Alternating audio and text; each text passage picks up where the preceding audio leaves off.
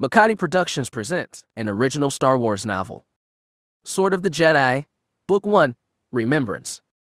Written by Gregory O. Scott. As Jaina Solo and her husband Jagged journey to an old friend's wedding, Luke Skywalker sends his son Ben and Tahiri Veila on a secret mission to his homeworld of Tatooine.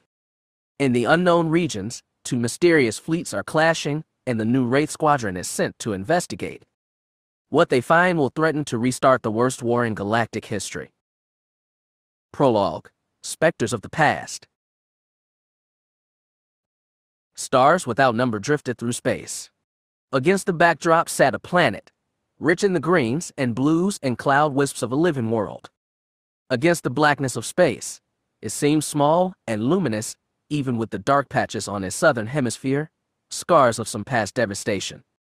Wounded or not, it seemed like it could endure against empty eternity forever. From the starfield, two bright lights started to blaze. They hung over the planet's north pole like a pair of white eyes, and from those eyes nebulous gases seemed to swirl. They circled around the eyes until they formed a face, and soon shoulders flowed down to arms and stretched out on either side of the planet, as if to hold it tight. The arms closed around the green world, and the eyes blazed and shifted color, one the deep red of a sick and dying star, the other a cool blue. Below the miscolored eyes, gases and dust formed the shape of the mouth, and the mouth opened itself to speak. My. The living world writhed in the arms that grasped it. Its greens turned sickly brown, its rich waters black.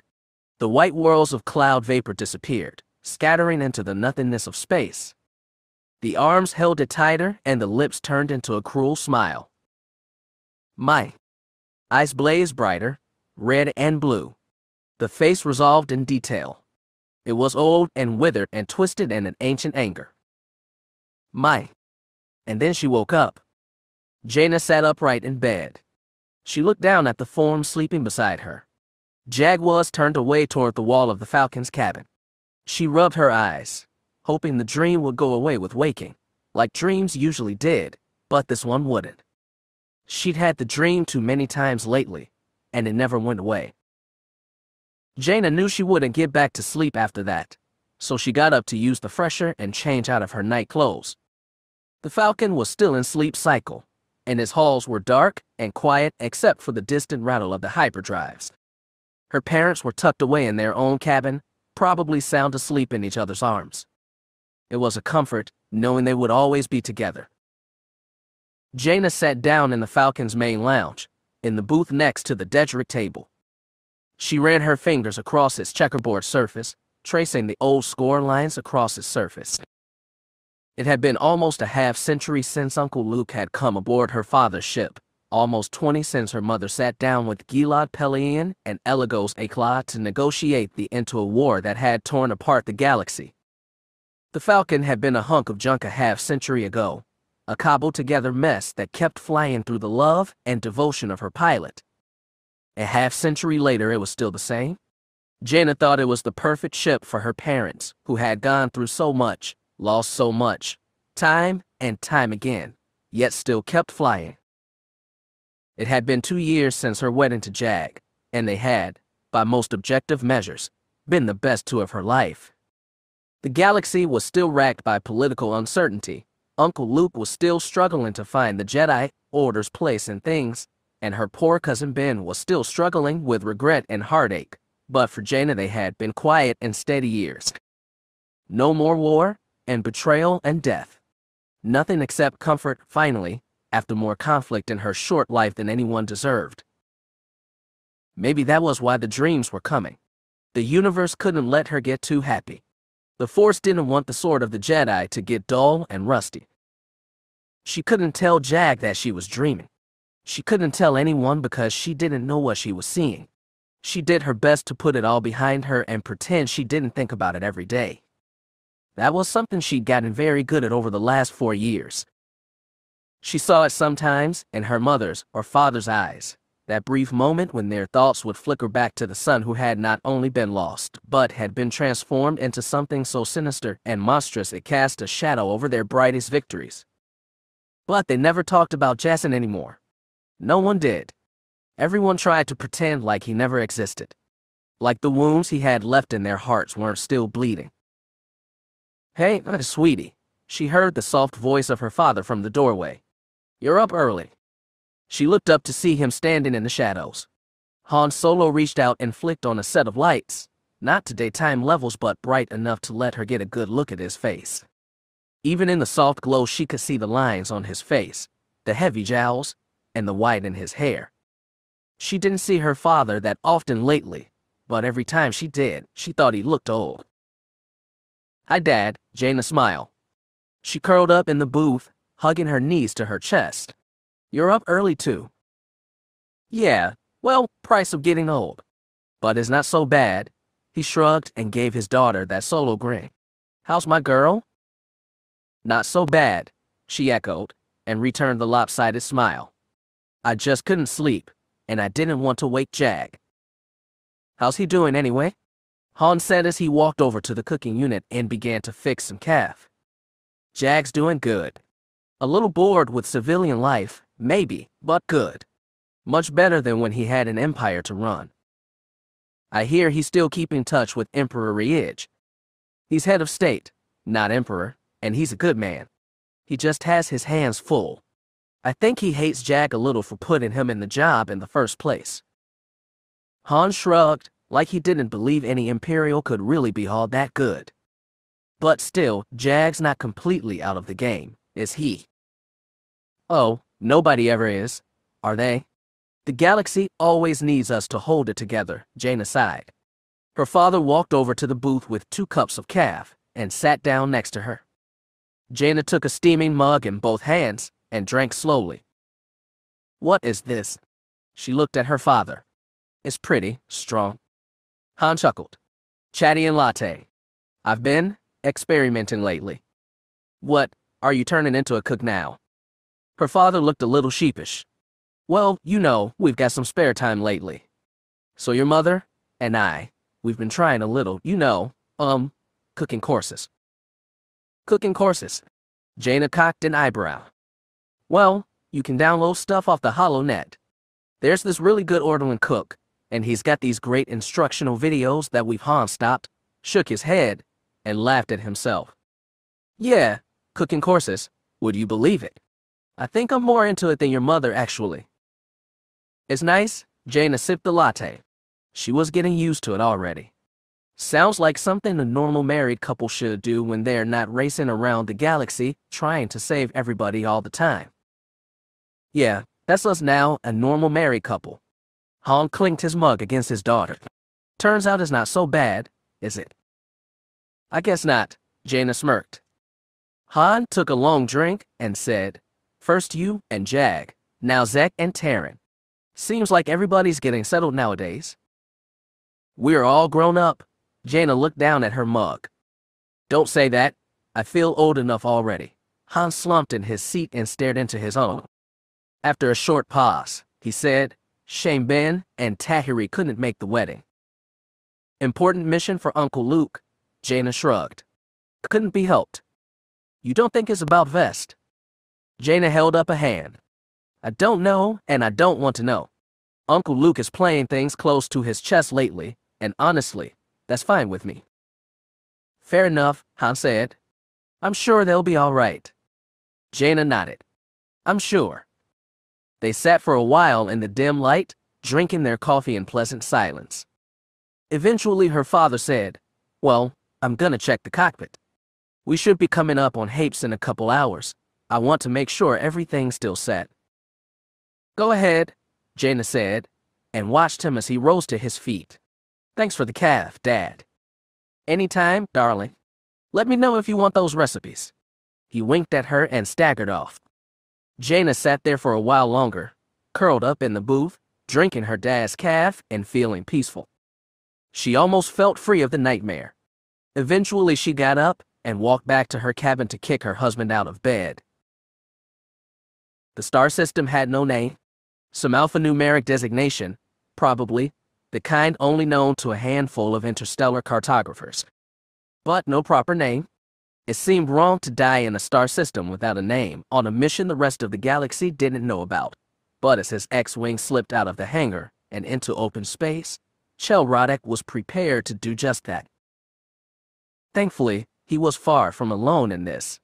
An entire squadron of X-Wing fighters fanned out across Sunbeam's bow, then vectored away from the assault carrier toward the ghostly blue-white gas giant that loomed ahead. Fighter squads were taking off from the other ships too, newer wings from Phoenix, old K-wings from Revolutionary, even ancient BTL, A4Y wings from La Centra.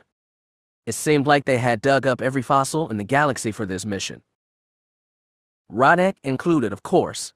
He'd been a pretty good snub fighter pilot once, a long time ago.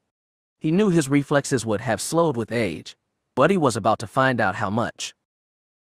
Red Squadron, this is Red 1, his squad leader's voice crackled over his headset. It had been over a decade since he'd heard that staticky sound. It brought back a lot of memories, many of them bad. Red Squad, lock as foils in attack position. Rodek found the switch. He heard their muted groan as his S-foil shifted and his laser cannons automatically began charging.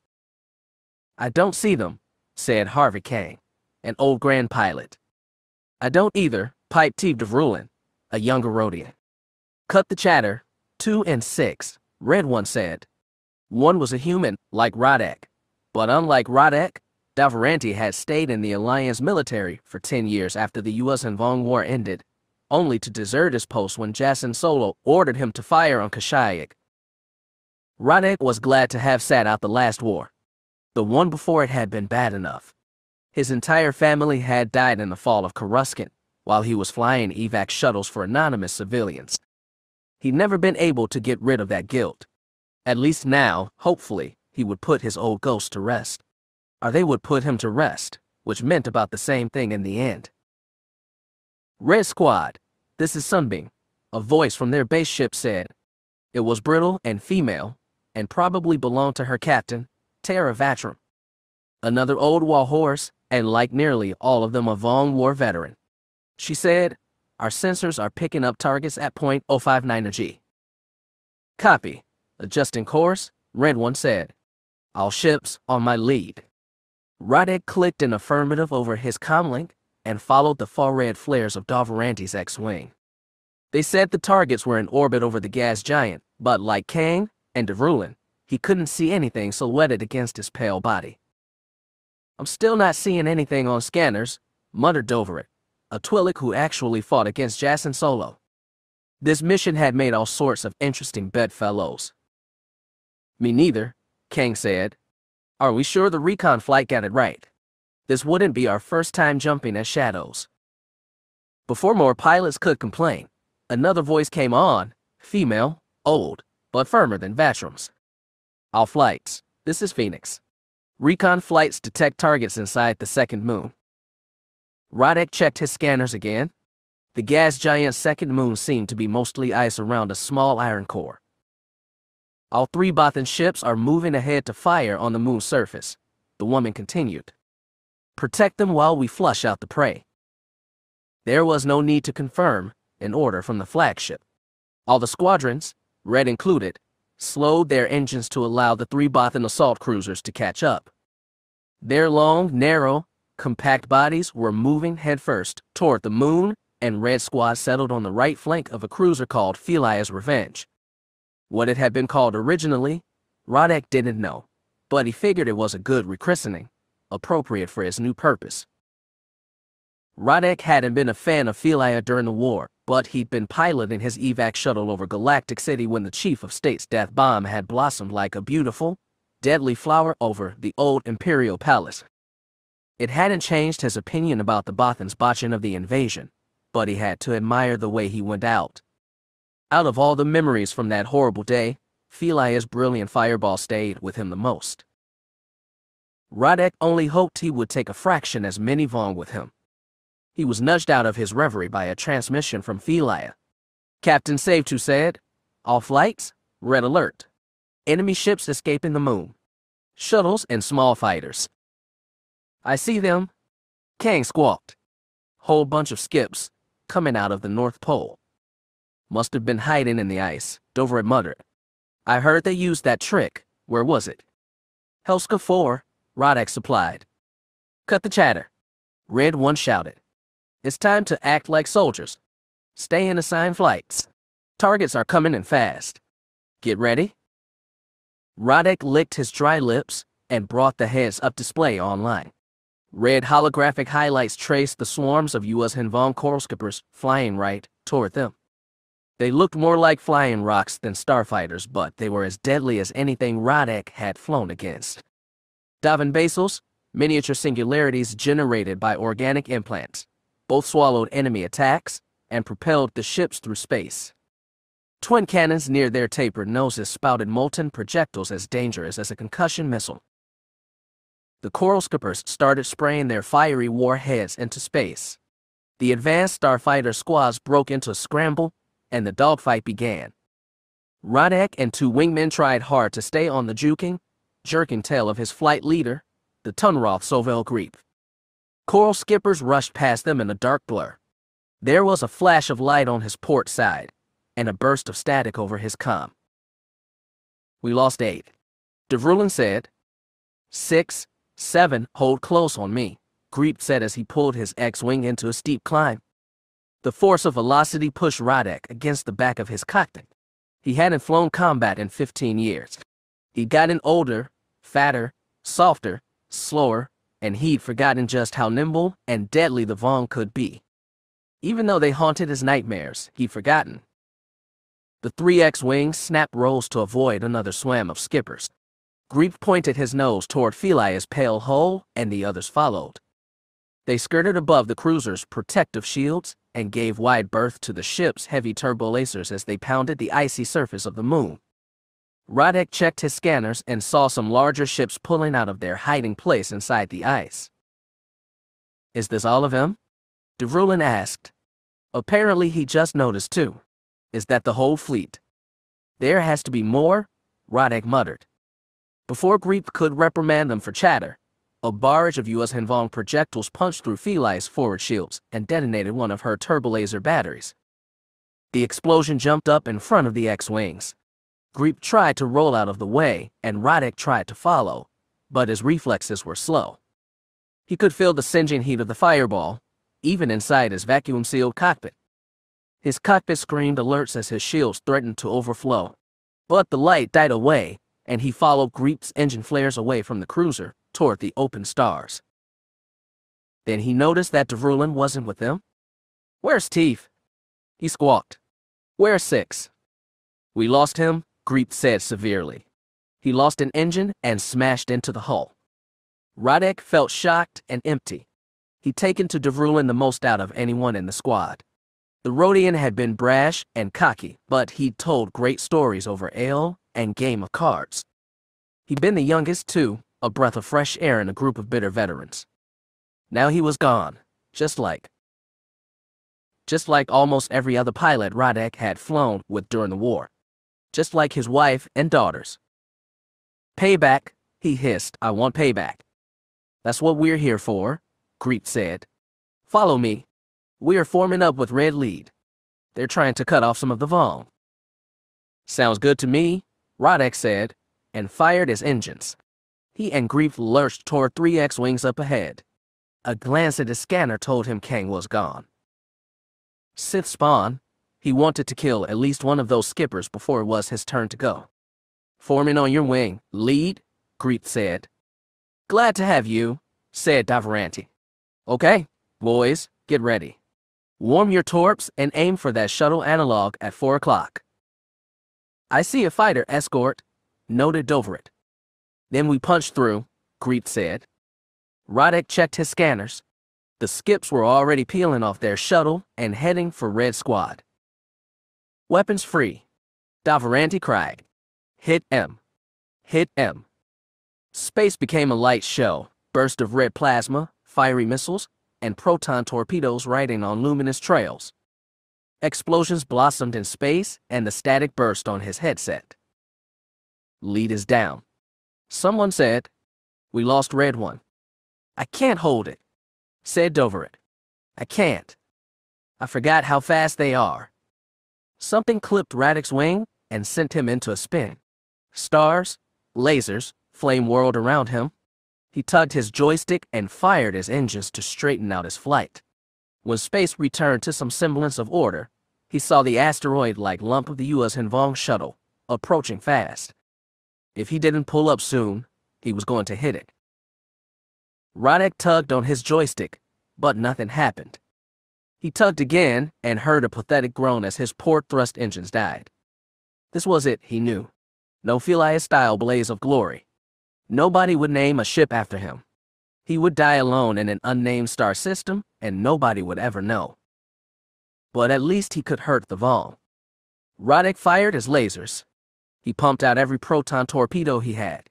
The shuttle's Davin basals seemed to swallow everything like the miniature black holes they were. Again and again, they seemed to take everything he had, and soon they would swallow him up as well. And then a torpedo exploded against the shuttle's hull, sending out chunks of uric coral and licks of flame. Radek grinned like a madman and gave his engines one last kick. The stuff of nightmares killed his vision and filled his universe with a fire that never died. Chapter 1. When the Millennium Falcon arrived at Hapes, the ragged old freighter had a royal honor guard waiting for it. A full squadron of elegant middle fighters escorted them through a gauntlet of sleek Nova cruisers, down into the atmosphere, and finally to a hangar built into the cliffside on which the Fountain Palace perched. When they disembarked, they were greeted by 24 Happen guardswomen, all in crisp uniforms, standing at attention on either side of the berth vessel. And waiting for them at the landing ramp, Uncle Luke is his dowdy black Jedi robe, Zek and his bride-to-be Taryn Zell in the trim dark uniforms of Happen guards, tall red-haired Tenoka looking almost comfortable in her royal robes, and finally Jaina Solo DJO, at her mother's side, looking surprisingly dignified for a 9-year-old. Jaina rushed forward to hug her grandparents, leaving Jaina and Jagged to go and greet Zek, Taryn, and Tenoka. Jaina hugged Tenoka warmly, and Jagged shook Taryn's hand with the formality he'd never learned to get rid of. When they turned on Zek, Jaina saw Jagged stiffen up even more. 5 years back they'd both been bitter suitors for Jaina's affections, and while that contest had ended happily for all parties, Jagged still looked unsure of how to act. He was taken by surprise when Zek grabbed his offered hand and pulled him into a backslapping hug. The women, even Tenoka, giggled at the sight. Jaina then went to shake Taryn's hand, saying, "Congratulations. It's been a long time coming." That is Has, Solo. The Happen woman smiled with aristocratic grace, though Jaina saw a stiffness there. Maybe she was less comfortable around her fiancé's old flame than Zek. Jaina turned on Zek, from whom Jagged had just disengaged. She looked him up and down and gave an honest smile. "Congratulations. It's about time." "Thanks," Zek smiled and extended a hand. She reached out, took it, and with only slight hesitation, they went in for a hug. He was a full head taller than her, and she rested her forehead against his chest as he gave her a warm pat on the shoulder blades. All the confusions and tension that had marked their relationship seemed gone now, leaving only a friendship that had lasted more than half a lifetime. It was a rare kind of bond, and she was glad to have it. "I'm very pleased to see all of you here," Tenoka told them, "and I'm sure Jaina is pleased to spend more time with her grandparents." "Probably not half as glad as Mom and Dad are to see her," Jaina said as she sidled next to her old friend. The group watched Luke, Han, and Leia standing around the girl as she chattered away. She was almost 9 years old now, and she started to stretch out into awkward adolescence. She had her mother's rich red hair, all right, but something in the shape of her face and her posture remarked on her father. "I'm impressed with the honor guard. I haven't had one of those in a while," Jagged said, stroking the trim black beard he'd let grow, the one Jaina had hated at first but gradually warmed to. "The heroes of the rebellion and guardians of my daughter." Tenoka cocked a red eyebrow. "Not to mention my oldest friend and her husband. An honor guard is the least I could do." "I'm flattered," Jagged bowed slightly. "It just looks a little incongruous against, well, that." He waved a hand at the Millennium Falcon. "Don't let my dad hear that." Jaina elbowed him playfully in the ribs. "Yep," Zek nodded. "I doubt you want to walk all the way home." "Oh, don't worry. I've long ago worked out how to deal with the in-laws. So, where are the other Jedi? I expected there to be a nice Force user convention for this wedding. Tenno Ka said, quite a few already arrived with Master Skywalker. They're helping prepare for the ceremony. Setting up the main hall, putting up tables and the like. I can imagine Force users are good at that sort of thing. He glanced sideways at Taryn. Sometimes they make you feel like the little kid left out of playtime, but they're good to have by your side. The Happen smirked. I've already noticed, yes. They've already finished preparations for the wedding. Zek draped a long arm across Jagged's shoulders. That means tonight we celebrate. Your one last night of freedom. Jagged looked up at him. Tell me, just what do Jedi do at bachelor parties? My friend, you're about to find out. Me? Jagged gaped and looked at Taryn, Tenno Ka, and Jaina.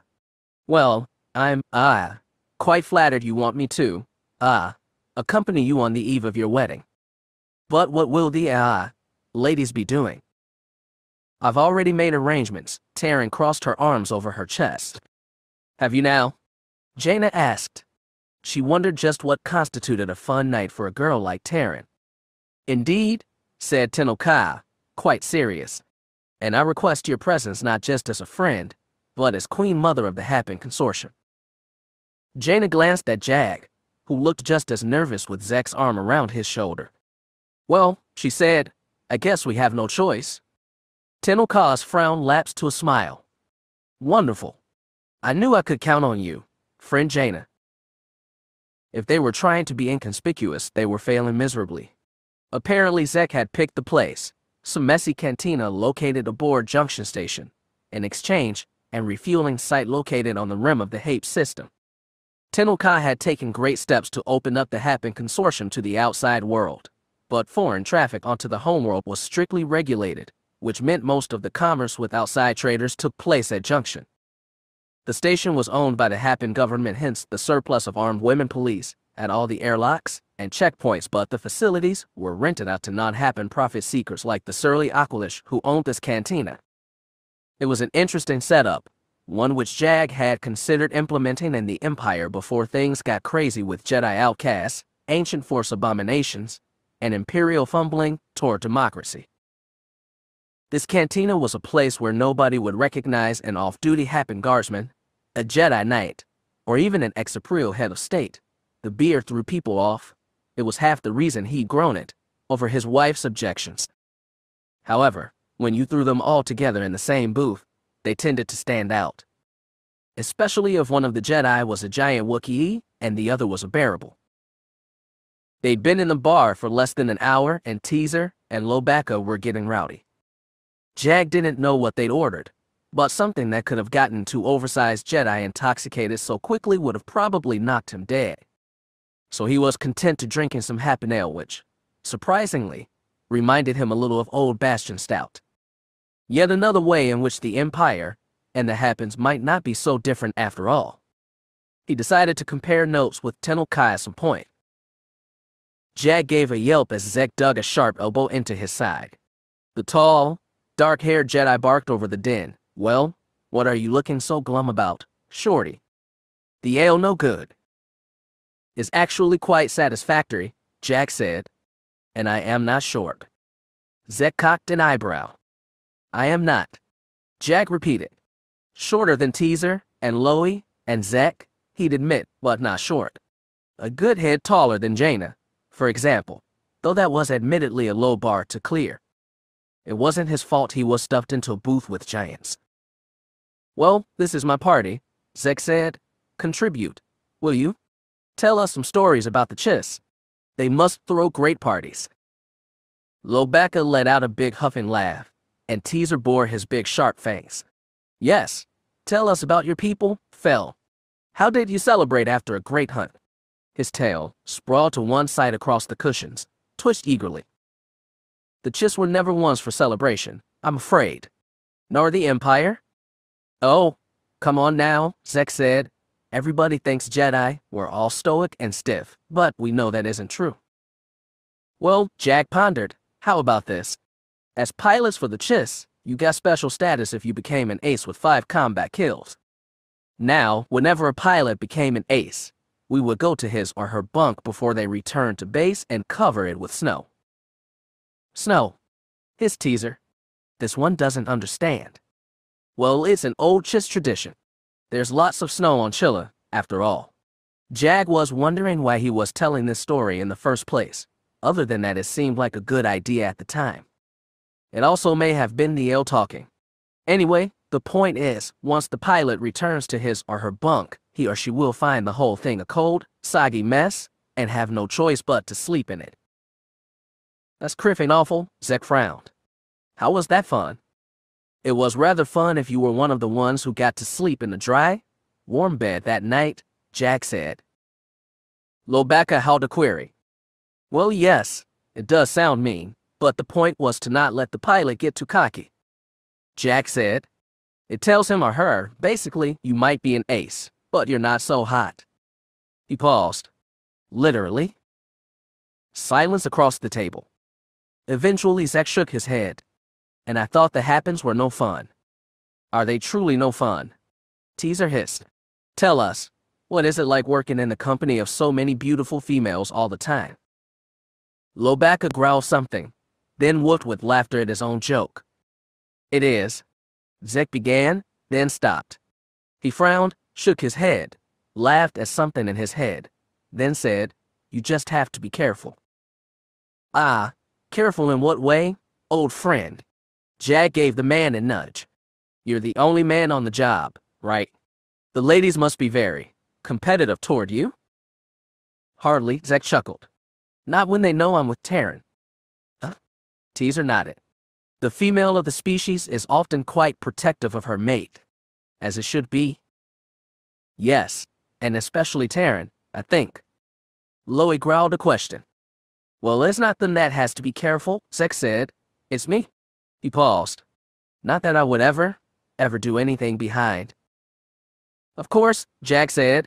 Say no more. Lobaka gave an affirmative roar. Jag looked across the table at the Wookiee. I'm sorry if I missed something, but Lobaka, are you? The Wookiee roared again and puffed his furry chest out proudly. I had no idea. Jag said. Congratulations. I'm sorry I missed it. Lobaka waved away his apologies and added something else in a low groan, something Jag couldn't quite pick up above the din. I'm sorry, what was that? Jag leaned forward a bit. Zek clapped him on the shoulder and sat him back down. Lobaka here's going to be a father. Sith spawn. Jag gaped. Congratulations. Does Jaina know yet? The Wookiee shook his head.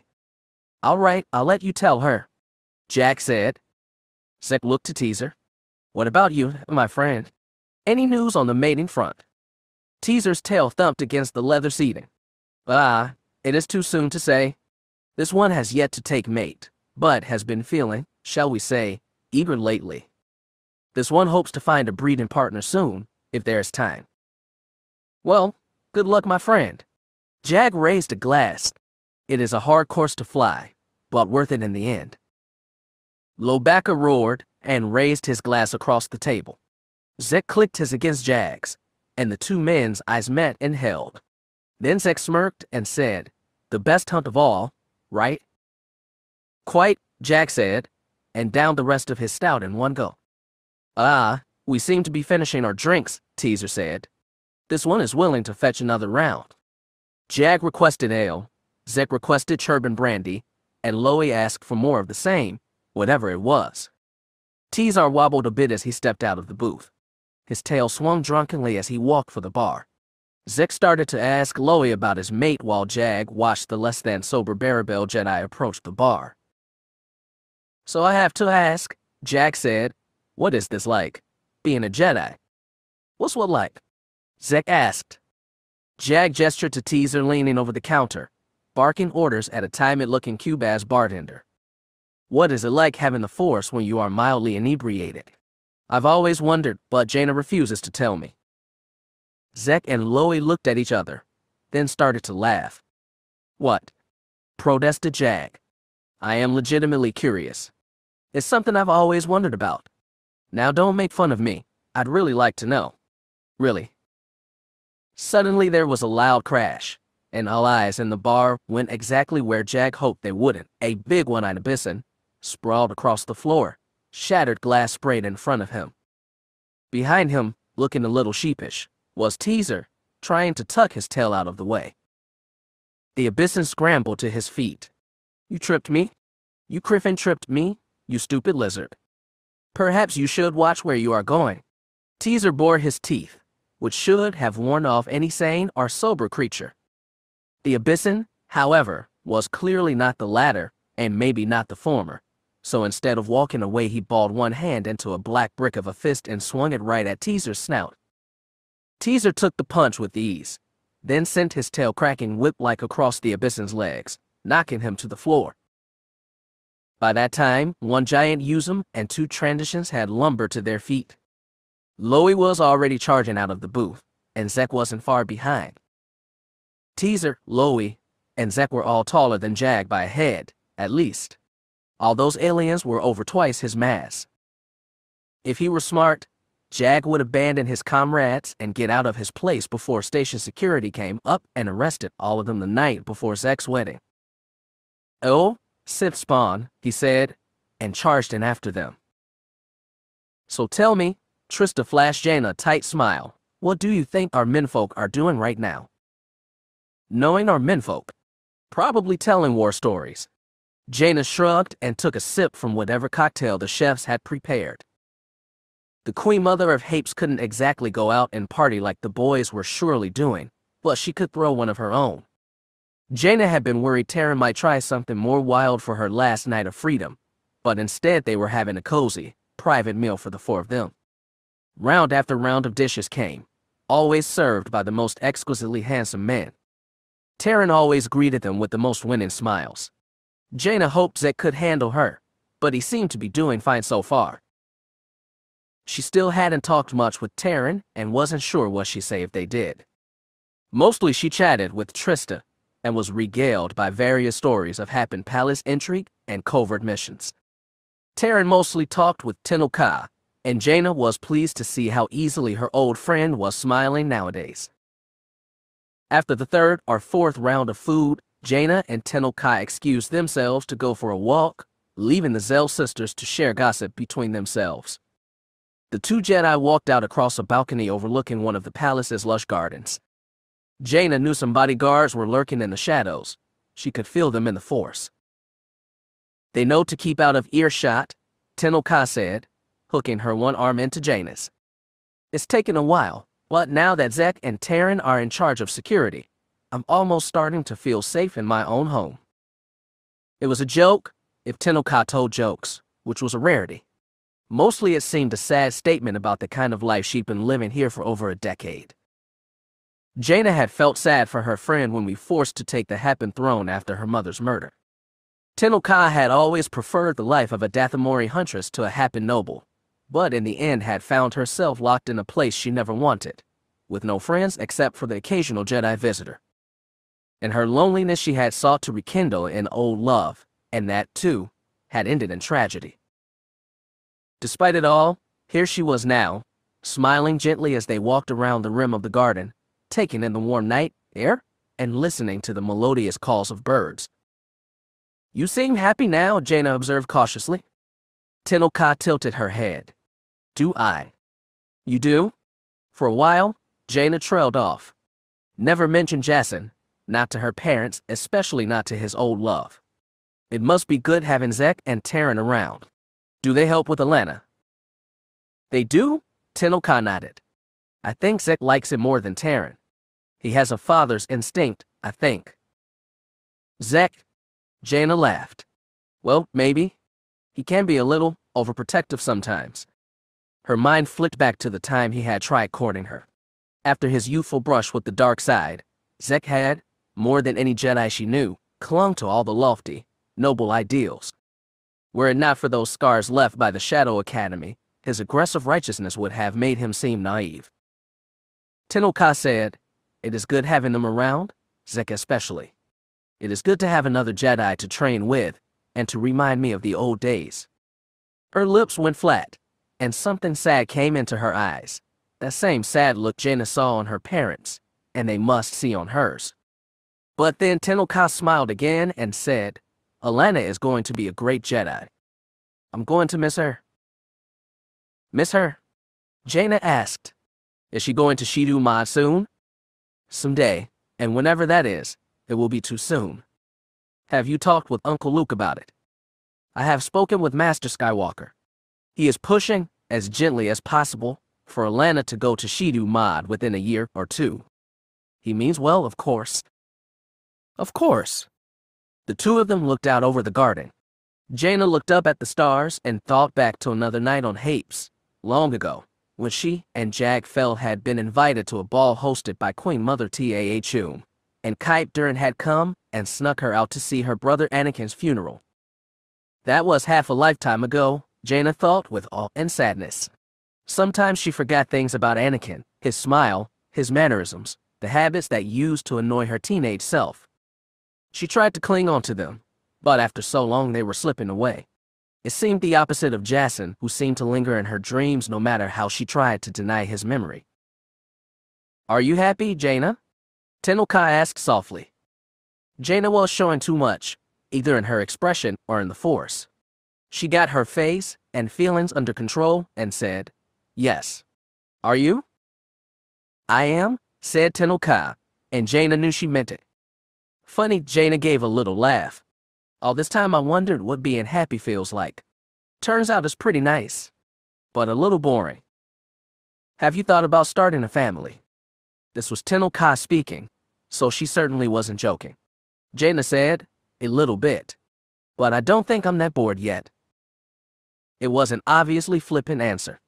Thinking of children made her think of other parents, hers, who had lost 2 sons, Luke, who had lost his wife, Tenno Ka herself, who had watched the man she loved destroy himself. No, she wasn't ready to be a parent yet. If Tenno Ka sensed her thoughts, she didn't pry. Instead, she gave Jaina's arm a gentle tug and led her back toward the dining room where they could hear the Zell sisters chatter. We'll see about Zek and Terran, Tenno Ka said, but at least we have Lobaka's child to look forward to. What? Jaina gaped. Loe's having a kid. Tenno Ka blinked in surprise. I'm sorry. I thought you knew. No! I haven't talked with Loe in ages. Jaina found herself grinning. Loe with a little look of his own, boy or a girl? I think I will let him tell you. Tenno Ka gave a sly smile and led her friend inside. It lasted all of a minute before station security came charging in, 4 Happen guardswomen with blasters drawn. In the course of that 60 seconds, Teaser had broken a table over the Yuzum's mouth, Zek had punched the Abyssin, Loe had mauled a Trandoshan, and Jag had received a swift punch in the face. Oh, bloody hell, Jag ran a hand over his cheekbone. It was going to be bruised tomorrow unless he got a back-to-patch on it right away. Ah, the cavalry has arrived. His Teaser. We're going to get arrested. Jag spat. Zek held his hands up as the Happen guards came to meet them. The guards grabbed everyone roughly, by arm or shoulder or collar, and hauled them out of the cantina and down into a service hallway where they were lined up, hands against the wall. Jag got stuck between Zek and the Yuzum, who growled and glared sidelong at him. This is all your fault? Jag snapped at Zek. Why did you invite me? You don't even like me. Of course I like you. You're funny. Funny. Zek shot him a look. Was your bachelor party this fun? I didn't get thrown in jail for drunk and disorderly, so no, I guess it wasn't. It will be fine, relax. Zek looked over his shoulder and said, Can I get something from my pocket, please? Quiet, male, one of the guards snapped. You see, this is just a funny misunderstanding. She snapped, according to Guideline 3B of the Junction Station legal. Oh, for Frel's sake, Zek sighed. Something jumped out of his pocket and hovered in the air.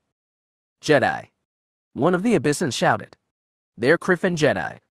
Among other things, Zek said. Take a look at it, would you please? The guard frowned at the identicurt floating in front of her and carefully reached out to hold it. She looked it over, checked it with some sort of scanner, then said, "Let them go." Zek took his hands off the wall and faced the guard. "Apologies for the mess, Captain. We'll make sure the cantina owner gets reimbursed for any damages." "Yes, sir," the guard nodded. "Sir," shouted the Abyssin. "Who are these guys?" Zek kept his eyes on the guard. "Let's keep this quiet, please." "Of course, sir." It amazed Jack how quickly the guard snapped to obedience. The Happens really could teach the Empire a thing about order. She handed Zek back his identicard and asked, "Sir, should I assume these others instigated the confrontation?" Zek sighed as he pocketed the card. He looked over the men still up against the wall. The said, "Let them off with a warning." "Are you certain, sir?" "Yes." He leaned in close. "Just hold them until we depart, would you?" "As you wish, sir." "Do you require any medical assistance?" I could use some back-to-patches," Jack said. Down the line, Lobacca gave a low rumble. "A bit of help." "Yes," Zek nodded. "Very well," said the guard. "I can't take your friends to the infirmary." "Lovely," Zek turned to his comrades. "Gentlemen, if you will follow the captain here." Jag, Loey, and Teaser stepped away from the wall. The bearable was grinning that broad-toothy grin, tail twitching in excitement, like he wanted another brawl. The Usum looked like he might have taken him up on it, but another guard snapped, "All right, the rest of you come with us."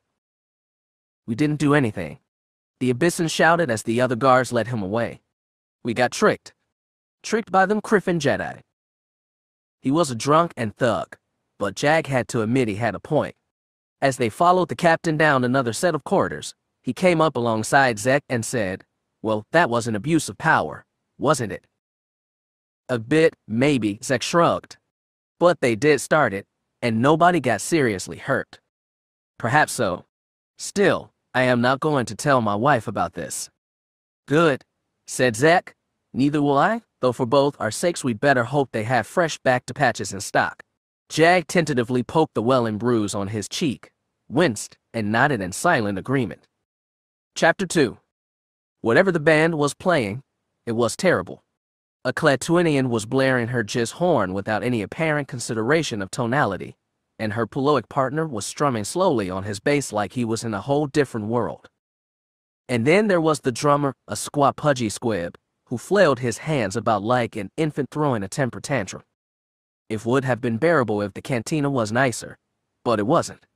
Ugly haze clung to the ceiling. The lights were dim. The ale was lousy, or so he'd heard. The gray old Wookiee tending bar looked ready to drop at any minute. Ben Skywalker had a hard time believing this place was one of the most important locations in galactic history. But if his father had said so, it must be true. When sending Ben off on this mission, he'd gotten a little gleam in his eye and recommended Ben visit the Mos Eisley Cantina, where Luke had first met Han Solo and Chewbacca almost 50 years ago. He'd even told Ben which booth they'd met at, and recommended he'd try it out. Ben had done as requested and was pretty sure the upholstery hadn't been changed in all that time. Ben had been from one end of the galaxy to the other, endured horrible struggles and seen great wonders, but he was not exactly a veteran bar hopper. His companion seemed a little more familiar with how these places operated, so for the moment he sat in the far corner of the booth, watching Tahiri Veila lean over the bar and chat with the old Wookiee. When she was finally done, the small blonde-haired woman walked back over to the table, holding a big cup of something dark and bubbly. Like Ben, she was dressed in a casual brown jumpsuit with plenty of pockets to hide her blaster and lightsaber. She sat down wordlessly next to Ben and began sipping. Ben watched her for about a minute before saying, "Well, it's really not so bad." Tahiri looked down at her drink. "You know, Tatooine's not a brewer's paradise, so they have to import this stuff. You have to cut them a little slack."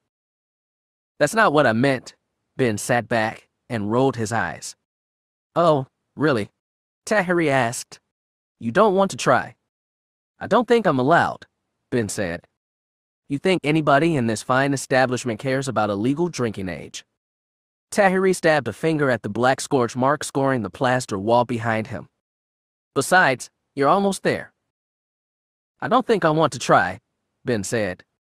Suit yourself. Tahiri shrugged and took another drink. He watched her. She put the glass down and said, "He's not here yet, so cool your heels. We'll wait and take in the atmosphere." Atmosphere? Ben pointed to the smoke fogging around the dim overhead lights. "Is that what that is?" "Call it history, then," Tahiri said. "You have to admit it's pretty exciting. The end of the evil galactic empire began in this very booth, in this smelly cantina in a dusty town on a worthless backwater planet." "Okay," Ben admitted, "I guess it is pretty wizard." "Wizard." Tahiri cocked an eyebrow. "Old Tatooine slang," Ben said. "At least, that's what my dad told me. He was probably making it up. Or maybe not. You tell me." Tahiri looked down at her glass. "I couldn't really tell you. I grew up on Tatooine, but I was raised by the Tuscans, remember? I didn't exactly get to pal around with the local farm boys." Ben had been working with Tahiri for a while now, and he knew how to read her expressions. He knew conversation was venturing to places she didn't like to go, so he decided to change the subject. It was a piece of advice he'd gotten from many adults over the years. When all other avenues of conversation dry up, talk about work. "So," Ben said, "what are the odds he'll recognize us? I mean, maybe we should have, put on a disguise or something." Tahiri gave him a skeptical look. "Disguise? I dunno. Give you some fake laku. I'll shave my head, stick on some Zabrak horns. Or at least we could dye our hair. Red and gold stand out a little, Relax, Ben." Tahiri looked out at the crowd. Trago doesn't even know we're onto him. Maybe. But the guy spent a full day on Corbin. There's no telling who he found, or what. "You're the one who explored the old Sith tombs a couple years back," she reminded him. "You didn't find anybody then?" "No. Not then." He fought a scowl. At the time, he, Luke, and Jaina had been with Vestera Kai. Vestera, who had by that time already wormed her way into his heart, almost convincing him that she was ready to give up her Sith heritage and walk the path of a Jedi. And Ben, young and love-struck, had been perfectly willing to believe everything she said, including the stuff about there not being any Sith on Corbin. "So, any place else you want to go on Tatooine?" Tahiri said abruptly. Maybe she had heard the same advice. "Any place else? You mean like sightsee?" "Yeah. Did your dad tell you any more haunts to check out?" She gave him a sly smile. "Don't you want to see where he hung out when he was your age?" "According to my dad, he used to hang out at Toast Station and fool around with land speeders and T-47s. He said he thought it was really boring at the time, that Tatooine was the furthest place from all the excitement in the universe. But then he shook his head and said how much he missed it nowadays." "I can imagine," Tahiri said thoughtfully. "Your father is the last of the old Jedi and the first of the new. All the responsibility he has, all the things he's been through. If I were him, I'd want to hop in my old land speeder and race through Beggar's Canyon too." "Well," Ben asked a little cautiously, "is there any place you want to see?" She didn't give the please don't ask look, thankfully. Instead, she stared up at the ceiling, thinking. She said, "I didn't live on Tatooine nearly as long as your father. Master Skywalker got to be a normal teenager, which is something neither of us ever did. I ended up on Yavin 4 when I was barely 10 years old. I remember things, obviously. But when I thought of Tatooine, I think of." When she trailed off, Ben added, "Sand under your feet." She laughed a little. For a long time, she'd preferred to go around barefoot, but recently she'd started wearing boots again. "Sand under my feet. Yeah, there's that." "Doesn't it get hot?" Ben asked. "Only if you walk on it during the day, which is a dumb thing to do. But it's not just sand under my feet. The Dune Sea is amazing, really. It really is just an ocean of sand, and in the daylight the entire thing glows so bright. And when the sun starts to set, all these little shadows appear at the crest of every dune, and they stretch and stretch as the sun goes down until the entire landscape turns to shadow." As she spoke, a smile came to her face, soft, calm, nostalgic. Ben rarely saw her like that. He said, "That sounds nice." You bet it is, Tahiri agreed. I always hated Coruscant. Yavin was nice, because there was so much nature, but Coruscant, and all those core worlds, no. Not for me? Well, once we wrap this up, we can take a tour of the Dune Sea, Ben said. Maybe, Tahiri leaned forward again? That'll depend on what Mr. Trago has to tell us. Assuming he has anything at all, Ben said. For all we know, he really may have just been a random treasure hunter. Doesn't fit his profile, Tahiri shook her head. He does odd jobs, but always on contract. We're lucky we were able to track him this far. Even more lucky he likes this place as a watering hole, Ben said. What are the odds, right? It's a small planet, Ben. Yeah, but there's one cantina over all the ones in Mos Eisley, or Mos Espa, or Bestine. You're right. Must be the Force at work. You serious? The idea made Ben a little anxious. Tahiri shrugged and took another drink. Her glass was about half empty now, and Ben, forcing himself to be honest, was just a little, teensy bit curious what the ale was like, and he knew she'd let him try some if he asked. Despite being almost twice his age, Tahiri treated him like an adult, even more Rezo than his cousins. That Ben had played a critical part in bringing Tahiri back from the dark side may have been related, but not something either of them were in the habit of dwelling on. Every partnership had certain no-go zones both parties agreed to respect. Look alive, Tahiri said in a hushed voice.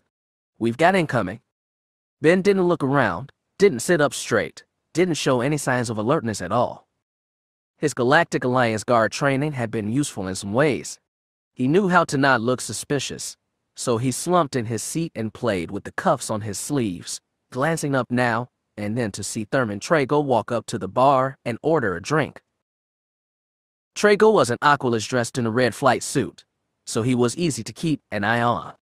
He spent a good 5 minutes chatting with the Wookiee bartender, who did a very good job of not looking at their booth, as Tahiri had surely instructed. Well, Ben said while staring at his sleeves, what now? We wait, Tahiri said, head angled down at her drink while she watched Trago from the corner of her eyes. We don't want to make a scene in the bar. Once he leaves, we'll follow. Sounds good to me, Ben said. Hopefully he doesn't stay forever. Hopefully he stays just long enough to get a little drunk, Tahiri said. He'll be easier to handle that way. Hopefully, repeated Ben, but just as soon as he said so, Trago stepped away from the bar, checked his chrono, and headed for the exit. He hadn't even bought a drink. Sith spit, that was fast, Tahiri said, getting to her feet. Ben rose too, more slowly than her. They made their way for the exit casually, looping around tables and people so as not to draw attention to themselves. As they walked, Ben saw Tahiri throw a glare at the Wookiee bartender, who responded with a lanky shrug. The sun was starting to set over Mos Eisley, and while the sky was still aglow, long shadows were filling the city streets and alleys. It was lucky for them that Trago was wearing a bright red jumpsuit. They stayed on his tail, following him down the main drag running from the cantina to the old crashed Starship Turn casino his father had told him about.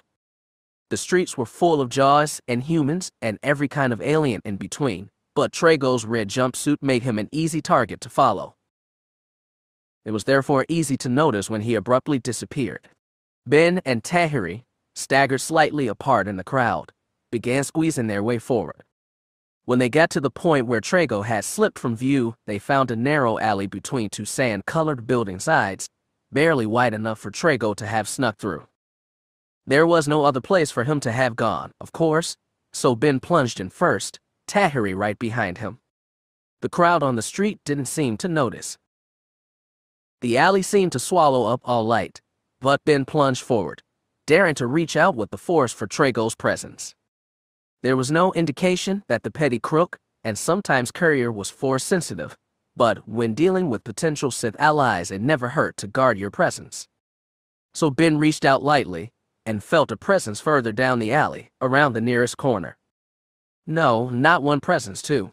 He abruptly stopped in his tracks and looked back at Tahiri, who nodded. She felt it too. She flicked a hand up, 2 fingers pointed to the sky. Ben nodded, reached out with the force to give him a boost and propelled himself up over the building side and onto the roof. He crouched low as he scampered over the rooftop, from one edge to the next. When the narrow alley turned a corner, it opened up into a slightly larger one, where two people had enough room to face each other with space to spare. Ben circled around to the far end, where the wide alley split into two narrow ones branching off in opposite directions. He crouched low over the rim of the building and tentatively peeked his head over the edge. Trago was there, facing a humanoid wearing a brown vest over dark green shirt and khaki trousers. He or she seemed to have a short-brimmed animal skin cap pulled over a head of shaggy brown hair. When Ben looked closer, he saw a pair of dark goggles pulled over the eyes, whatever that meant. The two were talking in hushed tones, the oculist gesticulating while the other stood with arms crossed, barely moving. Ben reached out with the force again and felt Tahiri waiting at the far corner. He weighed his options carefully, as he'd been taught by his late gag mentor Lon Shivu. Charging now, and you'll probably catch them by surprise, but you'll lose the chance to observe. Wait and observe, and something unexpected might happen to change the situation and cost you your advantage. Maybe Ben was getting cocky, but he thought it better to wait. Whoever Trago was meeting, they might have been a Sith agent too. He wondered if he and Tahiri should split up, one shadowing Trago and the other shadowing this new arrival. But if either party had backup, it would leave the solo Jedi outnumbered and at risk.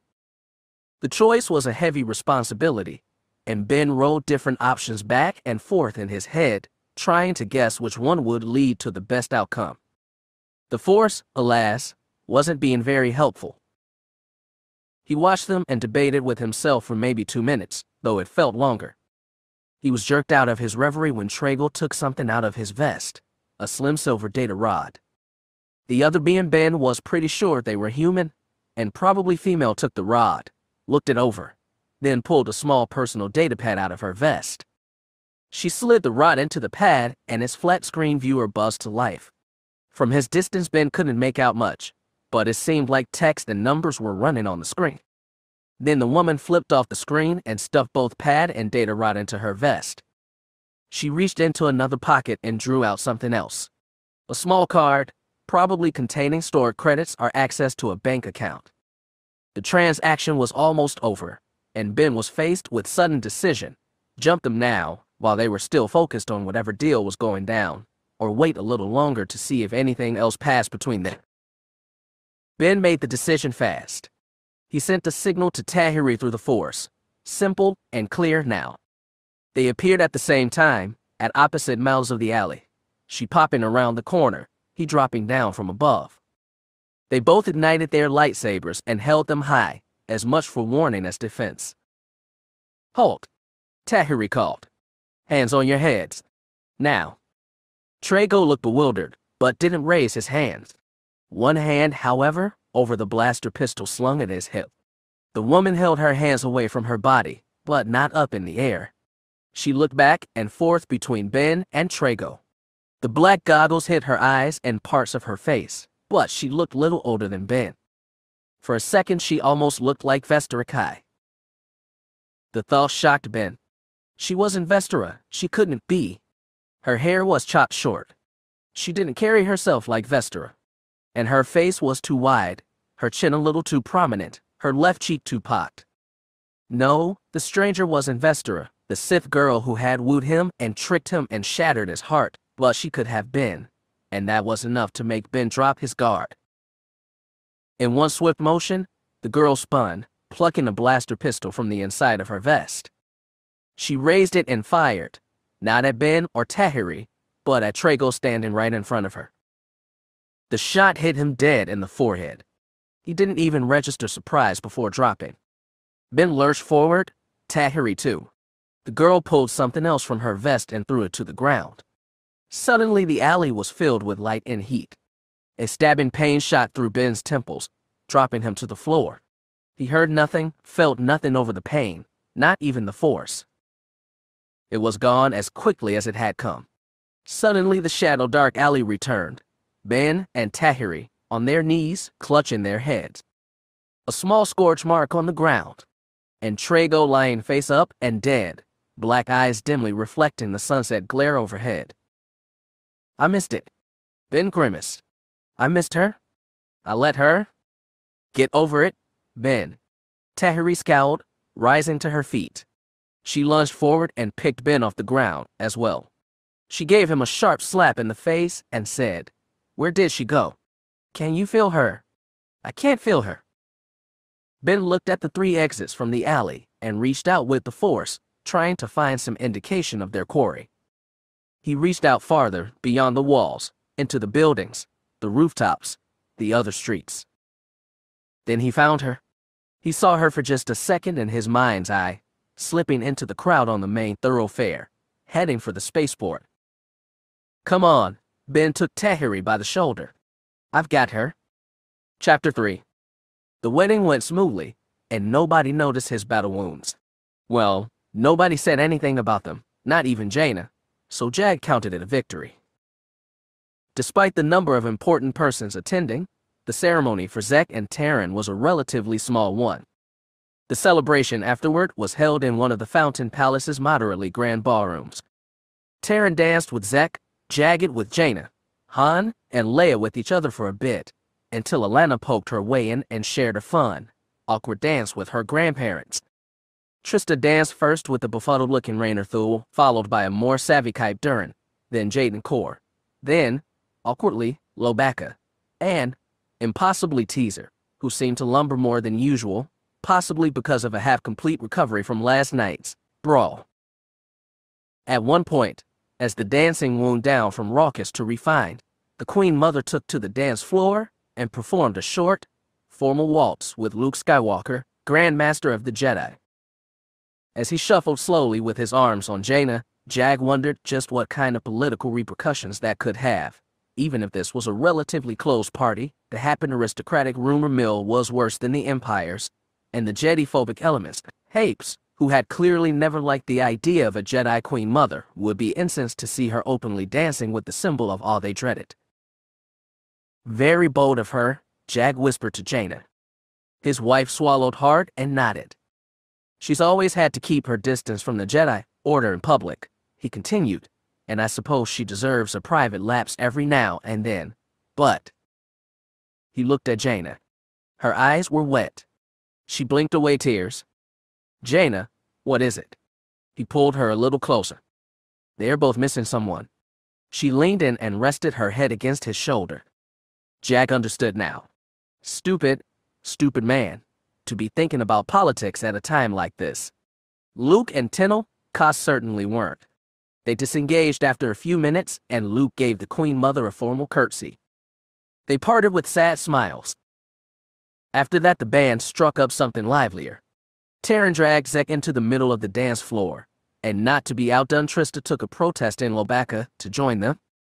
Jag dreaded the thought of being forced to act unbecoming in public, but thankfully Jaina wasn't interested in dancing anymore either. They walked around the rim of the dance floor, watching Loey flail his long furry arms and make a fool of himself. They pulled up seats next to a table where Han, Leia, Tenel Ka, and Alana had gathered. So, Jaina flashed a solo grin at her niece, you enjoying family time with Grandpa and Grandma. Yeah, I haven't seen them in forever. Alana laughed. We missed you too, darling, Han patted her red head. But where's Cousin Ben? Alana frowned. He hasn't been around at all. Jaina shrugged. You'll have to ask Uncle Luke. Something important and mysterious, I'm sure. Jedi business, Han tapped the side of his nose. They always play it close to the chest, don't they? We have to nowadays, Luke said as he dropped into the seat between Han and Jag. When Dorvin has agreed to keep the Alliance out of Jedi business, and we have to respect his wishes and do the same. Keeping out other people's business. Han cocked an eyebrow. Never been the way of any Jedi I've met. There are always things a Jedi can do, Luke said, but some are more low profile than others. Not unimportant, just low profile. So is it about the Mortis monolith? Or that dagger thing you were looking for? Han, Leia gently slapped him on the arm. Jedi business. Hush hush. Uncle Luke. Alana asked, a little timidly, like she was afraid to use such familiar terms with him. Yes, sweetie. Luke leaned toward her. What is it? Uncle Luke, when do I get to go to Shidu Mod? The loud dance number faded out. An awkward silence fell across the table. As a new song started up, Luke said, We'll have to talk about that. You and me and your mother. But now's not the time. Okay? Alana looked down. I didn't think so. I just wanted to be sure. Do you want to go, Alana? Tenno Ka asked, voice guarded. Someday, Alana said. What, I want to stay with you for a while, Mama. Good. Tenno Ka broached a smile, reached out, and took Alana's hand. I'm glad. Mama, Alana asked, can I see where you trained? Tenno Ka stiffened. She looked at Luke, then Jaina. The Jedi had barely set foot on Yavin 4 for almost 20 years. It had been lost to the Yuuzhan Vong then, and the Jedi Prixium transferred first, foolishly, to the Maul, later to Ossus, then finally to Shidu Mod. Though the Jedi had reclaimed their temple on Ossus after having been chased off by the Lost Tribes fleet, Luke had decided to keep the trainees at the safety of Shidu Mod's secret facility. You've told me about it, and Jaina too, Alana pressed. You talked about how beautiful it was. The big temples and the way the jungle smelled at morning. That was a long time ago, Jaina said. Her voice was tense. Before the Yuuzhan Vong came. But the Vong are gone now. Alana said. They're all on Zana Maseket. There's no more on Yavin 4, right? She looked around. Right? Luke folded his hands calmly in front of him. The Alliance did a thorough search for the Yuuzhan Vong and their artifacts on many worlds, including Yavin 4. Their survey teams say there wasn't much left behind. But have the Jedi been there since? Han asked. I did send an exploratory team after the end of the war, Luke said, but like the Alliance, they found nothing left worth salvaging. I do rather wonder what it's like, Tenno Ka said. I suppose, most likely, it returned to the same wild state it was in for 4,000 years before the rebels built their base there. It could be useful to go, Jack put in, at least to give a cursory scout of the area. Jaina gave him a warning look, the kind he got when he said something wrong and had no idea what. He quickly added, I'm not saying it has to be Jedi, of course. But apparently Luke was running with the idea as well. I'll admit it would be nice to do another survey of the temple complex. We haven't had a team there in 15 years, and they may have missed something. We could go. Alana was getting more excited, the kind of excited it was hard to turn down when coming from a 9-year-old girl. You and me, Mama, and Aunt Jaina, maybe we could bring Uncle Zek and Taryn along too. What a honeymoon. Han laughed. I really don't think it would be safe, Jaina said severely. Yavin 4 was always a wild place, and it has a history of the dark side. I've been through a lot, Alana said with sudden maturity. I can't take care of myself. And she was right, of course. The little girl was the scion of 2 powerful Jedi, and had already been through more danger and adventure in her short years than most beings would go through in a lifetime. And in all probability, Yavin 4 was a perfectly safe world. Still, Jaina seemed dead set on not going, for reasons Jag wasn't going to pry into at this time. He was almost relieved when a tap came on his shoulder, and a Happen Guards woman said, Mr. Fell. We have a message for you in the communications room. Now, Jag stared at her, puzzled. He was trying to figure out who even knew he was here right now. It was a very short list. He'd come to value the private part of being a private citizen. If you come this way, please. Jag looked around the table, shrugged, and excused himself. He followed the guardswoman out of the ballroom, down a few rows marble corridors, and finally into a utilitarian communications room with a high-quality holographic imager in one corner. When he turned it on, he wasn't surprised to see Vitor Riech. It was, after all, a short list. The Imperial head of state was a little older than Jag, but already starting to go gray at the temples. A sign of stress, most likely. Sometimes Jag wondered if Riech hated him for thrusting him into the role of juggling all the awkward balls of the Empire, the Malfs, the military, the intelligence agencies, the banks, the civilian bureaucracy, but if he did, he never showed it. At the moment, Ridge looked grateful to see Jag. "Good evening, sir," Jag said, "or whatever time it is there." "Mid-afternoon, actually," Ridge said. His mouth opened for a sir, then snapped shut. After all this time, he still hadn't quite mastered the authoritarian art, at least not where his former boss was concerned. "Well, may I ask the reason for this call?" "We have detected an event just beyond our borders. Our listening station at Plas Kothel detected unusual readings approximately 20 parsecs outside the officially designated borders of the unknown regions." "And you think the Chiss were involved?" "I haven't heard anything from Chilla, but if you wish I could send out feelers." "More than that, Mr. Fell. We sent out reconnaissance vessels to the scene afterward." Jag cocked a brow. "But that's outside our borders." "It was my decision," Ridge said firmly. Good for him, Jag thought.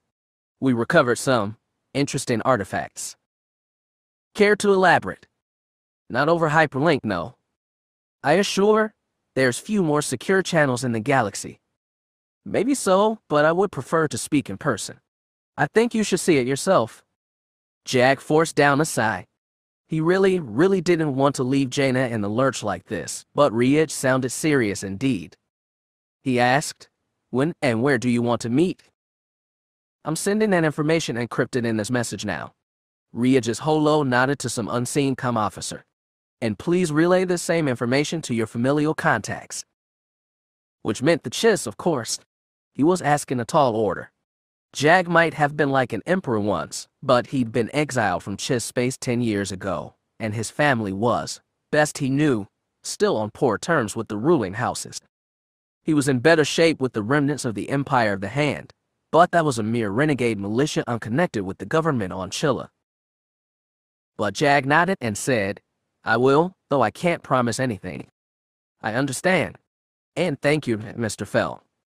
"My pleasure, Head of State Ridge." Jag gave a short bow, and holo winked off.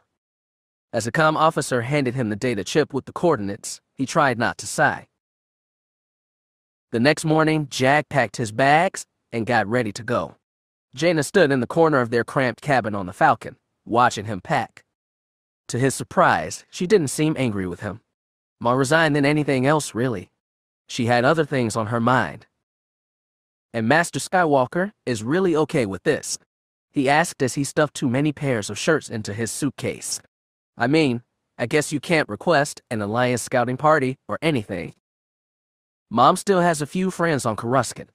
She's getting us the records from the last cleanup expedition to Yavin 4, but those are 15 years old." Jaina's arms were folded sternly around her chest. "They'll be our in-flight reading material, I guess." "Well, it's always best to be prepared," Jag said weakly, wishing he knew what was at the end of his own journey. "Honestly, it's nothing to worry about. The planet's probably completely abandoned, and anyway we are coming prepared.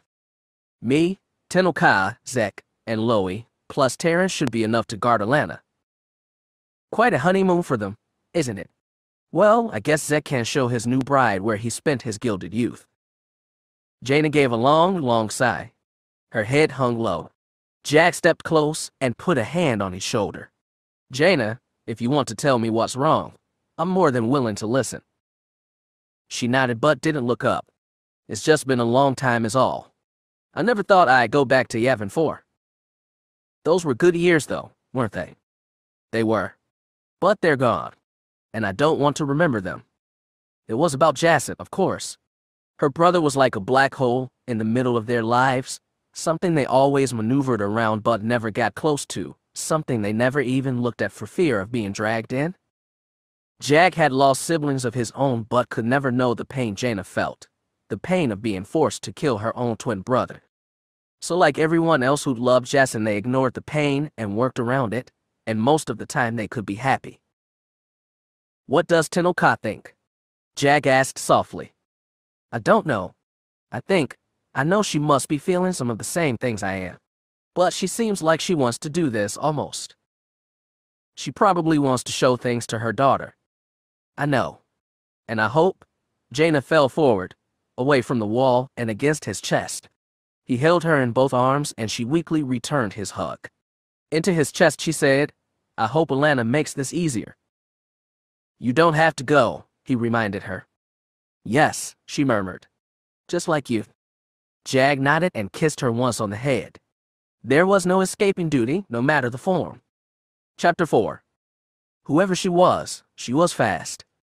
Trago's killer was nimble and small and could slip through the crowd with ease as she made her way toward the spaceport. Thankfully, Ben and Tahiri were also nimble and not very big, but even then they could only get so far without pushing people around and throwing the busy street into a panic, which would make things even worse. So they pressed on the best they could. Ben was constantly reaching out with the Force, touching that distant mind that radiated both panic and determination. He led Tahiri down streets, through alleyways, closer and closer until they reached the spaceport itself. They caught up with her right before she reached the landing zone. An old metal stairwell spiraled up to the rooftop pad, where a small gray cloak-shaped fighter sat next to an old refitted two-seater Y-wing. In the light of Tatooine's two suns, it was clear that both ships were old, dinged, and dirty, especially the Y-wing. The girl was halfway up the winding stairs when they reached the bottom. When Ben ignited his lightsaber, she spun around, clinging with one hand to the railing and firing at him with the other. Ben deflected the bolts harmlessly into the wall, but instead of taking another shot, the girl swore and threw her entire weapon down at him. She turned and started running again, but not before dropping something out of her gloved hand. Ben couldn't register what it was, but Tahiri reached out with the Force and swatted it aside before it could hit the ground. It careered into the closest wall and exploded with the same flash of soundless light as the one she'd used in the alley.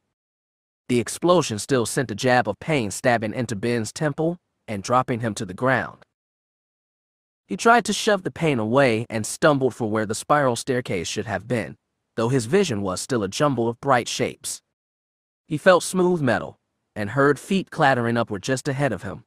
He reached out, felt the low grooves on the first metal stair, and pulled himself forward, scampering awkwardly on all fours as his vision started to return. Still on hands and feet, he followed Tahiri's boots up the spiral ladder until they both emerged atop the landing pad. The girl was closing the cockpit of her cloak-shaped fighter, and its engines roared to life. Tahiri, apparently less dazed than Ben, sprinted forward, lightsaber ignited. The cloak shape thrust into the air on its repulsors, retracted its landing gear, and swung to face the two Jedi.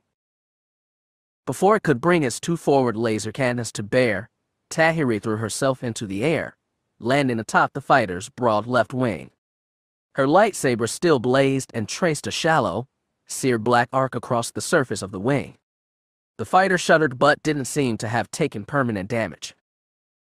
The engines gave a louder roar, and the fighter began to lift into the air. Tahiri, still kneeling on the wing, lifted the lightsaber into a two-handed grip and raised it above her head, ready to stab downward, deep enough to damage the engine and maybe send the whole ship blowing up in their faces. Then the cloak shape jerked hard, dipping the wounded engine downward. Tahiri lost her balance and tumbled back. Ben reached out with the Force to cushion her hard landing on the pad, but he could do nothing about the fighter, which shot toward the sky on jets of red thrust. "Are you okay?" Ben said as he ran to Tahiri's side. The woman scowled and scrambled to her feet, stuffing her lightsaber into her jacket. "I'm fine. You know how to fly a Y-wing." Ben looked at the other fighter on the pad. Its cockpit was open, and it looked like somebody had been working on it not long ago. "No idea?" Ben said. "You?" "Nope." "Well," he said, "how hard could it be?" It wasn't easy, but at least it wasn't impossible.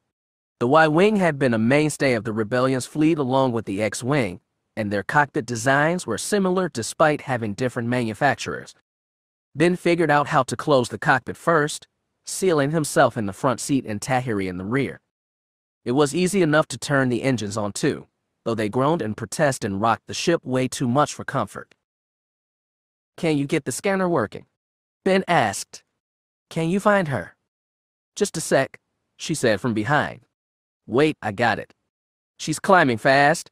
already in upper atmosphere. I'd give 3 minutes before she escapes the gravity well.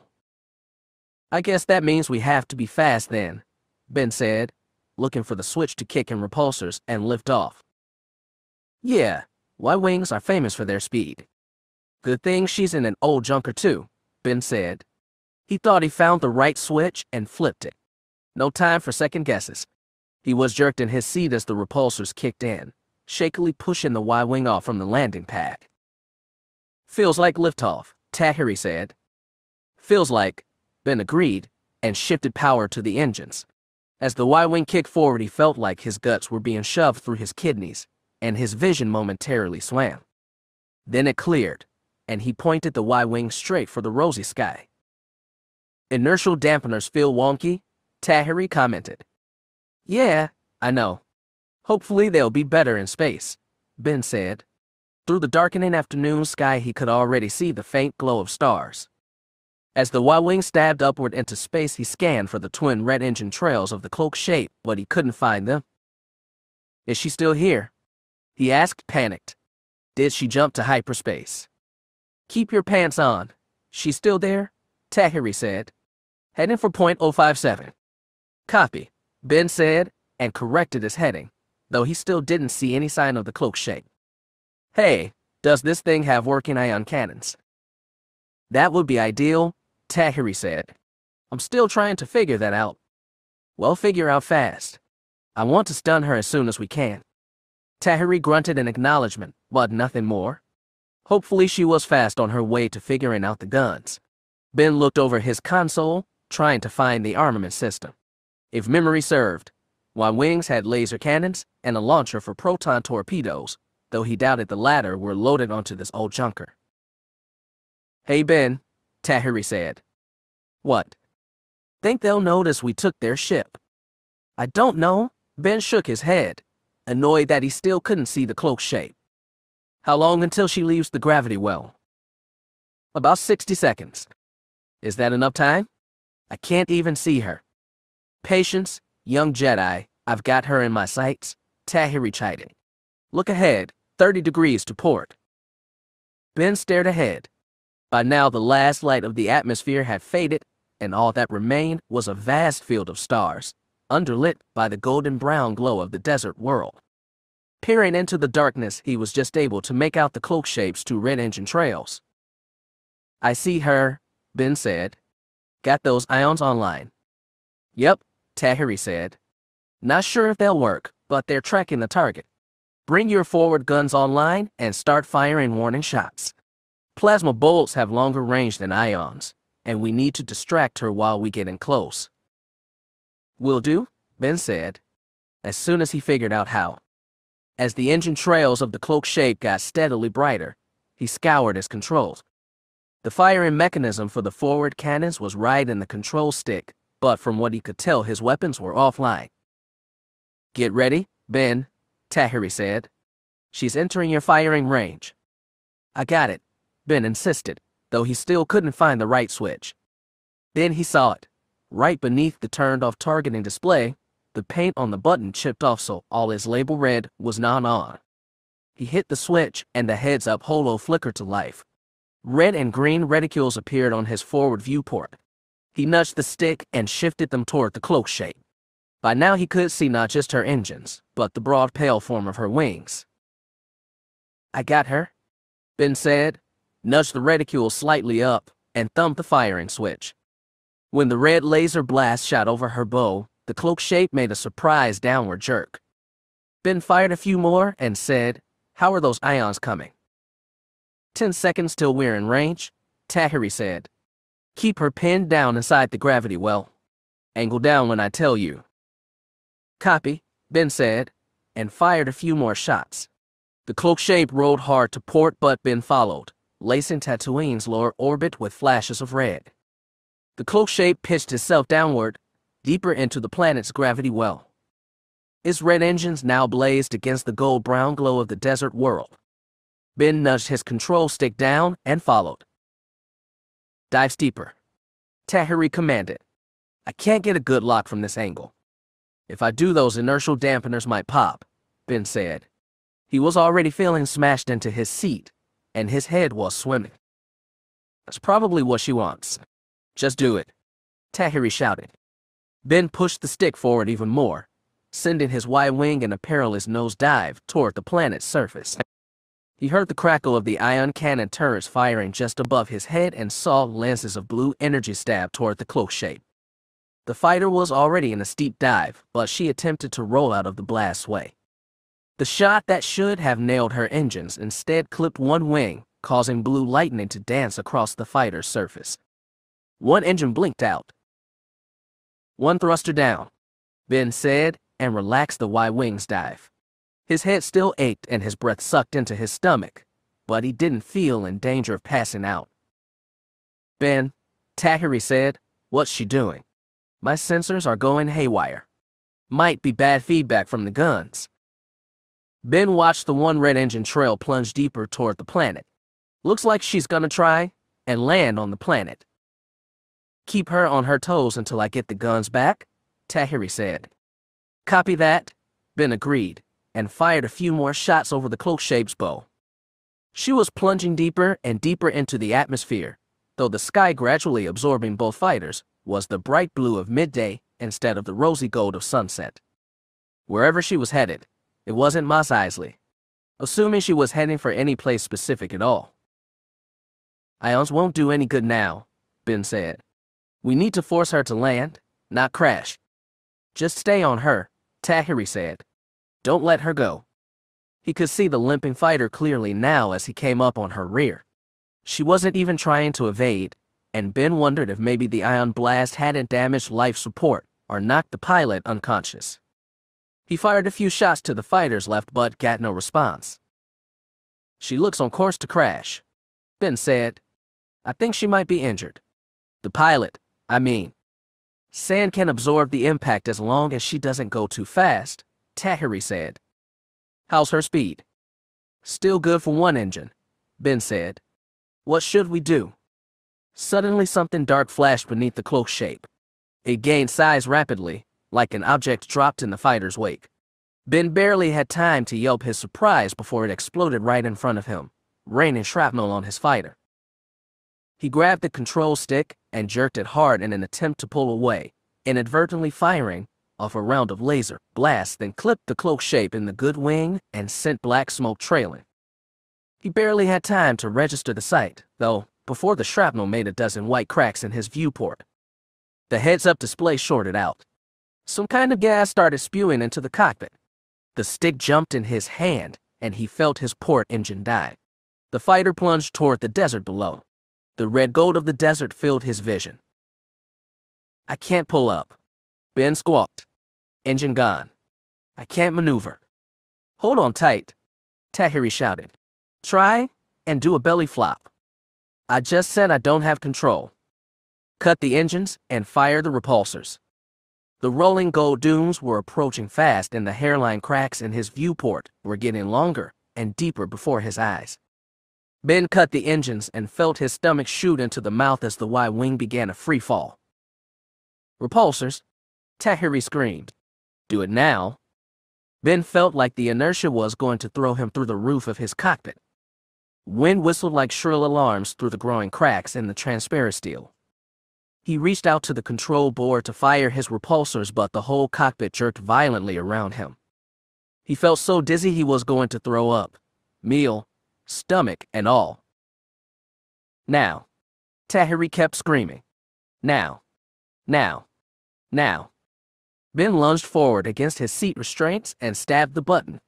As he did so, the viewport shattered. Wind and shrapnel exploded in his face. The golden sand dunes filled his vision as his father's world rushed to greet him. Then he blacked out. Chapter 5. The middle fighter Jagged Fell had borrowed from Tenno-Ka reverted to real space at the instructed coordinates.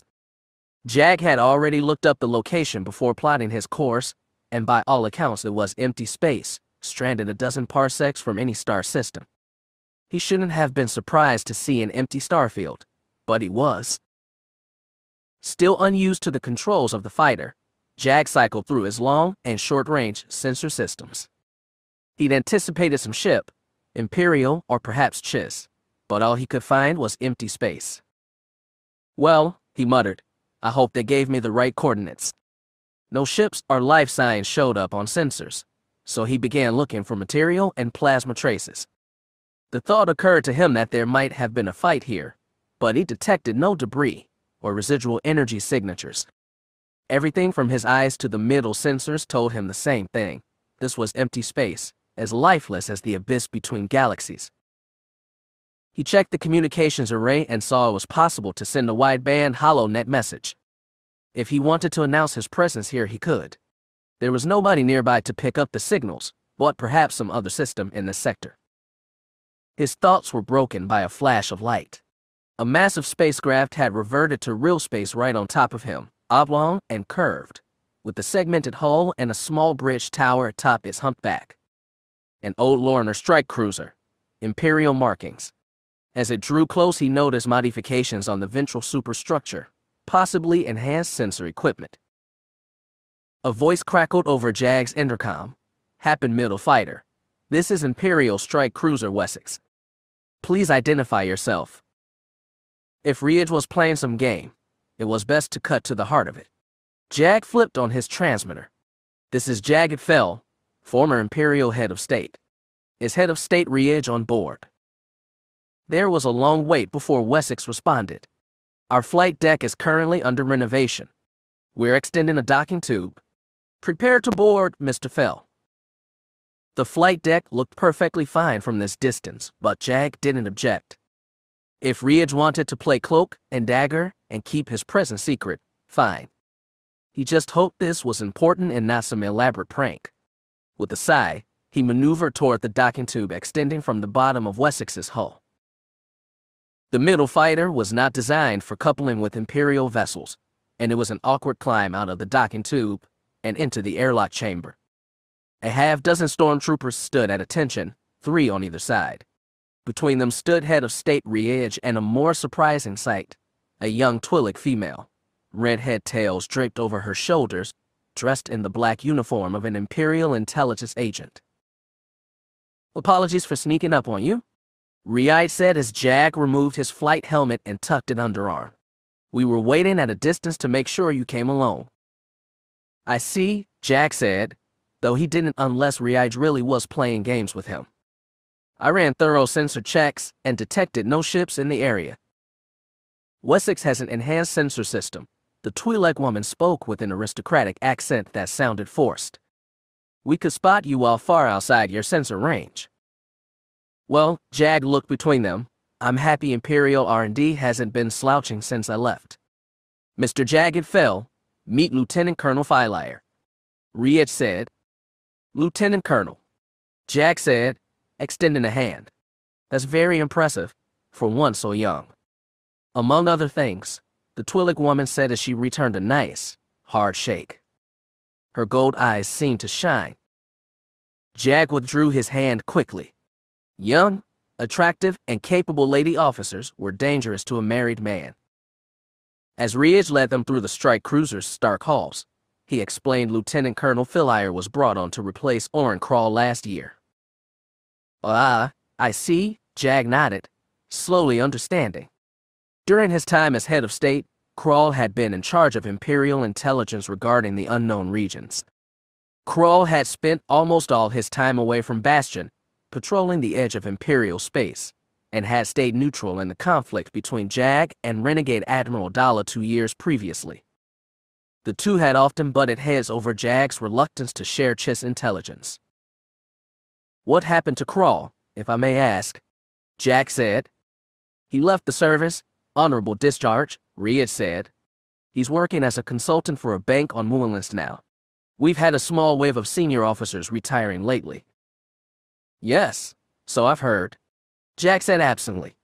More than a few old Imperials seemed unhappy with the Empire's recent flirtations with democracy. Jagged glanced at Veila. So did Crawl recommend you for his replacement? No, sir, she said. I was selected by head of state Riage. The lieutenant colonel here was in charge of certain covert activities under Crawl, Riage said awkwardly. The man may have been overly conservative in some ways, but he chose his officers according to talent, not gender or species. I thought she would be the best being for the job. I see, Jack said again, and this time he understood.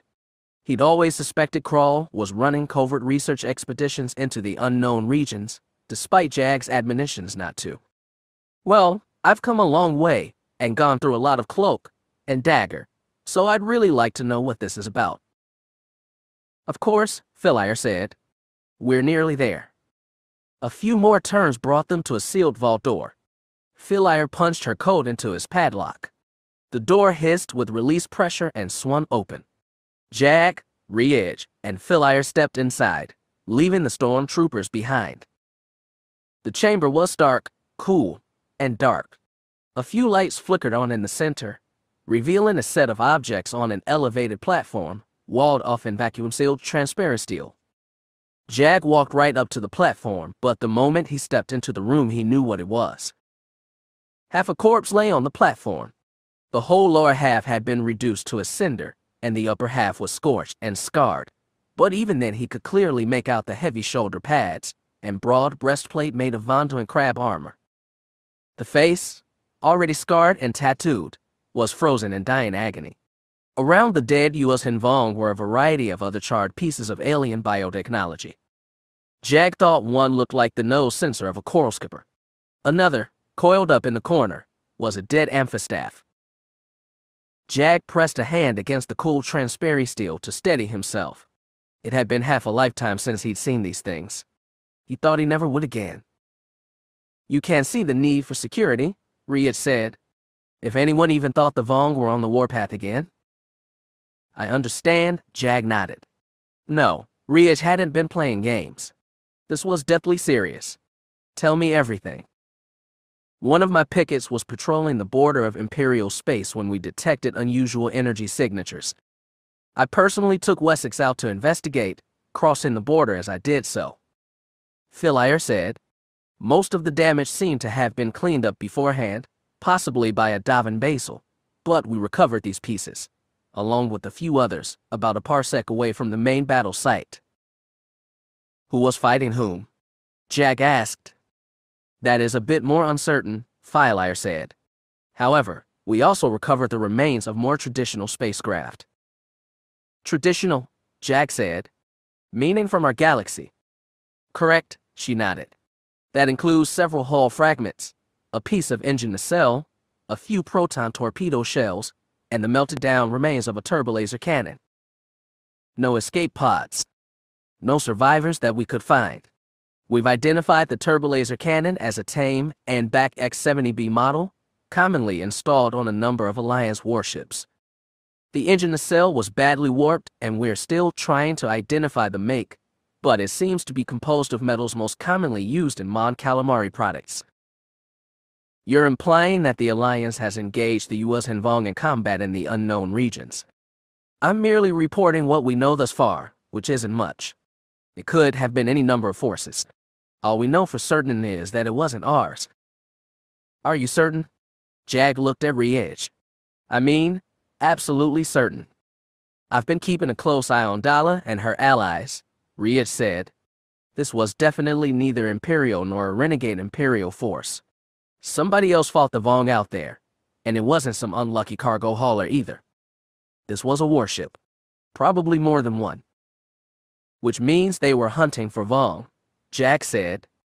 Or trying to probe our flanks, or seeking the Chiss, or any number of reasons, Philaire said. At this point we simply need to know more, without spreading alarm. Jag looked at Riej.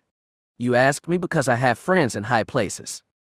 Several high places, Riej nodded. No response from any of those relations yet. Clearly he was asking about the Chiss. Apparently not. But now that I know something concrete, I'll send out feelers again. But I can't predict how they'll respond. All we ask is that you try, Riej said. His eyes settled on the charred U.S. Hinvong corpse. This has the potential to destabilize the whole galaxy. We need to find out what the Vong are doing and stop them. I'm willing to work with the Alliance, the Happens, the Chiss, even the Jedi to get it done.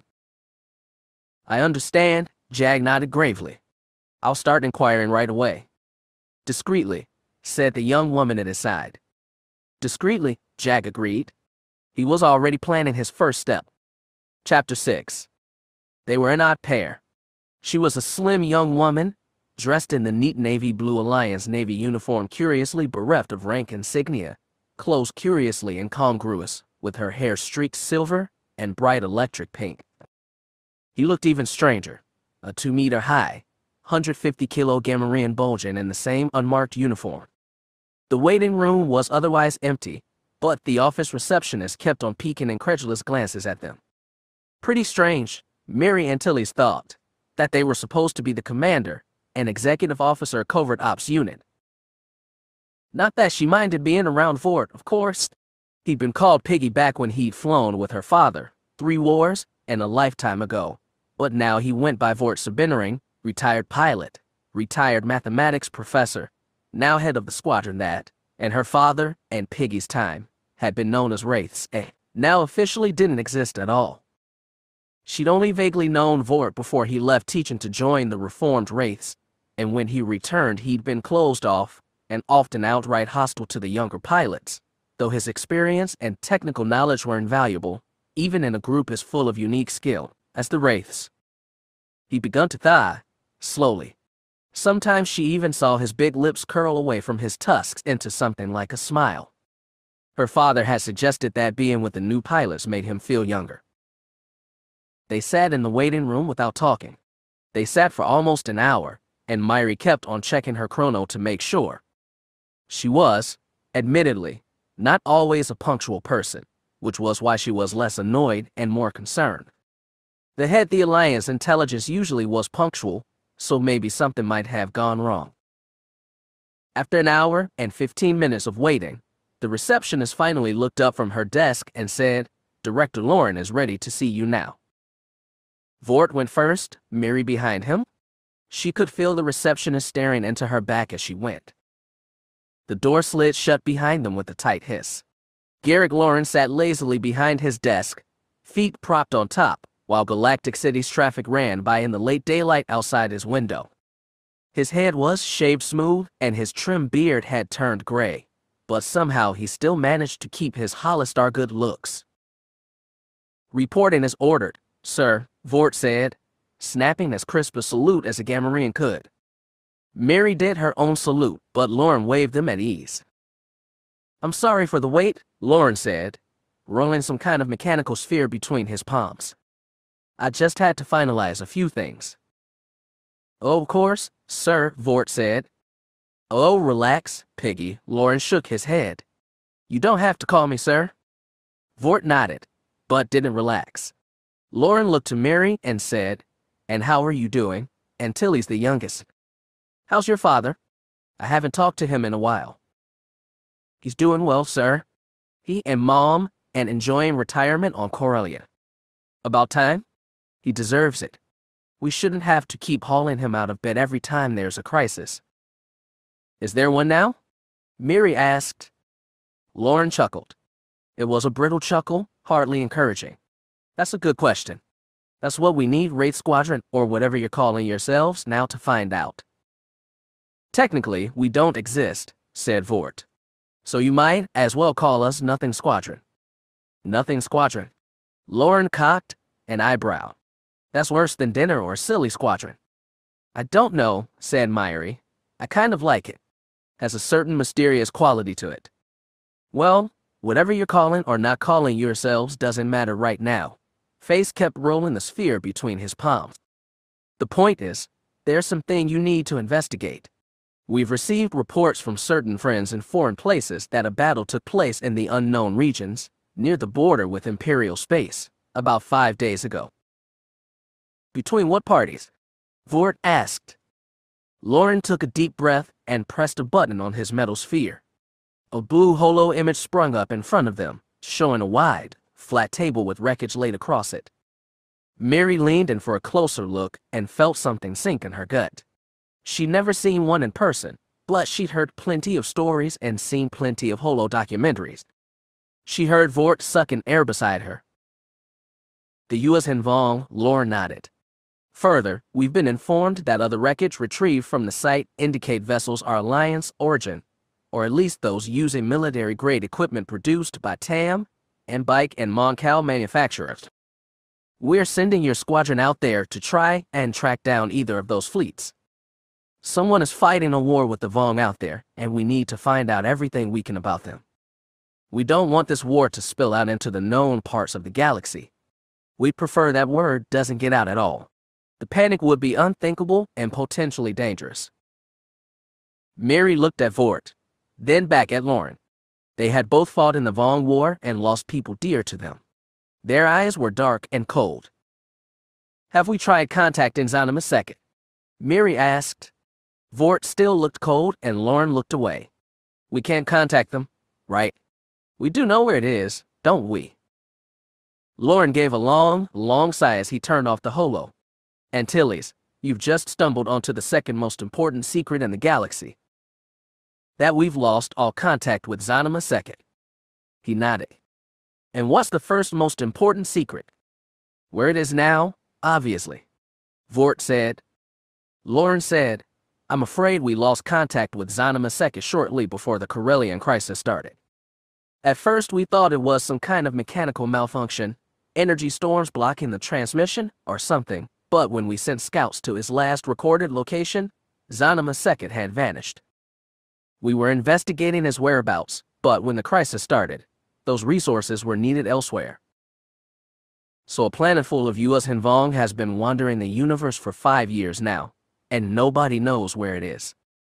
Vort sounded angry. Information we've kept quiet, for obvious reasons. My predecessor wasn't exactly the most exemplary of leaders, so he didn't try very hard to fix this problem even during peacetime. Now it's something we can no longer ignore. Okay, Mary said. So we are hunting for a rogue planet, as well as 2 phantom fleets in a huge uncharted region of space. Sounds like fun. And there's more, Lauren said. You're going to be working in conjunction with Imperial Intelligence. Imperial Intelligence. Vort growled. Are you sure that's a good idea, sir? I'm not crazy about it, but you'll be working directly with our source of information in this case. It's someone I trust implicitly. His eyes flicked to Mary and lingered, only for a moment. We'll be sharing information all the way. If the Vong are back on the warpath, it's a threat to us both. And this renegade fleet? Vort asked. If they're fighting the Vong, are we to consider them a threat as well? On that you'll have to use your discretion, but I want you to investigate carefully and be pragmatic. If someone's intentionally trying to start a war with the Vong, then they're to be considered enemies and dealt with as such. Understood. Lauren and Vort stared at each other for a moment. Then the Gamorrean nodded. Understood. Sir? Very good, said Lauren. He looked to Mary. This is going to be an investigation, not the vanguard for a new war. You're to avoid combat if at all possible. Understood, she said. Without warning, Lauren tossed the holosphere, which she awkwardly caught against her chest. He said, that also contains the time and location for your rendezvous with your Imperial counterparts. You're to only take your fighters. They'll be providing the capital ship that will serve as your base of operations during the expedition. I'm still not confident about working with the Imperials, Vort said. Our squadron contains a talking Gamorrean, a Claudite, and even a US Hinvong. Do you think the imps are going to be happy to work with us? If you're worried about anti-alien prejudice, our contact personally assures me that that issue will be under control. Do they now? Vort grunted. So is the Empire finally becoming democratic and pluralistic? Stranger things have happened. Lauren shrugged. Thought I can't think of any off the top of my head. Maybe my cousin really is a reformer. Myri crossed her arms over her chest. I'll have to thank him personally once we see him. Lauren's eyes went wide. How did you know? Then he laughed and shook his head. Lucky guess? Well, there's not that many Alliance sympathizers working with the Empire, Mary said. Are there? Lauren tapped his lips. Need to know? Antilles. Of course, Mary rolled her eyes. What about the other fleet? Vort asked. You say the wreckage indicates Alliance construction. Possibly. While you're gone, that's what my home team is going to be working on. We'll be scouring every ship registry we can find, trying to locate any indication that a Mon Cal capital ship has gone missing. It's a big galaxy, Vort said. It's full of old ships, even big ones that have fallen off people's radars. Alliance, Imperial, Happen, Corporate Sector, even Old Republic. I know, which is why this investigation is going to take time. Hopefully 2 teams ferreting out information in 2 different ways can lead us to one important conclusion. Loren leaned forward and folded his hands atop his desk, almost looking professional. Everything you need to know is in that data sphere. Antilles is to stay on your person at all times. I want you to keep information restricted until you're at the rendezvous point. Don't tell the other Wraiths or Nothings, Dinners, Sillies, whatever any details about the mission until you're far away from Coruscant. I understand, sir. Good. Dismissed. Now get ready. You're shipping out tomorrow afternoon. We understand, sir, Vort said and snapped his best salute. Mary awkwardly shifted the data sphere to her left hand and did the same. Loren nodded and said, "All right, good luck. And be safe." "We will," Vort nodded as he let down his salute. "I'll get everyone home." "I hope so," Loren nodded gravely, and something passed between them. Some old veteran thing, Mary was sure. Dismissed. 5 minutes later, they were riding the turbolift down to the transit platform. Neither could think of anything to say. The data globe felt heavy in Mary's pocket. When the turbolift jerked to a halt, they walked down the hall at a brisk pace, past dozens of soldiers, officers, clerks, and droids who had no idea that the galaxy might be on the verge of another U.S. Hinvong invasion. In covert ops, you got used to knowing things normal people didn't, but suddenly it drove home the gravity of the situation. As they walked, Vort said in a low voice, "We'll call up the Wraiths when we get back to base. I'll take everyone out to a cantina." "You?" Mary stared. Vort wasn't the partying type. "They'll need a fun send-off," Vort said. "A last hurrah." Mary nodded gravely. As they approached the exit to the landing bay, a woman walked briskly past. Mary caught the flash of bronze hair balled into a ponytail, a sharp nose, and cool blue eyes. Her hand jerked out and grabbed the passing arm, half spinning the woman to face her in the middle of the corridor. "Myri." Sayal gaped at her younger sister. "What are you doing here?" "Confidential," Mary grinned. "What's up with you?" Sayal jerked her arm away and tugged the sleeve straight. "Something similar." "Everybody seems busy nowadays." Myri's eyes darted up and down her sister's uniform. "Hey, those bars look new. When did they make you a fleet captain?" 4 months ago." Sayal avoided Mary's eyes. "Oh, right, I think Dad mentioned it. So what? Does my big sister have her own ship now?" "A frigate, the Watchkeeper. I'm stationed at Fonder, but I haven't been doing many operations. Mostly I've been overseeing supply and asset tracking fleet-wide." She paused, then added, "It's a peacetime job. Not much action, but it's stable. Not dangerous." "Oh, okay. Well, welcome back to Coruscant." Sayal nodded once. "Hey, listen, I'm going to be leaving tomorrow. You know how it is with ultra-top secret spy stuff. Really exciting. I don't know when I'll make it back, but we're having a meet-up tonight. All us Wraiths. Or Nothings, or whatever we are now. You want to come?" Sayal shook her head. "Sorry, I don't think I can make it. Not for one drink. Piggy's hosting and I promise he won't take us to a dive. Will you?" "It's unlikely," Vort deadpanned. "I don't think I can do it," Sayal insisted. "I'm not set to be on Coruscant very long, and I'm really busy. You know how it is." "Yeah," Mary forced a smile. "I sure do. See you later then." "Later." Sayal nodded and quickly walked away. Mary watched her back until it turned a corner and disappeared. Then she remembered the big Gamorrean standing at her side. "Hey, Vort, you don't have siblings, do you?" "Not to my knowledge." "I won't say you're lucky, but it's probably simpler that way." Mary blew out a sigh. "Well, whatever. Let's have fun tonight, right?" "Yes," said the stolid Gamorrean. "Fun. When Lauren finally finished, Sayal and Tilly's didn't know what to say. She stood in front of his desk, hands bunched at her sides, staring at him but through the transparent still of his window, through the skyscrapers turning aglow as the light in the sky went down. Sayal felt sick to her gut, and it took all her military training not to let it show. But Lauren had known her since she was a child, and he saw through her with ease. Frowning, he asked, "Can you do this, Captain?" She blinked and tried to focus on the man in front of her. "I'll do whatever mission you give me, sir." Lauren shook his head and leaned forward, elbows on desktop, looking uncharacteristically serious. "Sayal, technically is not my mission to give. I went to Admiral Buatu for this and got his special permission to borrow the services of naval intelligence. I figure they'd have better resources for this than civilian intel." "I understand that, sir, and if anyone has the resources to track down a fleet of missing ships, it's naval intel.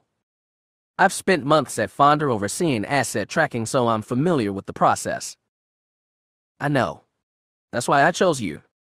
Is that the only reason, sir?" "Oh, you know it's not. Call it nepotism if you want, but I'm not just choosing you because of your father, just like I'm not sending Vord out there because he's my friend. Your people I know, and I trust your professional abilities." "Are you sure I'm the one you want, sir?" He raised an eyebrow. "Are you trying to talk yourself out of a job, Captain?" "No, sir. It's just that this seems to be a very important mission. Let's put it mildly. If we can figure out where this renegade fleet came from, we can figure out who is behind it, and I very much hope put a stop to it before it starts another U.S. Hanvong war. It's a heavy responsibility. I'm honored and intimidated. I didn't fight the Vong, sir. I was too young for that. I remember being on Borlius during the siege, and I remember the fall of Coruscant, but I never actually saw action against them. I know. Your job is to see you, and everybody else your age or younger, never has to." She looked down at his desk and didn't say anything. Lauren exhaled. "Talk to me, Sayal. Not as your boss. Talk to me as Face, the family friend. I'm trying to do you a favor. Since the end of the war, you've been stuck on asset tracking jobs and captaining picket patrols. And you've seemed content with it. To be frank, that doesn't seem like an ace pilot, and definitely not like the young lady who enrolled in the academy under a false name and clawed her way up to a captain's rank without any laurels to help her up. That captain's rank came from Jaina Solo, sir. He gave it to me during the Battle of Cinder Point. She couldn't bring herself to call him Face, or to look him in the eye. That wasn't exactly a mark for promotion in the new administration. But you got one anyway. You got your own ship." She shrugged lightly. "The chief asset tracker at Fonda retired. They needed a new one. And Watchkeeper is a good ship, sir, but it's not like I'm leading combat missions. And that's just fine by me." Lauren gave a little sigh. "This is about Tim, isn't it?" Sayal looked down. It had been 4 years since he died at Bamora, and she still hadn't forgotten the rough, warm feeling of her fiancé's fingers interlocking with her own, just like she'd never forget his smile, brazen but also slightly abashed, as he bought Sayal her first drink at Blue Diver's Cantina. At the start of the last war, Jaina Solo's war, they called it, now Tim had been a breath of joy. Now he was just another tragedy. Gently, Lauren said, "It's a sad thing to say, but losing people we care about comes with the lives we lead." "Please, sir," she exhaled sharply. "I don't want to talk about it." "I'm sorry." Lauren held up both hands and leaned back in his chair. "Sayal, I'm not going to force you to take this job. It's a critical position, and if we end up having to send a full task force into the unknown regions, well, you're very likely to be at the front of it. So there's a lot of responsibility and a lot of risk. But someone has to do it, and I honestly believe it should be you." He put a little steel in his voice.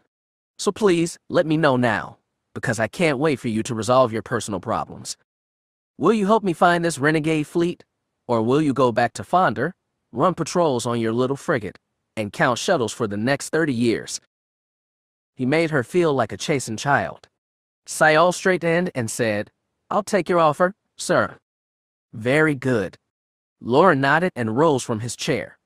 In that case, let me go fetch a pot of calf. Sir, she blinked. I said we don't have time to waste. And I meant it. Get ready for a very long night. Vil Gorset, commonly called Scut, tried to have fun. He almost succeeded. The Wraiths, as they still called themselves informally, lacking any good agreed-on designation, had chosen to descend on a pub called the Ricochet, which was neither a fine officers' club near Intel headquarters nor a broken-down, crime-infested dive in the lower levels. It was a middle-of-the-road place, chosen as to accommodate the varied tastes of the attendees. The ale was good enough, but the air was a little too hot. Scott's skin felt sticky beneath the Neoglyph masker he wore, and he wanted to rip it off. But he knew the others in the pub wouldn't not react calmly if a Yuuzhan Vong suddenly appeared in their midst. The vat-grown organism clung to the pores of his real skin, creating a second layer that gave him the appearance of a bland-looking normal human. His forehead was made more prominent and hair added to his scalp. A slightly hooked nose was piled on top of his flat nostrils. Thicker lips formed around teeth that, along with his eyes, were the only parts of his true body visible to the outside world. Scut had been born part of the Shamed Ones, now considered extolled, but had been raised from childhood by a family of eccentric scientists. He followed the path of his human parents into the fields of exobiology and genetic engineering, and that, just as much as his Yuuzhan Vong blood, was why Scut was here now, even if he didn't have much first-hand memory of his people. After an entire life of living and working alongside the normal people of the galaxy, Scut was almost used to hiding in a second skin, but not quite. As he hunched over the counter and sipped his drink, he looked around the Ricochet and tried to track the other Wraiths. Termindura, former actor and Claudite master of disguise, was standing in a corner with handsome human demo expert Trey Corser. They were putting the charm on a pair of unfamiliar women. Miri Antilles, who had donned a slinky dress and added even more highlights to her already colorful hair, was not talking with a young man her age, as Scut expected, but with Charlotte, the squadron's other executive officer, and a most veteran pilot after it, leader. In another booth sat Jesmyn Tainer, ex-Santarian Ranger, communications expert Thames Fordrick, weapons specialist Rand Narcassin, and Deveronian medic Drakal Bessara. They all looked quite drunk. Finally, also perched on the bar but far more conspicuous than the masqueraded Yuuzhan Vong, was Wookiee Quartermaster Huhana and Gamorrean squad leader, Vort Sabinring. Every non-Wraith in the pub was eyeing the unlikely pair and trying not to be obvious about it. Scut found the whole scene amusing, but maybe that was the ale at work. At some point, Huhana left Sabinring alone. The Gamorrean saw Scut hunched over the counter just a few meters away. Their eyes met in the pub's dim lighting, but neither moved.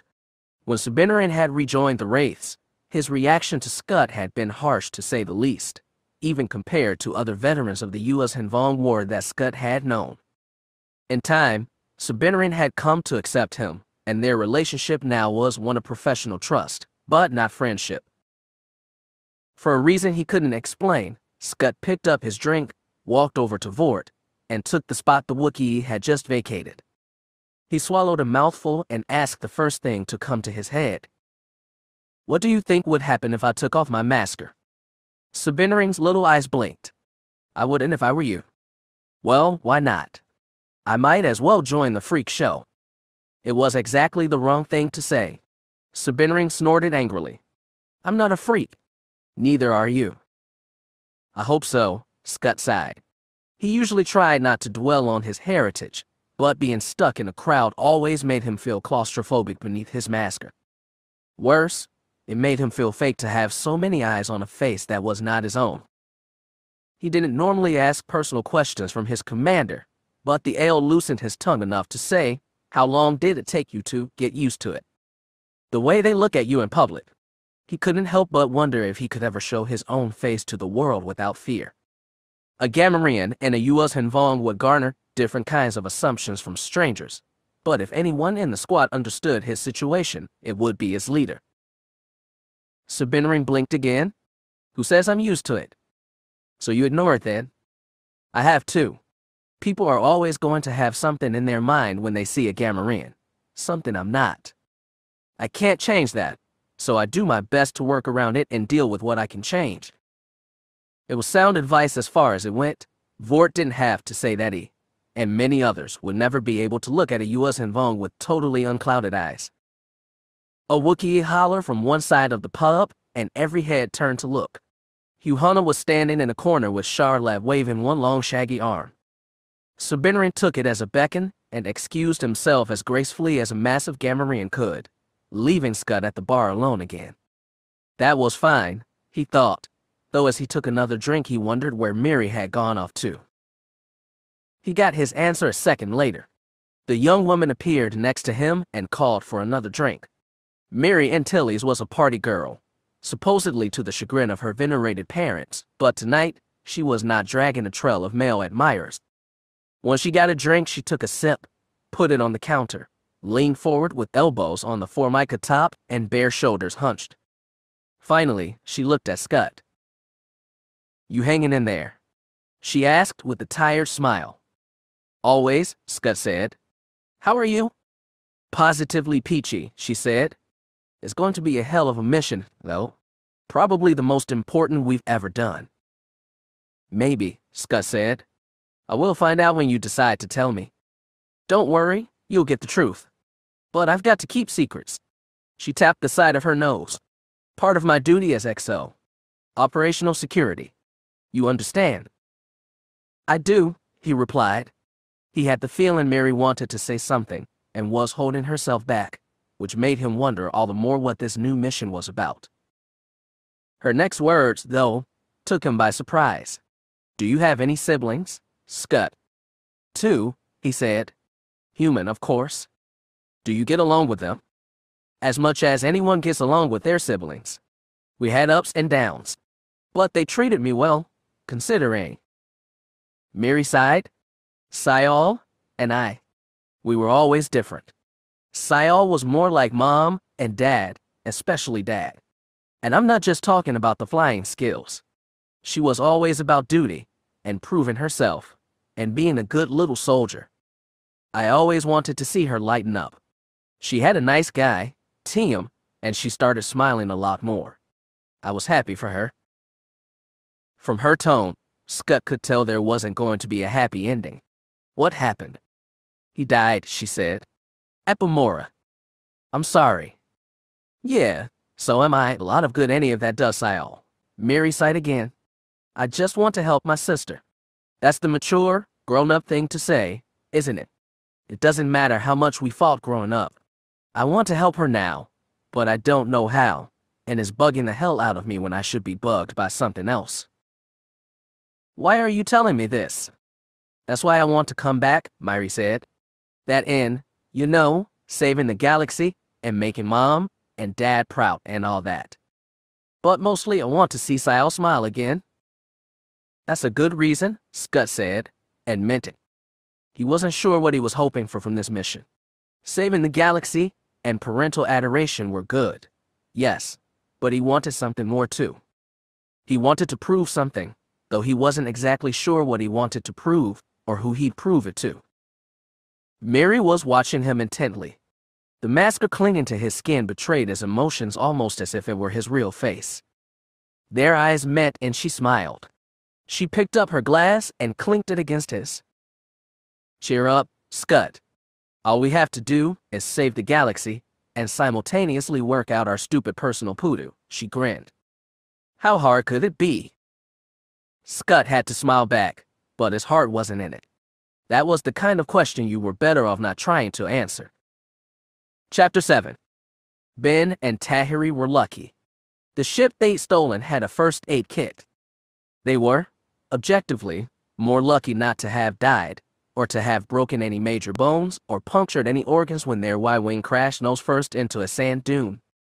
They still ended up with all manner of minor injuries, and injuries that didn't feel all that minor but weren't life-threatening either, so long as your ship had some back-to-patches and bandages stored away under the co-pilot seat. After using up everything in the kit, Ben had joked they looked halfway to joining the Tusken Raiders. Tahiri reminded him, grimly, that Tuskens never showed any skin whatsoever except to their mates after the marriage ceremony. She fared the better of the two, though she had bandages wrapped around her forehead and another around the nasty swelling bruise on her right cheek. Ben had the whole left side of his face covered up, including the eye, which left him with bad depth perception. His left hand was in a split, which at least left him with the right hand to hold a lightsaber, datapad, or food rations. At least, he could have if they'd have food rations. That part had been unlucky. Even worse, they had no water either. And finally, worst of all, the heavy Y-wing had sunken deep into the sand before they could pull out his transceiver array and call for help, which meant they were stranded, alone, in the dune sea of Tatooine, with no supplies and no hope of rescue. At least their wounds wouldn't get infected. Despite the dire situation, they knew from the start what to do. Once the bandages were set, they'd begun marching north across the dunes, to the source of the lonely pillar of black smoke that rose steadily into the sky. They tried not to talk much as they walked. Better to conserve moisture, Tahiri said. The sky was hot and savage. Ben felt like his clothes were going to burn off his back. The path across the dune sea was treacherous, and Tahiri led them in curving paths through the troughs of the dunes, never atop them, because those were the places where the sand was mostly likely to open up under you and swallow you whole. The footing was steadier in the troughs, and when the sun started to set you might even find yourself in a patch of shade. Wherever they were, though, it was still a few hours to sunset, so that relief wouldn't be coming anytime soon. When it did, the bitter cold of desert night would follow, and that was another kind of danger they weren't prepared to deal with. Walking through the troughs of the dunes, it seemed like the desert spread out forever. Ben's father had told him countless times about the legendary Dune Sea. He'd spoken of the vastness of it, the loneliness of it, and about the fleeting splendor of two suns rising and setting over a landscape of pure and empty white. Ben had tried to picture it sometimes but never quite managed. Tahiri was right. Living on places like Coruscant robbed you of the opportunity to appreciate natural beauty. Not that Ben appreciated the beauty much right now. The sun was scorching hot, and he could almost feel the moisture leaving his body. Their only hope was to march to the other crash site and hope that Cloak Shape was not only in better condition than their Y-wing, but also well stocked with food and water. The girl they were pursuing seemed almost secondary at this point. So they walked on and on, winding around the big dunes, always guided by the trail of inky smoke. It was only when they drew close that Ben saw something other than smooth lines of sand.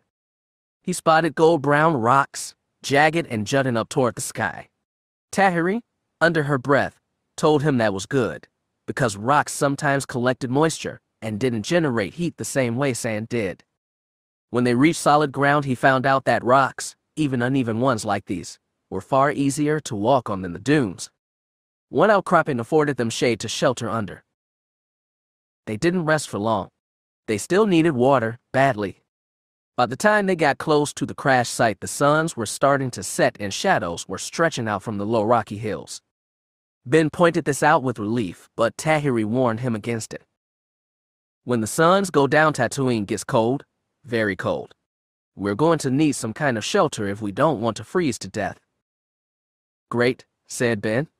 Really great. This little crash fighter is going to have everything we need, right? I mean, how could it not? Tahiri didn't dignify his sarcasm with a response. When they finally found the crashed ship, Ben was too exhausted to be disappointed. He was, however, dimly surprised to find the thing mostly intact. It had settled at the bottom of a crevice. Both wings had been torn off, but the main fuselage containing the cockpit, engines, and cargo pad remained intact, albeit covered with scars and indentations. The cargo hold was popped open and empty. So was the cockpit. In fact, the girl seemed to have intentionally blasted every inch of the control panels and equipment into oblivion. She clearly didn't want anyone snooping in her computers. What do we do now? Ben asked. His throat was so dry it hurt to talk. His skin was damp with sweat, but now the cool breezes of early night were blowing. He was already starting to shiver. It was only going to get worse. Tahiri looked so dazed he didn't know if she'd heard. Talking hurt and he waited before repeating the question. Eventually she looked at him and said, "We need to find some shelter." "What kind of shelter?" Ben croaked. "Caves," she said. "Might be water pool there. Condensation." "Great." Ben wrapped arms around himself and shivered again. "Getting cold?" Tahiri nodded. She took one last look at the fighter and said, "I'll check one more time. There might be something we can use as a heater." Ben watched her hobble over the rocks and inspect the wreckage again. Still hugging himself, he looked skyward. The suns had dipped below the rocks by now, but he could see a dark gold sky with violet highlights on the thin streaks of clouds high above. Feeling at once bored, restless, and dimly angry, he swung back his foot and kicked some of the rocks around him. Tahiri's head shot up. "Sorry about that," Ben said. "That was me?" Tahiri held up a hand. Ben shut up. She listened. He listened too but didn't hear anything except the whistle of wind through the rocks. Eventually Tahiri shook her head and resumed checking the fighter. Suddenly a cry rose up and filled the air. Ben spun around, trying to find the source of the horrible noise. It seemed to echo off every rock, coming from every place and no place at once. It seemed to grow louder, more cacophonous. He couldn't tell if it was 20 echoes or 20 individual cries. Dazed and confused, he didn't see Tahiri until she had bounded up to his position and grabbed him by the shoulder. "Tuskens," she said. "They're here." "Where?" Ben still looked around. He felt empty inside and dizzy. "I don't see him." "Come on, Ben," Tahiri snapped with ragged strength. "We have to go. Now." But it was already too late. Suddenly they were everywhere, at the crest of every rock. Each one was wrapped in ragged sand-colored robes, and each one held his gaffy stick overhead with both hands. Each one was howling something. Ben didn't know what, but it sounded like a feral declaration of triumph. Ben's hands found his lightsaber. He was about to ignite it when Tahiri's hand clamped down on his wrist. He tried to jerk free of her vice grip but failed. When he looked at her, she shook her head, grimly. Then she turned to face the Tuskens, took a deep breath, and shouted. It sounded so savage and volatile Ben couldn't believe it had come from her throat. She kept shouting again and again, until suddenly she was the only one shouting, and all the Tuskens had stopped. Tahiri's voice cracked, and she sagged against Ben, head lowered, finally silent. The Tuskens were silent too. They had lowered their gaffy sticks but remained on their rocky perches like looming sentinels. The wind howled faintly. Nobody moved. Suddenly one appeared in front of them. He hadn't made any sound at all, but there he was, a massive cloaked figure, face covered in between an alien war mask and a collection of rags. He made ugly grunting sounds once more, but at least this time he wasn't shouting. Tahiri wearily looked up. She said something, Ben had no idea what. She sagged heavier against him, like she was on the verge of passing out. The Tusken turned and shouted again, this time to his men. They moved from their perches, swarming down into the shadowy valley. Ben's grip tightened on his lightsaber, but with some incredible strength Tahiri tightened her clasp on his wrist. He looked at her as her head lolled against his shoulder, green eyes struggling to stay open. She said, "It's okay." Okay. They were surrounded by savages and both close to exhaustion. It didn't look okay. "We're okay," Tahiri repeated. "They're friends." Then she passed out in his arms. When she woke up, they were in a cave. The air was cold and smelled dimly of burnt kindling. Tahiri was wrapped in a blanket and laid down on the flattest part of the cave floor, but it was still very uncomfortable. Her back ached, though that could have been from the crash or the terrible trek across the dunes. The light in the cave was dim, but she could make out a cluster of Tuskens surrounding the dim flickering of a fire. She struggled to sit and ended up propping herself with her elbows. "Hey," she heard Ben's soft voice beside her. "You're awake?" She nodded and felt Ben slip an arm under her shoulder. With his help, she was able to sit up completely. She looked to her side to see him squatting beside her. He handed her an old metal canteen, which she eagerly took. The water felt amazing going down, and she was tempted to empty the whole thing without stopping, but childhood instinct kicked in quickly. Never take more water than you need on Tatooine. You never know when it will run out. So Tahiri reluctantly slipped the cap back on the canteen and handed it to Ben. The teenager placed it on the ground between them. "Lucky I had you along," Ben said. "Otherwise I'd be dead." "Yeah," Tahiri nodded. "Lucky. How long was I out?" "A couple of hours. I bet they want to talk with you." "I bet they do. What did you tell them? Are they your old clan?" Tahiri shook her head. "If only it were that simple. I claimed something. Call it the right of protection." "Right of protection? What the blazes does that mean?"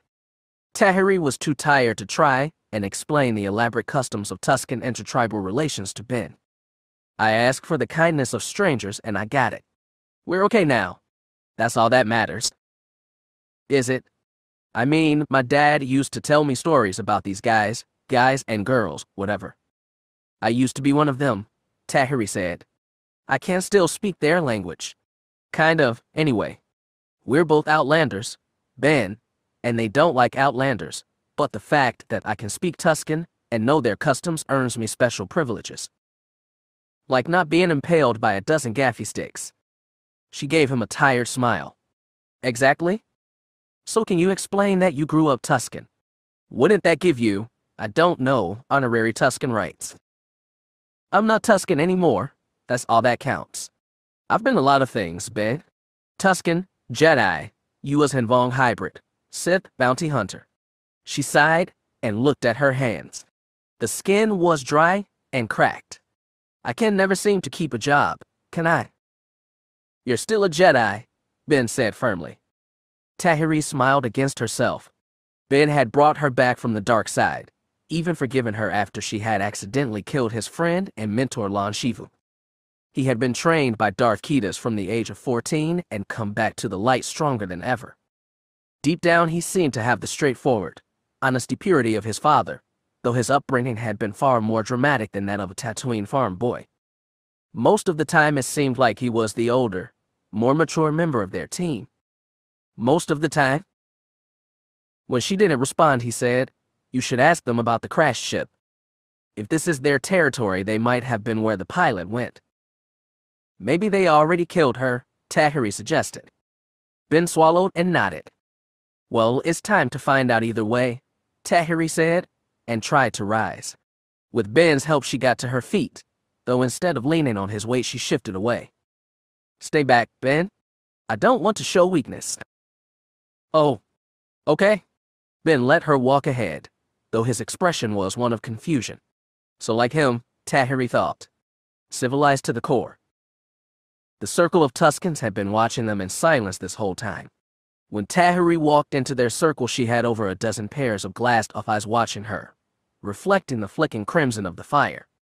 None of the Tuskens made a sound until she sat down cross-legged in the middle of the circle. "Thank you again for saving us," Tahiri said in Tusken. She hadn't spoken it in well over a decade and was amazed how easily her birth tongue came back to her. The words and grammar, at least. She knew her vocalizations must sound funny to their ears, but it was what they'd have expected from one of the Chuda Utmian, foreigners trained to interact with Tusken tribes. Most Chuda Utmian were trained by the Hutts or the local governments. A few were anthropologists from off-world universities doing research. They were rare and not well liked by the Tuskens, but they were tolerated because of the influence they seemed to wield in Tusken eyes.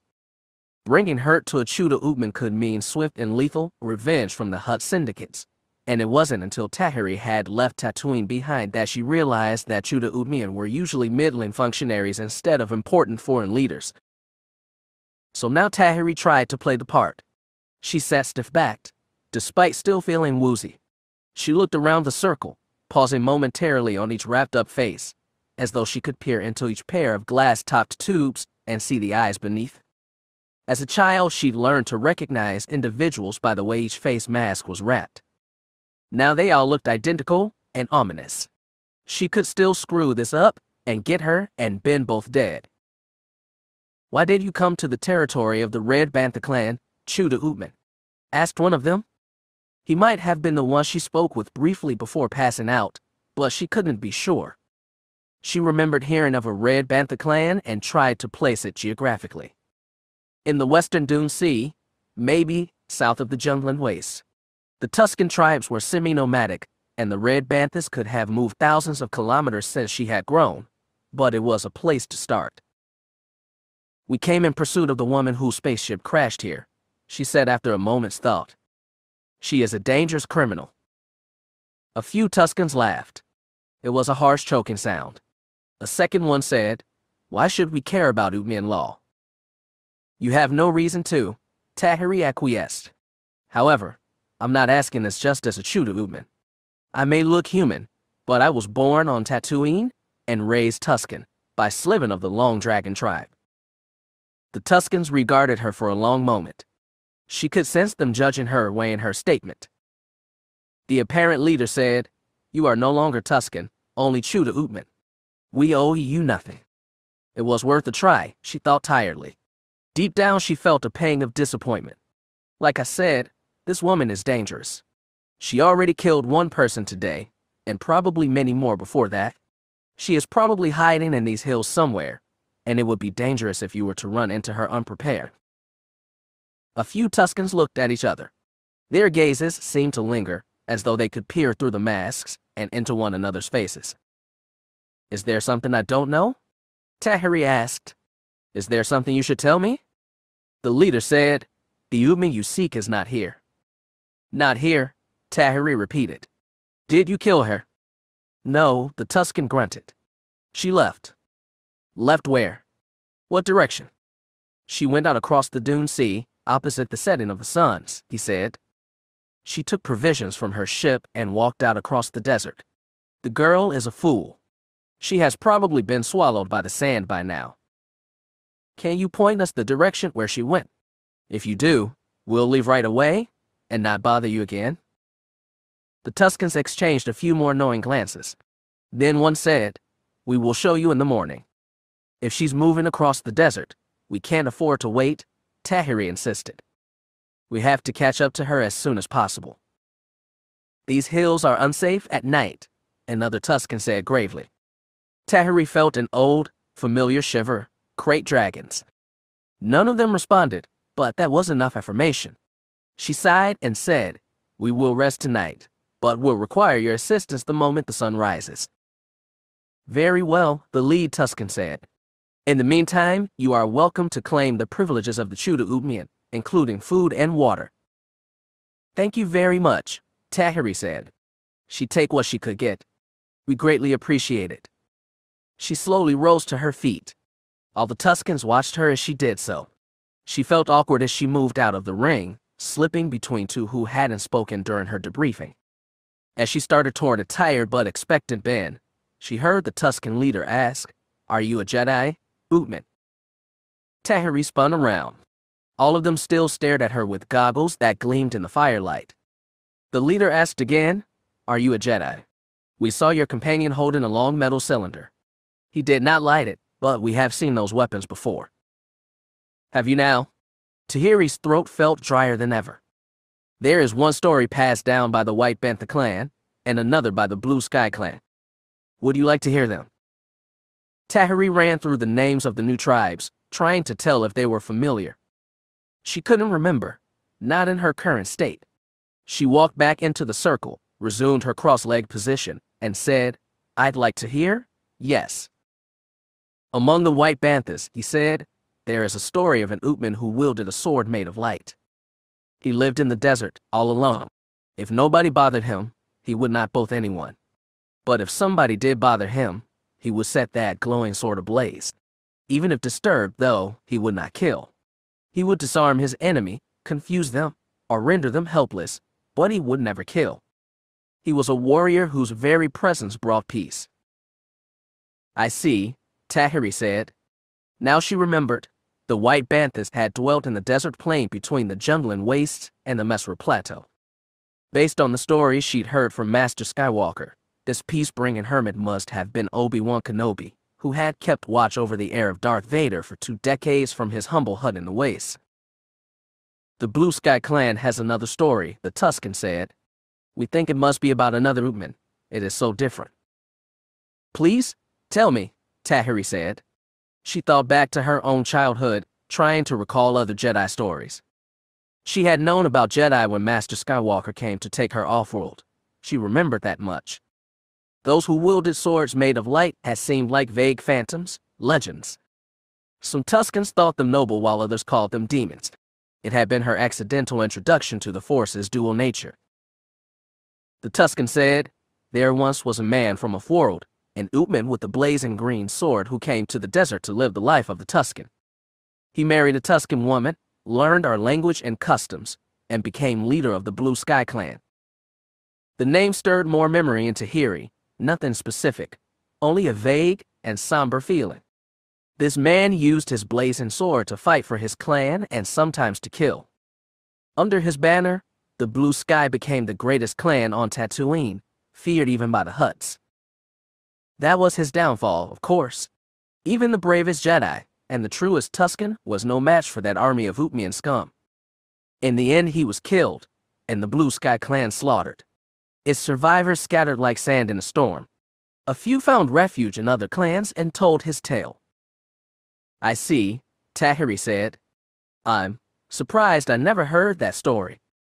Or perhaps she had, long ago, and simply lost it in the fog of childhood memory. Ever since her return to Tatooine, she felt like she was moving through some mist, trying to gain solid ground on a world she'd left behind several lifetimes ago.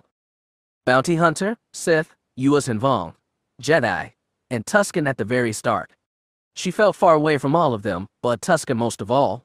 Far from giving her nostalgia, coming back to Tatooine had made Tahiri feel more alienated from her past than ever. That is not the end of the story, the Tusken leader said. The great Tusken Jedi was slain, but his son survived. His son? Tahiri asked. Yes. His son disappeared after his father died. Some say he was taken off-world to be trained by these Jedi. I see, Tahiri considered. Do you have the name of these Jedi?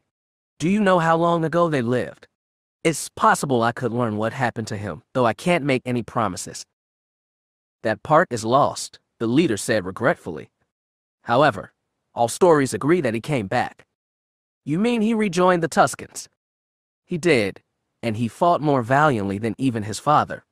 He killed Uthman by the dozens and made them fear us. He sounded like a Jedi gone dark, a Jedi who had surrendered the lofty rules of the Order for the more base and violent life of the Tuskens. She asked, what happened to the man? He disappeared, the voice sounded grim. We do not know where he went. Some say he was slain and buried in secret. Others say he was captured by the Hutts and died gruesomely. A few venerate him and say he is wounded but sleeping, and he will emerge from the sands to save us when we Tuskens are most in peril. That stirred memory a little more. Tahiri wondered if Sliven had told her of that Uthman savior. It was strange to learn that, after all this time, the supposed hero was something much darker. The leader added, one other story says he was confronted by the hermit from the first tale. Versions of the ending vary. Some say the savior lost a hand to the hermit's light sword. Others say the hermit was crippled. It takes two hands to hold a Gaddafi, Tahiri recited the old Tusken standard. The leader nodded. If it's true, the savior Tatooine behind. No longer a Jedi, no longer a Tusken. He wandered the stars in lonely exile, never to find a place he could call home. The thought rang close to home. Tahiri shuddered. That does not sound like a happy story. From what we have heard from other true to Uthman, Jedi stories rarely end well. That's not true, Tahiri said, but she wasn't sure she believed it. So tell us again, true to Uthman, the Tusken leaned forward with intent. Are you or are you not a Jedi? And if you are, do you bring peace or war? We don't bring war, Tahiri shook her head. But you do not bring peace either, another Tusken said. We just want to find this woman and return her to the stars, where she could not harm anyone ever again, Tahiri insisted. We believe you, true to Uthman, the leader said, but you have not answered our question. Are you or are you not Jedi? Tahiri stared at that blank face. at those flame-bright slips of glass that hit his eyes. A long, long time ago, these faces had seemed as natural as her own. Now she understood how terrifying the Outlanders found them. "You were right." She gestured to Ben, slumped half asleep against the cave wall. "He is a Jedi." None of the Tusken looked at him. The leader asked, "What are you?" "Me?" Tahiri ran a hand down her trousers, palm resting on the ridge of the lightsaber tucked into her pocket. "I'm sorry, but no. I'm no Jedi. I wish I could be, but I'm not." The Tuskens didn't object. They didn't argue. They merely accepted. As Tahiri walked out of the circle in silence, she realized that was one thing the Tuskens had always been good at. Acceptance of death, acceptance of birth, acceptance of the desert's freezing nights and scorching days. Acceptance of the harshness of the world that lived on. Had Tahiri retained that, at least from the people who had raised her? It didn't seem like it. She was too torn in too many directions and never satisfied. The Tuskens knew how to endure despite their sufferings, though, and she hoped she kept that if nothing else. She walked back to the wall of the cave where Ben was propped up. His eyelids fluttered open as she sat down next to him. "Well?" he asked. "That took a while. What did they say?" "She ran, somewhere across the desert. They'll show us how to find her in the morning," Tahiri said, then added, "It's not safe at night. Too much unfriendly fauna. So we wait until morning." Ben sighed. "At least we can rest. I don't know how we'll catch up with her, though." "We'll think of something," Tahiri said, though she was too tired to think of what. "What about supplies? Food and drink?" "We'll get those too," she said. "Good," Ben muttered as he fought to keep awake. "Go to sleep, Ben." Tahiri gave him a soft smile. "It's been a long day." "No kidding?" Ben breathed. "Well, at least now we've got a nice comfy cave to sleep in. Better than nothing. Lay down and sleep, Ben." "Yeah, sure." He shuffled his body forward, stretched himself out. As he lay down face up, his eyes darted back to her, and he asked, "Did they say anything else?" Nothing Tahiri wanted to talk about, not yet. "No, sorry." "Oh, well," Ben sighed. "Well, good night, I guess." "Good night, Ben," Tahiri said. Less than a minute later, he started snoring, a low, lazy drone. It took Tahiri longer to fall asleep. Her mind was busy with old thoughts. But when it finally came, it was sweet oblivion. Chapter 8. The return to Yavin 4 was like a dream. Tenoka's personal shuttle, the Ice Holder, exited hyperspace with her 2 middle escorts. Immediately, they were bathed in the warm orange-gold glow of the gas giant. The light from Yavin blocked out the light of the stars, and Yavin 4 hung in the pure dark distance like one perfect emerald sphere. Zek was at the helm of the Ice Holder, Terran in the co-pilot seat. Tenoka, Alana, and Loie crowded forward to see the wisps and whirls of gas drift across the face of Yavin. Jaina kept in the back of the cabin, arms crossed, watching the face of the planet she hadn't seen in half a lifetime. For a long time, it had seemed like Yavin was the only thing she ever did see, the constant fixture in the skies of Yavin 4 both day and night.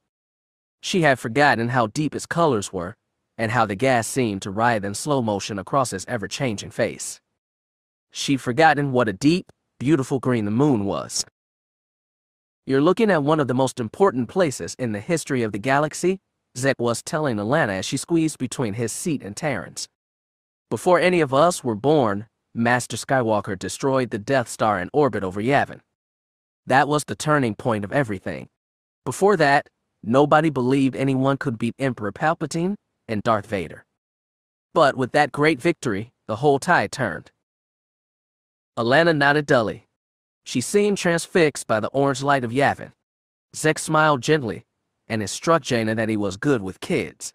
Strange, since he was raised an orphan himself. Zek continued, way before that, Yavin 4 was the base of a great Sith Lord named Nagasato.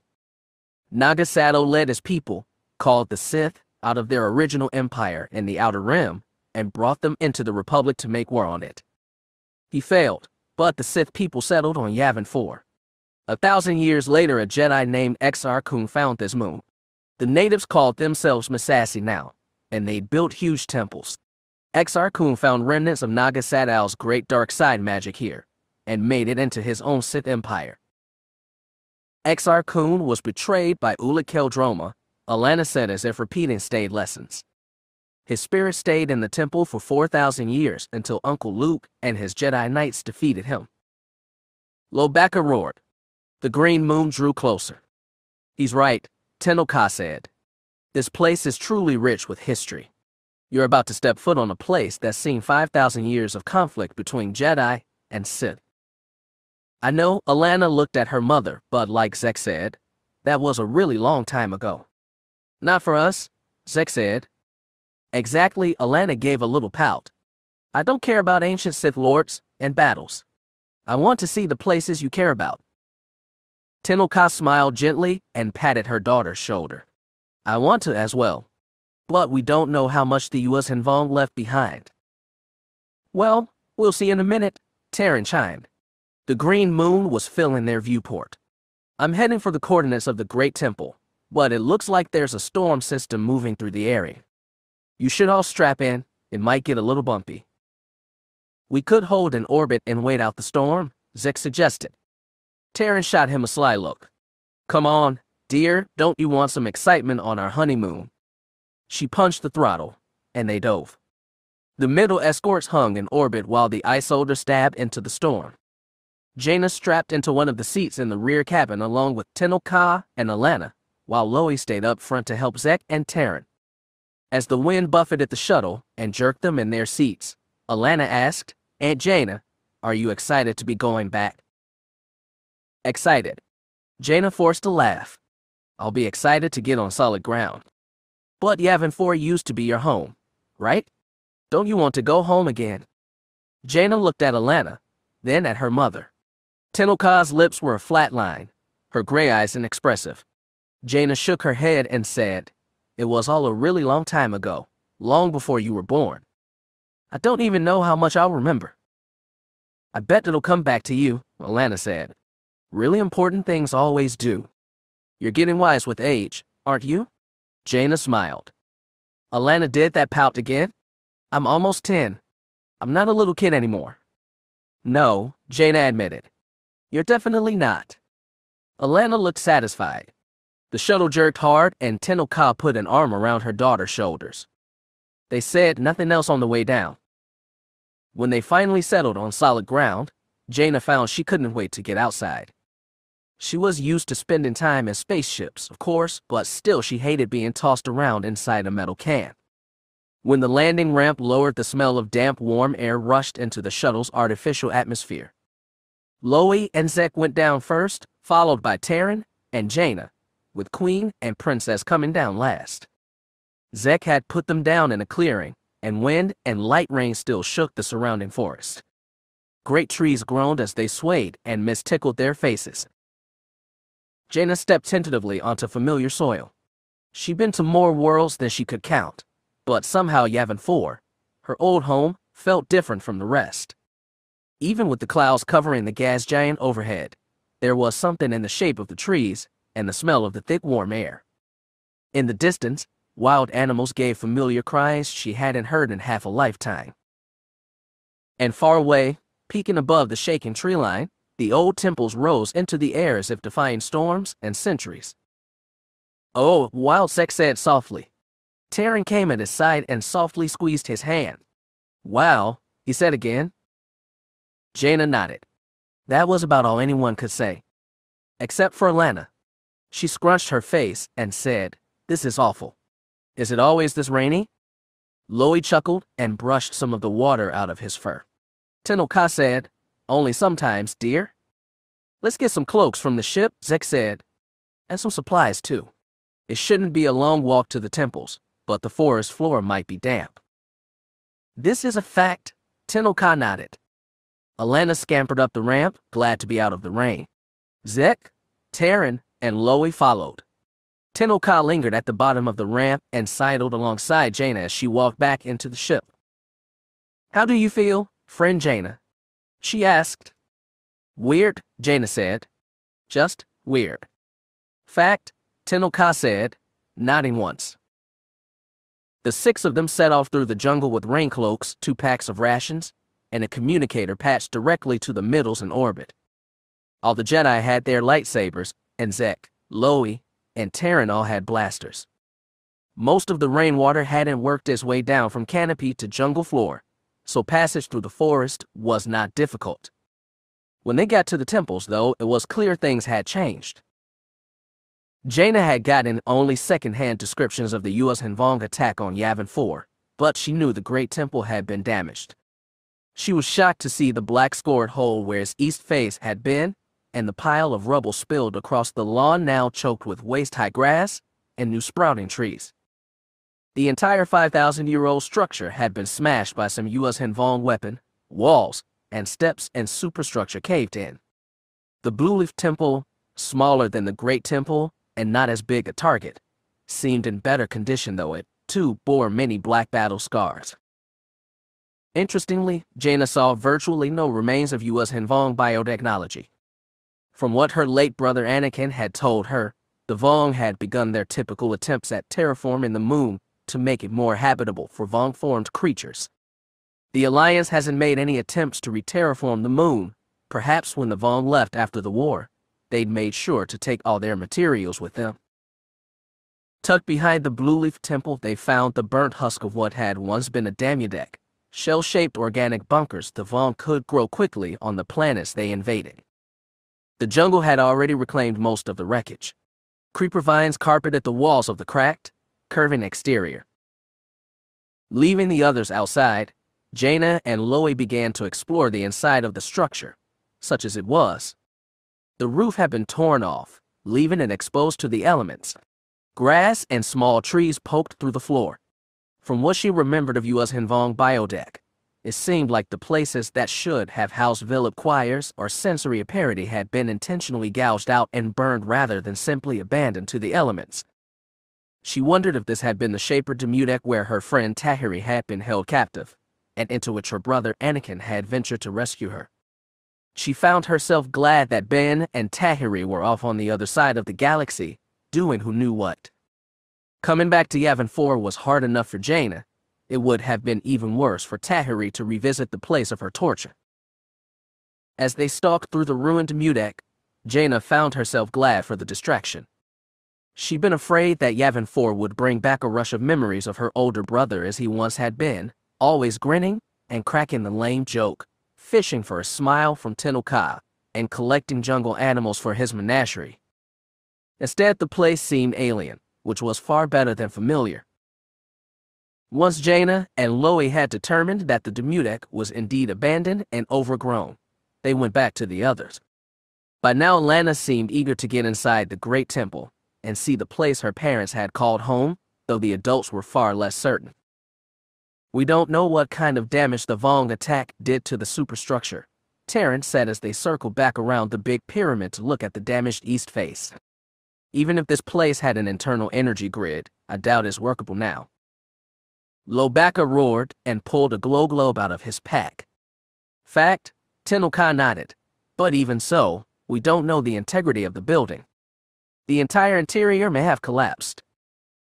"These temples were made to last," Zek reminded them. 5,000 years and more than one invasion, and most of it still standing. "You know how it was built, layer by layer, step by step. Most of the damage doesn't look too deep to me.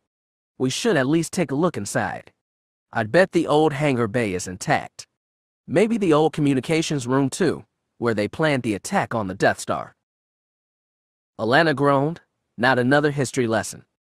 "It's family history, though," Zek reminded her. "I'm more worried about what else is inside," Terrence spoke up. "I don't suppose any of you Jedi can scan the temple for life forms." "I don't feel anything," Jaina said, and Loe moaned in agreement. "Of course, if there was Vong-formed life, we wouldn't feel it anyway," Zek said, then asked, "Would we?" "I doubt it," Jaina shook her head. The Yuuzhan Vong had proven immune to the Force, something that had baffled the Jedi all throughout the war, until the living world Xenoma II had revealed that the Yuuzhan Vong had been separated from the Force after their fall into barbarism, like a diseased person, Put under quarantine. Well, said Tenoka, it seems there is only one way to determine the truth, and that is to investigate the scene. Fact. Fact, Taryn nodded and readied her blaster rifle, a medium-range carbine. She affixed a light to its barrel while Lobaka and Zek prepared glow globes. As they rounded the side of the temple, the entrance loomed before them like a big black mouth, spread wide to take whoever wished to enter. Alana, at least, still seemed excited. Come on, she said, tugging her mother's hand. What are we waiting for? Nothing, said Taryn, and flicked on the light. Its beam stabbed into the darkness like a knife. Nothing at all. Everything felt different in the dark. The great temple had always been a strange place, as ancient and ghost-filled as it was filled with life and young energy. When she'd allowed herself to think back to the place, Jaina had thought of the people who'd filled its old stone hallways, stubborn Tenoka, brave Loie, trouble Zek, her brothers, Uncle Luke, wise Tian, stern Cam Salazar, restive Kite Durin, when he wasn't off playing, hero. Dark hallways flashed in the light of glow globes and beam lights, and with every flare of light she felt like some old remnant of the living and the dead was stirring. The temple itself was not as badly damaged as Jaina had expected. The big open hangar space at the base of the pyramid was untouched, though whatever equipment the Jedi or Rebel Alliance left there had been stripped or presumably destroyed during the U.S. Hanvong occupation. They climbed stone stairwells, ancient and durable, all the way to the convocation chamber near the top of the temple. Stone benches, some intact and some broken, lined the tiers that descended to the speaking floor. Loie and Zek sent their glow globes levitating high in the air and set them to maximum, casting the entire vast chamber in artificial light. Wow, Alana exclaimed. This place is huge. Yep, Zek said, you could fit a whole lot of Jedi in here. Loie grunted in agreement and went down the steps. There was a stout platform in the center of the hall from which Uncle Luke had given many addresses. Jaina's mind flashed back less to those than to the fierce debates during the Vong War that had turned this convocation hall raucous. She remembered all of Kite Durin's fiery speeches and Uncle Luke's attempts to meet that fire with coldness and calm. It hadn't always worked, and sometimes Jaina herself had felt drawn to Kip's personality, which had been as magnetic as it was angry. Anakin had been tempted too, she remembered, though not Jacen. Back then he'd clung to peace like Kite clung to his lightsaber. She still didn't understand how he's changed so much. This is where Master Skywalker used to gather the Jedi, Tenoka was explaining to her daughter as the two stepped carefully down to the central platform. It's a huge space. Alana marveled. Did they fill up the whole room? Were there that many Jedi? Not quite, Tenoka admitted, but when Master Skywalker spoke, he commanded everyone's attention. I know, said Alana, he's always like that. And he always has been, Zek said, and chuckled to himself. You know, I used to be kinda scared of Master Skywalker. Jaina smiled at that memory. After his brush with the dark side, Zek had been more conscious of his temptation than any Jedi she'd known, and he'd always pressed hard to curry Uncle Luke's approval. He'd been scared of other people's judgment then, and maybe still was. Master Skywalker has never been intimidating, Tenoka arched an eyebrow. Quite the contrary, he has always acted rather fatherly toward me. Well, he was friends with your mother, Zek shrugged. I was just a street rat with a bad attitude. Taryn, still at the top of the stairs, said, will we visit the underworld of Coruscant for the rest of our honeymoon, dear? If you really want to, Zek looked up at her. It might be the least popular vacation spot in the galaxy. Then we should have no problem booking a hotel. Taryn raised her spotlight to scan the roof of the hall. Jaina's eyes followed the lights. The roof seemed largely intact at first, until Taryn's spotlight caught a long crack running from the center of the ceiling to what must have been the eastern wall. Loie gave a low moaning sound. He's right, Taryn said. This place isn't as stable as we thought. We should be very cautious. As long as nobody tries to smash the roof and from above, I think we'll be fine, said Zek. I'd rather not risk it, dear. Taryn wasn't leaving room for argument. Alana tugged her mother's hand. Mom, do you think you can find your room? My room. Tenoka looked down at her daughter. Yeah, said Alana. Do you remember how to get there? Tenoka looked thoughtful. I believe I may. I want to see it, Alana said eagerly. If we go into the upper levels, we'll have to be careful, Zek said. Fact, nodded Tenoka, but we've come this far. It would be a waste to turn back now. The halls of the great temple were dark things, illuminated only by bursts of artificial light. They were cool and damp, and the air smelled of mold. The jungle had crept into the hole in the temple left by the U.S. Hinvong, and it felt like the moon was finally starting to reclaim what had been built from its stones 5,000 years before. Without light or the hum of living in the forest, it felt like an empty thing, haunted not even by ghosts but by dim 20-year-old memories. When Jaina tried to find her way to the room she and Jason had shared all those years ago, she was relieved to find the way blocked by a collapsed hallway. Zek fared little better, but Tenoka was able to lead Alana to the room where she had lived. Dim gray light shone through its porthole window. Tattered remains of someone's mattress lay on one ledge, while a broken desk slumped against the opposite wall. Alana looked disappointed. Tenoka did not. Come, she said, leading the group away from her old room. We should reach the top of the temple. Are you sure we can get there? Jaina asked. Most of the structure is still sound, Tenoka said. Besides, Jaina, I knew every corner of this place, inside and out. It was true, Jaina thought with a reluctant smile. Tenoka had been the master explorer of both the temple and the jungle, always seeking out new ways to challenge her mind and body, even after the loss of her arm. She had climbed trees, scaled cliffs, and of course, she had found a dozen ways to get to the top of the great temple, inside and out.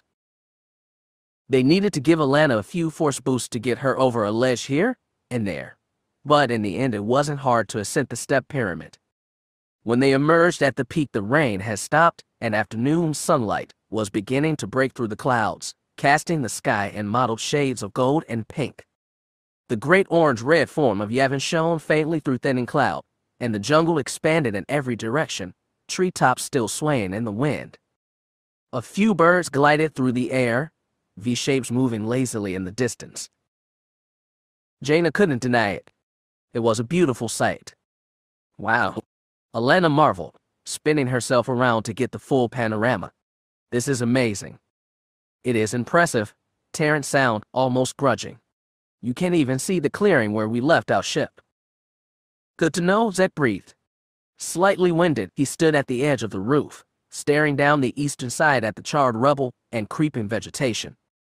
Loie tipped his head to the sky and gave a proud roar. Tenoka smiled, and Jaina did too, against herself. I would come here every morning, Tenoka said, putting her arm around Alana. I would get up an hour before dawn and exercise in the jungle, then scale to the top of the temple to greet the dawn. Alana made that pouty face again. Is that why you always try to get me up early? A habit made early is a habit for life. And I have missed this place. Spending too much time on Hapes has been softening. I don't think you're going soft, Tenoka. Zek grinned at her, then said to Jaina, she still gets up an hour before dawn, you know. The Fountain Palace still has plenty of walls to scale and ledges to climb. And she never takes the same route twice, Taryn added. It's a nightmare for her security detail. And she always tries to get me to join her, Alana whimpered. Jaina fixed Tenoka with a tight smile, and her friend returned it.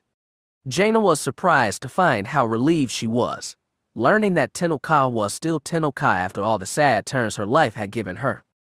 Some people, thankfully, never changed. Jaina stepped careful to the eastern ledge and stood beside Zek. She said, a long way down, isn't it? That it is, Zek said. Shame about the temple, but in a way it just shows how amazing this place is. 5,000 years old, and it takes an extragalactic invasion to finally put a dent in it. Yep, those Sith engineers could work wonders. Well, I give credit where it's due, Zek shrugged. He said in lowered voice, You've been pretty quiet this whole time. Jaina glanced at Taran, then at Zek. I'm fine. It's just been a long time. I know, Zek said, but it's not all gone, is it? You and me, Tenoka, Loie, together again? It's nice, Jaina admitted, but they both knew who was missing. A memory came back to her, vague and distant. She remembered standing on a cliffside and seeing these temple peaks from a far distance. Jacen had been with her, and Anakin too. The bittersweet thought made something well up in her throat. Her eyes became unexpectedly moist. At that point, Terrence sidled along Zek's other flank. Instead of interjecting, she took you a pair of macro binoculars and brought them to her eyes. She scanned the horizon and said, I see another temple that looks very intact.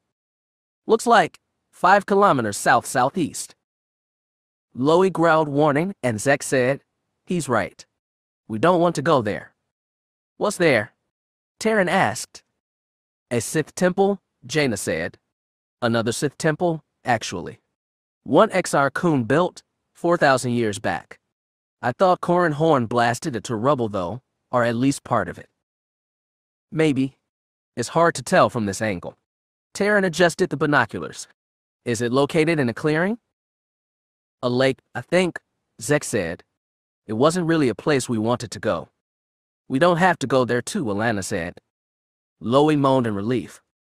But what about that other temple, the Blue Leaf Temple? Did you guys use that? Master Skywalker did use it as an additional training area, Tenoka confirmed. We could visit that too, if you like. I don't see why not, Zek said. We did come all this way, didn't we? Fact, Tenoka patted her daughter's shoulder. Come. It's going to take a bit more effort to get down safely. I'm ready for anything, Alana said with a youthful confidence that made everyone, even Jaina, crack a smile. Before they could start down, they heard a loud noise from somewhere within the temple. It sounded like cracking stone. What was that? Zek said, suddenly alert. Loie moaned something, and Tenoka nodded in agreement. Some crumbling structure, I expect. We should be cautious. As they moved again through the dark halls of the temple, Jaina felt a chill go through her body. She looked around at the others. Zek, Loie, and Tenoka were all extra alert, and she felt a nervousness emanating from all of them. Do you feel that? She spoke aloud. I feel something, Zek muttered, and Loie grunted in agreement.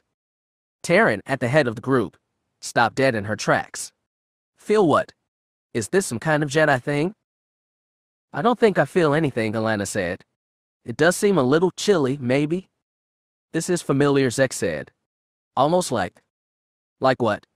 Jaina asked, because she didn't want to be the one to say it. She hadn't felt this in the Force for almost 20 years, but she remembered it in her nightmares. Voxen, said Tenoka. It can't be Voxen. Jaina snapped. We killed their queen. Anakin died so we could kill their queen. And how could they be here, on Yavin? The Yuuz Hanvong are gone. Nobody's even seen them in over a decade. It's not possible. We need to get out of this place fast, Taran snapped. We'll call the fighters in orbit and have them pick us up. There's not room for all 6 of us in middles, Zek told his wife. Let's just stay calm and get back to the shuttle. It can't be Voxen, Jaina repeated. Something else maybe, but not Voxen. Oh, Jaina, Tenoka breathed. I'm so sorry. Jaina spun to look at her friend, but as soon as she turned, they heard the skittering of claws on stone. Taran spun her light beam to face the noise, and motion flashed out of the darkness, scampering legs, white teeth, glowing gold eyes. It lunged forward, and in the cramped space of the hall there was no room to hide. Tenoka grabbed her daughter with the Force and hurled her against the floor. Taran fired vainly, laser blasts leaving pitiful scorch marks on his armored hide. Zek, Jaina, and Loie ignited their lightsabers, even as they tried to dodge the creature. Loie let out a yelp of pain as the Voxen threw him to the ground. As the creature whipped past them, Jaina stabbed outward with her lightsaber, jabbing the animal in the side. It let out a horrible scream and whipped its tail back and forth, knocking Zek to the ground. In the cramped space of the hallway, there was no room for it to spin around, so instead of turning to attack Jaina, it kept barreling down the hall. It turned with the corner and kept moving, leaving its victims in its wake. "Report," Taryn snapped, staggering for her husband. "We're all right," Tenno Ka said, finally stepping back from Alana after shielding her with her own body. Loie let out a weak moan, and Jaina crouched low to inspect his wounds. She felt warm blood on his fur, and in the light of the glow lamp saw red streaks across his side. Loie groaned again, trying to tell her the wounds weren't too bad, but his eyes were going unfocused. Jaina's mind tried to race back 20 years to that horrible world ship over Mirkor, where they had fought the Voxen, and doing so lost almost half a team of promising young Jedi Knights, including her younger brother Anakin and, in some sadder way, her older one too. She remembered the Voxen's acidic saliva and their poison-tipped tails, and tried to remember if their claws were poisoned too. Taryn was already on the comm to the Middles in orbit, calling for help. Zek, dazed and bruised but apparently okay, shambled over to Loie and pulled some Bacta bandages from his pack. "Oh, this doesn't really work for a Wookiee." Zek shook his head as he tried to attach the bandages to Loie's furry hide. Their friend was moaning weakly still, but his breath was getting slower. Jaina put her small hand in his paw and squeezed it as tight as she could, willing him to hold on until help came. "We need to get out of here," Tenno Ka said, helping Alana to her feet. "It'll be too hard to get the Wookiee out." Taryn checked the power cells on her blaster rifle. "We are not leaving him behind," Jaina snapped. "It will be too hard to take him out the main entrance," Taryn said coldly. "We need to take him back up top." "That's the way Voxen went," Zek reminded her. "Or we tried to find a hole in the east face." Jaina tried to calm herself. "That would be the easiest." "Agreed," Tenno Ka said, and clasped her daughter's hand. "Let's go quickly, before that thing comes back." Taryn took the front of the group, with Tenno Ka and Alana behind her, advising her on which way to move through the temple's dark winding corridors. Jaina and Zek shared the burden of force levitating Lobaka, all the while reaching out with their awareness and trying to sense of the Voxen. They still felt it, that familiar, half-forgotten animal need to destroy and kill, like the dark side embodied at its most primal. Mixed in with that, she thought she felt fear, like the kind a wounded animal might, but she wasn't sure. It had always been Jacen who worked well with animals, at least until Mirkor. Tenno Ka was able to lead them down a few caved-in corridors, through which they were narrowly able to squeeze Lobaka. When they emerged onto a breach in the temple's east face, the two middle fighters were waiting for them, hovering in the air with cockpits popped open. Just as they stepped out into the open, Taryn began firing her rifle downward toward the jungle clearing around the temple. The others looked down to see the sleek black form of the Voxen racing away from the temple mouth. If Taryn's shots connected, they didn't do any good. The creature quickly disappeared in the jungle, though from its direction it seemed to be heading for the distant black pyramid of Exar Kun's temple. The thought filled Jaina with dread, but somehow she wasn't surprised. Jaina and Zek lifted Lobaka into the empty passenger seat behind the pilot seat, while Taryn got on the comlink and ordered the pilot to take him to the shuttle for immediate medical action. "They can take someone else in the other ship," Zek reminded them as the pilot awkwardly strapped the unconscious Loie into his seat. "Alana, get in the ship," Tenno Ka said firmly. The girl looked at her mother with the typical Solo stubbornness, but in the end the encounter with the Voxen had rattled her, and she nodded. Tenno Ka force lifted her daughter into the air. Alana gently waved to the others as she was set down in the middle's passenger seat. The pilot moved to strap her in, but she did it herself. Tenno Ka took Taryn's comlink and spoke directly to the pilot. "Take her back to Hapes immediately. Make no delay."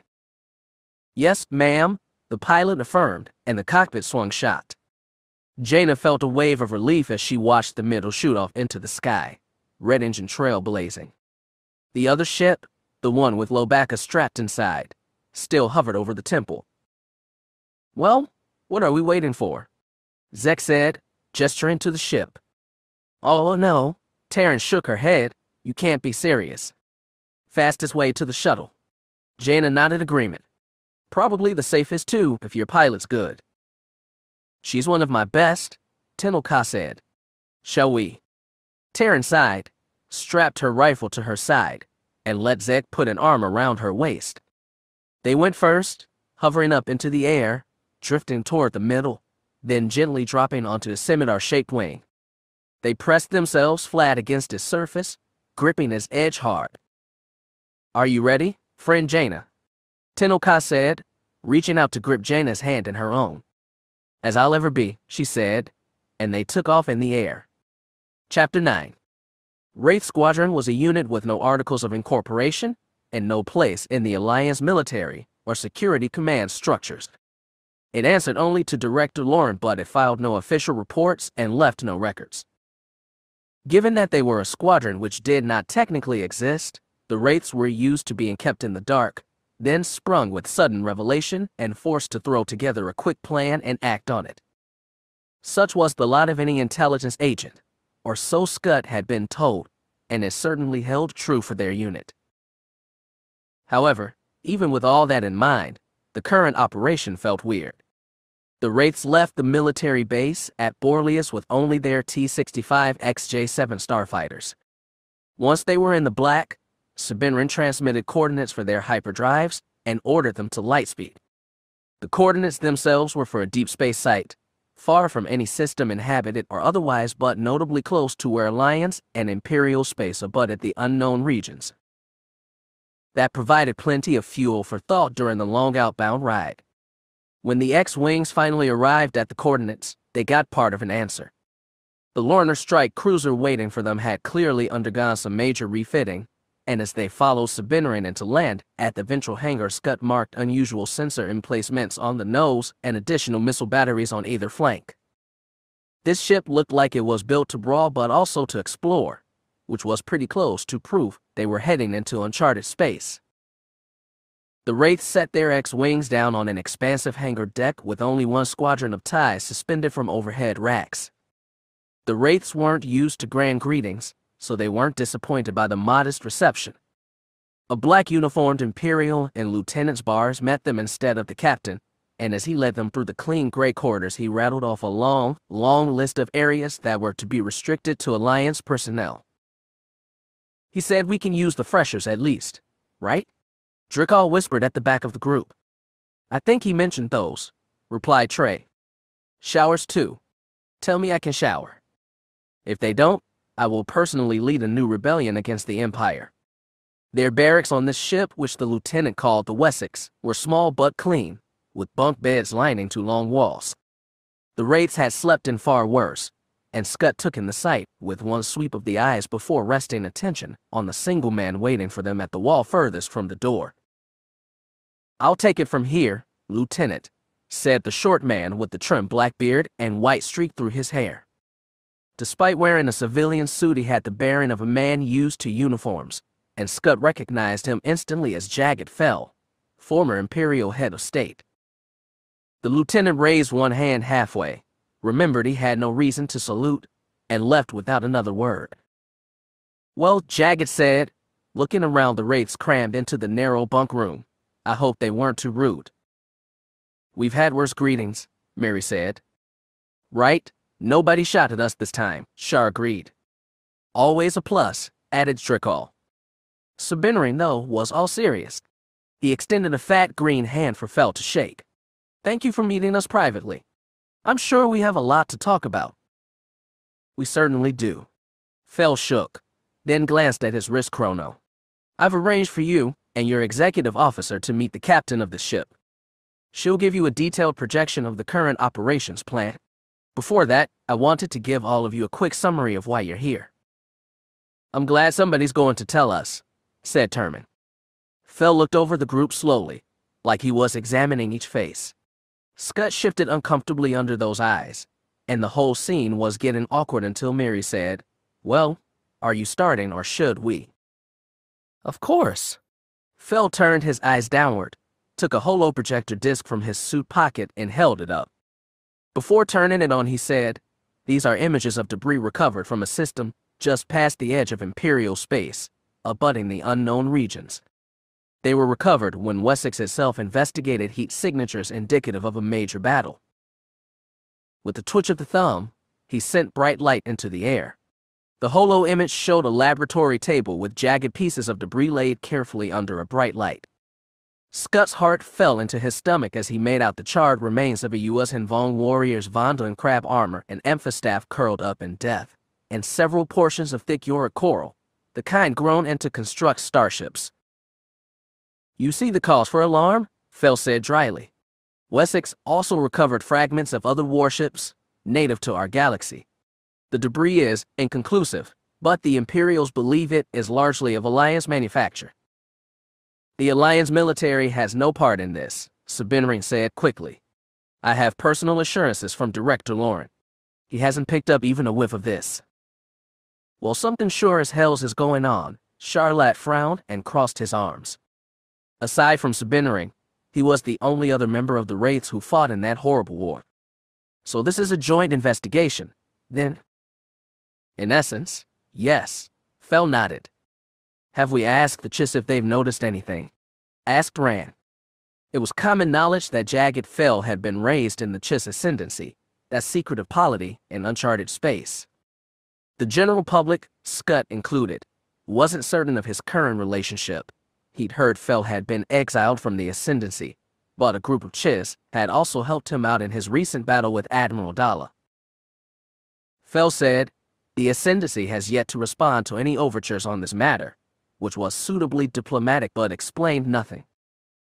"This is an Imperial Alliance cooperative mission," Sabinring said. "It was approved on the highest levels, by Windorvin and Vitor Riege. We will comply with every rule and stricture the Imperials lay on us while we're aboard Wessex. We're here to avoid another galactic war, not pick a fight with old enemies. This is the most important mission we've ever undertaken. Busting crooked Alliance admirals is child's play compared to hunting down two renegade fleets trying to restart the most deadly war in galactic history, and we're not going to let ourselves get distracted from that goal." "Understood." Sabinring's small porcine eyes passed across the group. The other pilots met his eyes, but when they swept past a few turned their own gazes on Scott. He didn't have to see it to know they were glancing at him askance, wondering what he must be feeling at this revelation. It was an internal conflict about his loyalties, and he hoped his squadmates knew that. He prayed they trusted him that much, after all they'd been through together. Instead, what seized him was something different. A sudden weight had settled on his shoulders, but he also felt lightheaded, almost dizzy with revelation. It felt like his entire strange life had been leading to this great leap into the unknown. When Sabinering's eyes met his, Scott said, "You don't have to worry about my loyalties, sir." "I wasn't," Sabinering said. Scott looked at him, trying to tell if he was being nice or truthful, but that porcine face was as unreadable as ever. Whatever the case, Scott realized Sabinering wasn't the person he should be speaking to. He turned his attention to Jagged Fell, drew in breath, and said plainly, "Mr. Fell, for the sake of disclosure, you should know that I am a U.S. Hinvong." Scott's squadmates shifted on their feet and breathed wordless surprise that he'd come out so plainly. Fell, to his credit, held Scott's eyes and didn't flinch. "I was aware your unit had a one-of-your-kind," he said, too polite to admit he'd been scanning faces and trying to puzzle out which was a disguise. Scott was wearing a homegrown Neoglyph masker now, and his face was that of a forgettable human in his early 30s. He said, "I expect you'll want me to keep his disguise when in front of the Imperial crew." "That would be wise," Fell said without apologies. He seemed less shocked than thoughtful at the revelation, something Scott appreciated. In fact, Fell even got a little smile. "This may actually work to our advantage." "I was raised by humans," Scott clarified. "I've studied U.S. Hinvong culture and especially their technology, but I can't give you an inside view." "Can you speak their language?" "Only a little." "That's still something." Fell looked to Sabinring. "I believe we should bring Mr. Vil Gorset. Or Scott.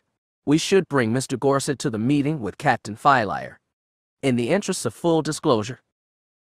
Scott felt a lot less comfortable revealing himself to an unknown Imperial captain, but he knew it wasn't his call to make. Sabinering titled his broad head thoughtfully, then nodded. If you think it will make this captain trust us more instead of less. I can't promise anything, Fel said, but I think you'll find this captain can bring her own unique view to things. Miri Antilles barely knew her cousin, once Imperial head of state but now just Mr. Jagged Fel. She did know that he'd always come off as a stuffed shirt. He'd probably get along better with Syal. She stood across the table from him in the briefing room on the strike cruiser Wessex. It was an old ship, but had clearly been heavily remodeled with all sorts of surveillance and reconnaissance devices Miri knew they'd never let her see. Its commander was standing next to Jagged, and she was definitely not what Miri had expected, a small, red-skinned Twi'lek woman with alert gold eyes and tight-pressed lips that seemed equally likely to curve into a frown or sly smile. Miri didn't like her already, but admitted that she was an interesting addition to a briefing that already included a genetically modified Gamorrean and a human-raised U.S. Hinvong. My parents adopted me when I was a small child, Scott was explaining now. I still don't know much about U.S. Hinvong culture, aside from what I've read in books. But you know about their technology, Philaire said evenly. I made a point to study it as I got older, he nodded. I've worked a little with the sample creatures still in possession of Alliance intelligence and attempted to replicate it using organic material native to our galaxy, like the masker I'm wearing. That makes you the closest thing we have to an expert, Fel said. We'll see how you can help us in the coming days. I'll do my best, Scott said, though Miri could see the doubt in his eyes. He wasn't conflicted about potentially fighting the Vong. He was scared he wouldn't be up to the responsibility that was suddenly on his shoulders. Privately on their way here, he'd told Miri he'd always wondered if a day like this would come. Philaire tapped a button on the table, and a hollow map materialized showing the Imperial border sectors and neighboring systems. She said, our current plan is to send 2 fighter reconnaissance missions into each system. At 12 fighters, that's 6 missions at a time. We'll allot 3 hours to each mission. It's going to be a very long, tedious slog, but it's important to be thorough. There's 1 million planets, moons, asteroids, and nebulae they could be hiding in. It's like looking for 1 grain of sand on a beach. Vort shook his head. We'd almost be better monitoring space for signals of another battle, then responding when necessary. We're already on the lookout, Fel said, but as of right now we haven't found anything. What makes you think they're even any place near here? Miri asked. This battle was over a week ago. They could be on the far side of the galaxy by now. Philaire shook her head.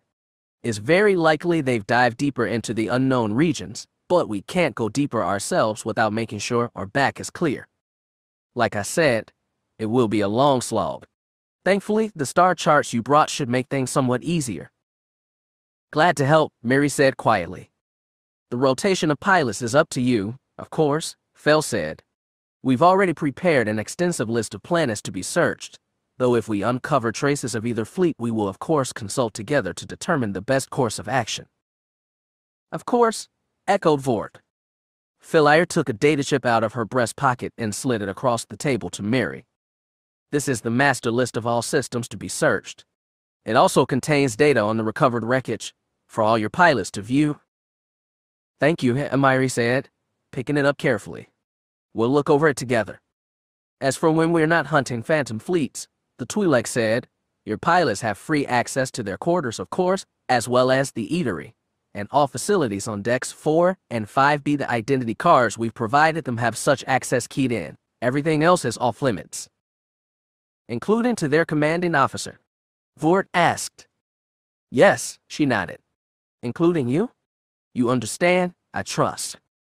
I do, said Vort. And our service weapons. Yours as well, though I hope you have no cause to use them. Neither do I. He extended a fat green hand across the table. I look forward to hunting with you, Lieutenant Colonel. The Twi'lek woman gave the Gamorrean an appraising glance, then reached out and put her small red hand in his. Likewise, Mr. Sabinering. Jag and Philaire watched them leave. When the door hissed shut behind them, she turned to him and said, a U.S. Hinvong raised by humans, a talking Gamorrean who literally escaped from the lab, and your colorful cousin. Tell me, does the head of Alliance Intelligence have a sense of humor? The Twi'lek raised by humans asks that to the human raised by Chiss. Jag reminded her. You could ask the same about Vitor Riech. Point taken. Phylire looked thoughtful.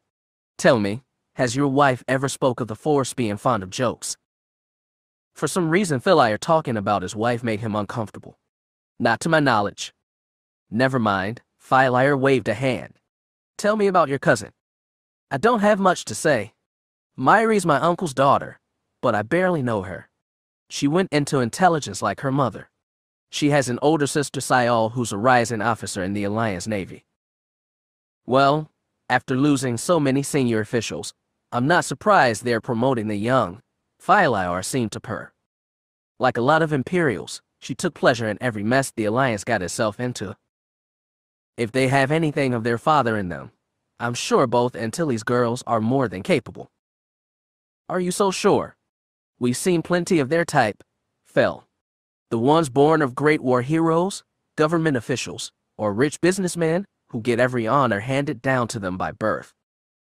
Not everyone has to be born to a slave or raised an outsider, Jag said firmly. I trust my uncle to raise his children right. Phylire favored him with a sly smile. You're a bit of a romantic, aren't you, Fel? I can't see how you charmed your Jedi princess. Jag looked away. Regardless of the professional abilities of the Antilles women, I'm sure Chief Lawrence sent us his best. My uncle used to fly with Sabinri. Yes, you said he was a product of the old warlord Singe's experiments. Not only did they give him speech, but a superior intellect as well. He was a mathematics professor for a while, but he's returned to spy work. And what about the Vol? Do you know anything else about him?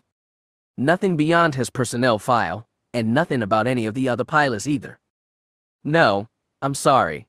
There's also the other executive officer, a human named Charlotte. I fought with him during the U.S. and Vong War. He's clever, good at schemes and propaganda. This Chief Lawrence sounds like a very creative man to make such a unit. It was originally my uncle's idea, but Lawrence creative too. And he does have a sense of humor. Well, we'll see how long this little partnership lasts. What do you mean? Jag asked. Oh, come on, Fel, Phylire said. You know it as well as I do. If there's some rogue Alliance fleet out there fighting the Vong, they're not going to let us stroll back to Bastion with proof. They'll try to silence us and keep their secret. Jag shook his head.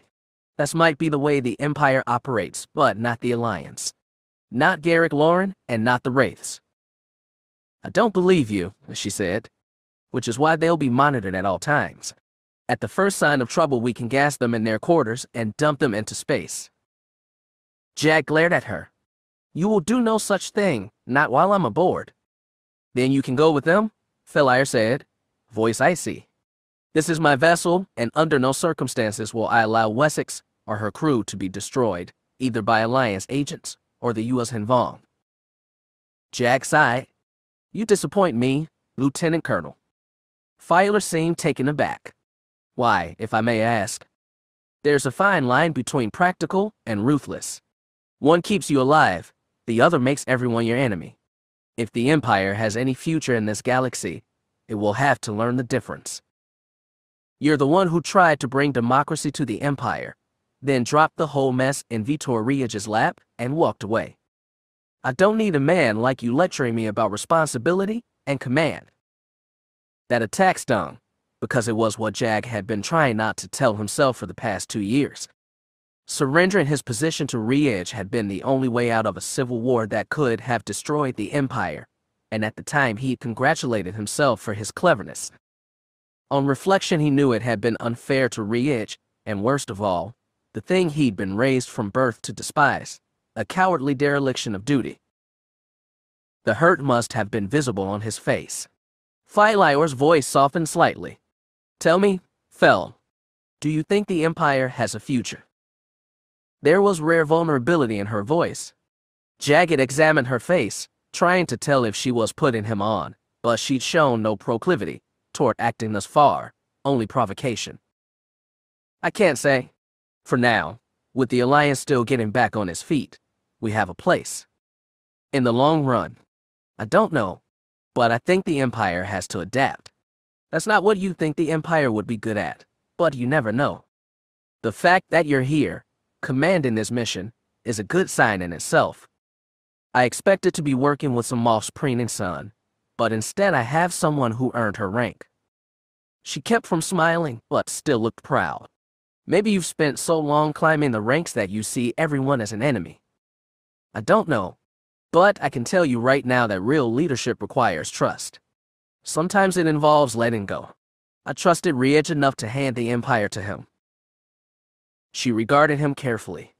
And do you trust me? Fel. At all. I'm not sure, he admitted. I'm still trying to decide. She smiled. It was a weak, honest smile. Very well. I suppose I'll have to earn it.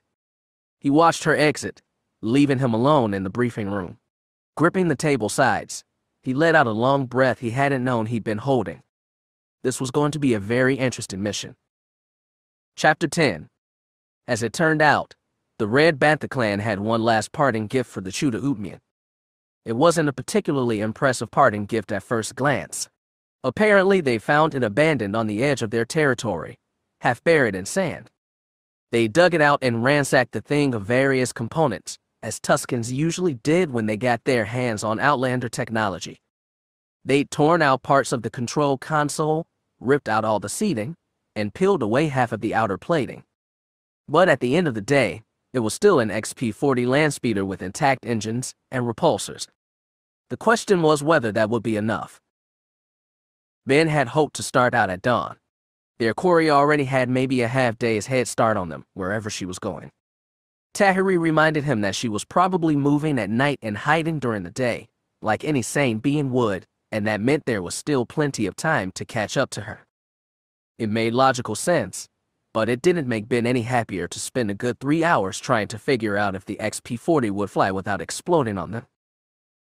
2 of the 3 engines still worked, which was a start. The repulsors looked intact, though the control systems had been cannibalized. Ben had decent technical proficiency, but he was no expert on the internal construction of Soro-Suub landspeeders, which meant a lot of time, with his upper body shoved into the tangle of wires and mechanisms beneath the landspeeder's nose trying to determine what was a flux capacitor and what was a radiator. The latter was going to be pretty important if they were going to get this thing going. So after 4 hours of fishing around inside the guts of the XP-40, he walked over to the rock outcropping where Tahiri had been alternately watching and talking with the Tusken leader. He had no idea about what. At that time, Tahiri was sitting on the rock alone, watching him approach. When he got there, he dropped himself on the stone next to her and sighed. "This is crazy," he said. "Do these people have any mechanical aptitude at all? Did they know what they were doing when they found this thing? Or did they just pull out stuff they thought looked pretty?" "Mostly the latter," Tahiri said. "Tuskens are a very traditional people. Anything of Outlander origin is considered suspect. But they still scavenge for scrap." Tahiri shrugged. "They don't like foreigners, but they also like to survive, which is never easy in the desert. It's a strange relationship, I know. They never ditch Banthas for land speeders, but they're fine with scavenging equipment or trading for Outlander guns." "That was the biggest criffing mess I've ever seen," Ben complained. "I had to completely rewire the radiator.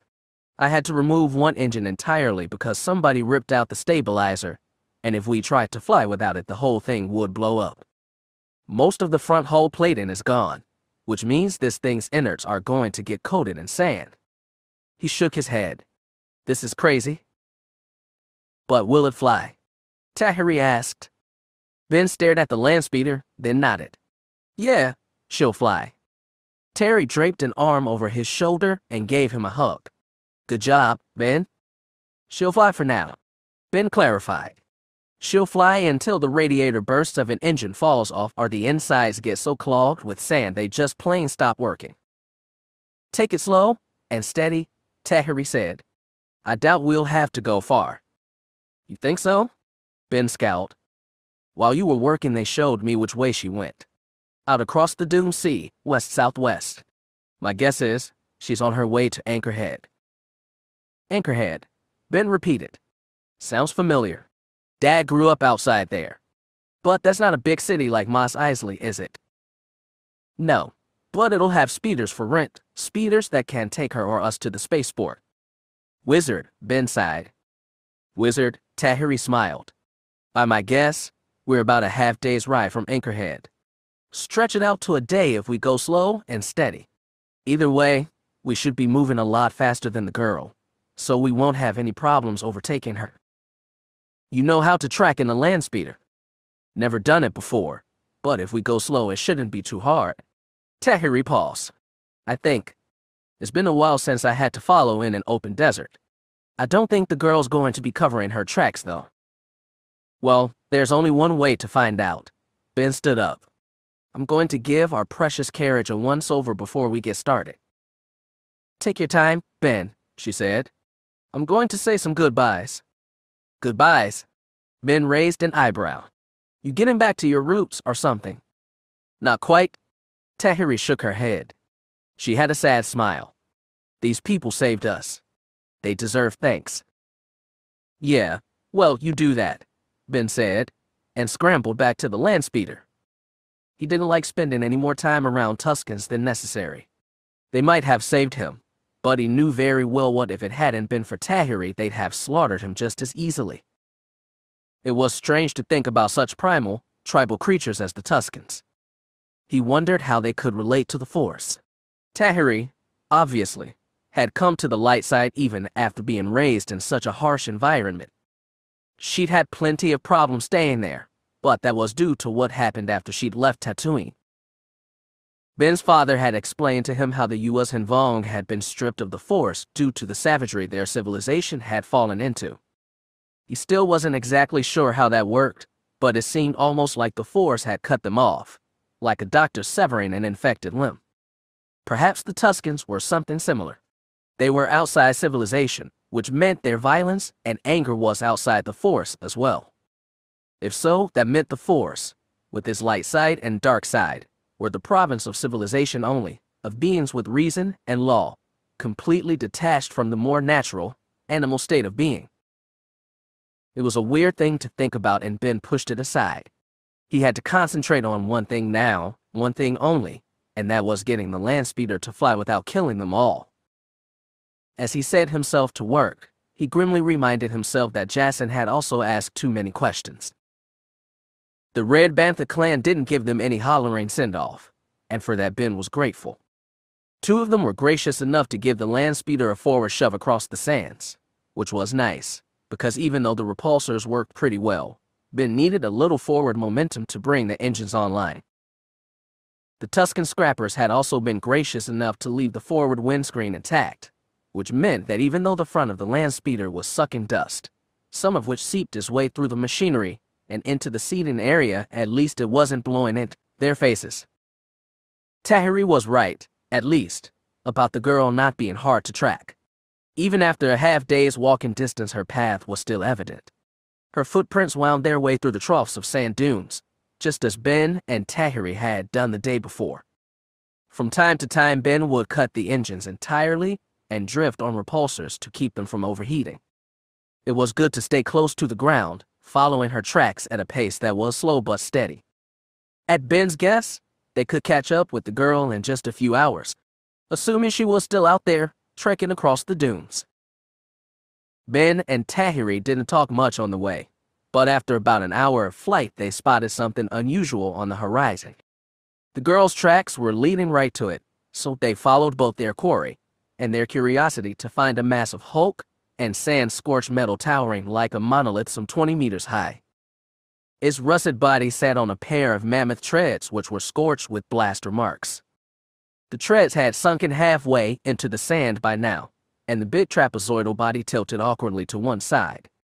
The craft's heavy hull plating had been halfway stripped off, exposing large portions of the inner body to the elements. A Yawa sandcrawler, Tahiri explained as they settled the land speeder next to its derelict hull. Looks like it's been here forever. Decades, probably. I don't feel the girl here, Ben said, stretching out with the force. I don't either, Tahiri said. I thought I saw tracks leading away. She probably just stopped here to see if she could scavenge anything. Think we should too. Ben craned his neck and tried to look inside the sandcrawler. All he could see was thin layers of sand draped across miscellaneous machinery. Tahiri shook her head. I don't know why we should, unless you really need some equipment for this thing.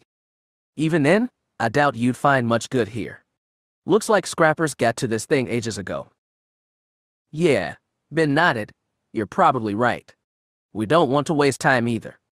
Ben kicked the land speeder into a slow lop around the sandcrawler. Sure enough, they found a second set of tracks, these ones leading back across the desert. They set themselves on the girl's trail again and kept moving. As they moved, Tahiri pointed out something on the northern horizon. In all other directions, the sky was a sharp blue, clearly demarcated from the white gold of the sand dunes. To the north, some sand-colored blur lingered on the horizon, like an ugly smudge on a painting. What is it? Ben asked, trying to keep his eyes on the tracks. Sandstorm, Tahiri breathed. They don't happen too often, but they can be nasty. We need to keep an eye on it. Ben nodded in wordless agreement and kept going. Maybe 10 minutes later, Tahiri tapped him on the shoulder and said, "Look at it now." He took his eyes off the tracks and looked back north. It was getting bigger all right, an ugly mustard-colored paw that seemed to marshal on the horizon like an approaching storm. Which, Ben grimly realized, was exactly what it was. Well, he said, what do we do now? Try and find shelter, Tahiri said. What shelter? He waved his hand at the endless dunes. Keep your eyes open, she said. We've probably got an hour before the storm hits. Lovely, Ben grimaced. Trust the Force, Ben, she said chidingly. He kept grimacing. In the end, though, it was their quarry that saved them. It was hard to spot at first, but the tracks led them straight toward some old homestead. A squat, sand-colored dome sat to one side of a broad pit. A few moisture vaporators stood like lonely, rusted sentinels around the homestead's perimeter. As they got close, it became obvious that the homestead had been abandoned for some time. Sand had crept through the open doorway of the dome, and the pit was half submerged. By that time, the sandstorm was approaching fast, and Ben could hear the distant scream of sand whipped violently by wind. They circled the homestead once, but there were no tracks leading away from it. When Ben reached out with the Force, he couldn't find her. What do we do? Ben asked. This place is a wreck. Best we're going to get, Tahiri said. There, see over there. That looks like a vehicle garage. I see it, Ben nodded. To one side of the dome, a low-set metal shack. He gave the engines a kick that sent them sliding across the sands, right toward his open mouth. He slowed down the repulsors as the land speeder entered the garage, then killed them entirely. It was a big space, dark, with enough room to hold 2 or 3 speeders, though their XP-40 was the only one there now. If we can close this door, we should be safe, Ben said as he hopped out of the cockpit. The garage door had retracted upward, into the ceiling, but all it took was a tug from the Force to bring it sliding back down again. It closed with minimal protest and settled tightly against the threshold, effectively sealing them off from the sandstorm that began to pound against their door. Well, Ben said, that was easy. Not surprising, Tahiri said. Look at this place. Barely any sand. She gestured to the metal floor, the tool sheds, the equipment bins. Everything was rusted and dusty, but no sand. This door's been closed for a while, Ben said. And these grating, Tahiri gestured to the floor. I'd bet anything there was another land speeder in here just hours ago. She stole a ship. Ben felt a surge of panic. She could be at Anchorhead now, or even Mos Eisley. How are we supposed to track her? Calm down. Let's think about this, Tahiri said. This place looks like it's been empty for decades. Whatever speeder she found is probably just as bad as ours. I'd bet she went to Anchorhead first, probably to get a better speeder. That's a big gamble, Ben said. Best we've got, Tahiri shrugged. But she's not here now, that for sure. So we have to wait out the storm, then? Ben scowled. How long do you think it'll be? I don't know. An hour or two at most. I was moving fast. Great, sighed Ben. So we have to sit around and twiddle our thumbs while she gets away. That's Pudu Tahiri. We might as well explore this place while we're stuck here. She might have left a clue or something, Tahiri said. See that door over there? They should have underground tunnels connecting the various parts of the homestead. They usually do? Assuming they haven't been filled up with sand. How long do you think this place has been abandoned? Tahiri shrugged. From the look of this equipment, decades, at least. Hard to tell in a place like Tatooine, where all the equipment's already out of date before it gets here. Still, we might as well explore. Yeah, Ben admitted. I guess we've got nothing else to do, huh? That's the spirit, she slapped him on the back. Think we'll find anything useful? Only one way to find out. Come on, let's poke around. Chapter 11. Ice Otter may have looked like a small, humble shuttle, but it was also the personal transport of the Queen Mother of Hapes, which meant it had a capable emergency medical system. 3 minutes after the middle fighter awkwardly touched down in the clearing with 4 people hanging off his wings, they had moved Lobaka inside and laid him out on a table in the main cabin. The shipboard medical droid, a small floating sphere with 2 thin arms attached, was able to quickly diagnose the wounded Jedi. To everyone's relief, there was no poison in his system, though the claw wounds on his side meant he wasn't going anywhere. Once they were sure Lobaka was stable, they fired up the shuttle's hollow net transceiver and placed a call directly to Luke Skywalker. He had left Hapes about the same time they had and could have been on Ossus or in the unknown regions, but he'd left Jaina with a special emergency encryption key that routed the message to wherever he might be. When his wavery blue holo image appeared in the shuttle's cockpit, he looked alarmed. Hello, Jaina. I see you're using my emergency code. That's right, Jaina said as she, Zek, and Tenoka crowded around the holo projector. Because this was Jedi business, Terran remained in the cabin with Loie. We've returned to Yavin 4, and we're investigating the Great Temple ruins when we were attacked by a Voxen. A Voxen? Luke gaped. Are you sure? A Voxen are very close to it, Master Skywalker, Tenoka said. It is not the sort of creature one forgets. That doesn't make sense. The Voxen clones had short lifespans, and the war's been over for almost 15 years. They should all be long dead now. I know, but this one was very alive. It wounded Loie. Luke looked grim. Is he all right? He'll recover, though he won't be going any place for a while, Jaina said. Uncle Luke, we hurt the thing and caused it to flee. It looked like it was going for Exar Kun's temple. Luke's mouth settled into a grim frown. He looked very old. Exar Kun is dead, and his spirit no longer haunts that temple.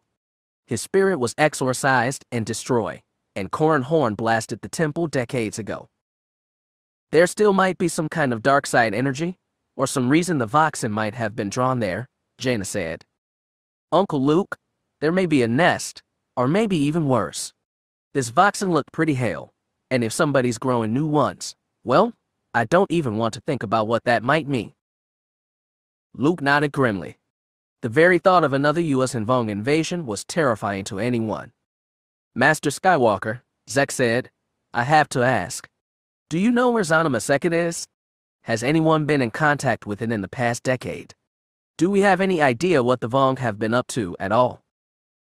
Luke's image stared at him but said nothing. Even now, it seemed, he had secrets to keep. Master Skywalker, Tenoka said, I think it would be best to make a tentative exploration of Exar Kun's temple.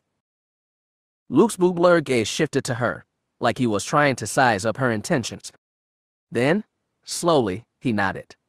Very well, as long as you proceed with extreme caution. Where is Alana?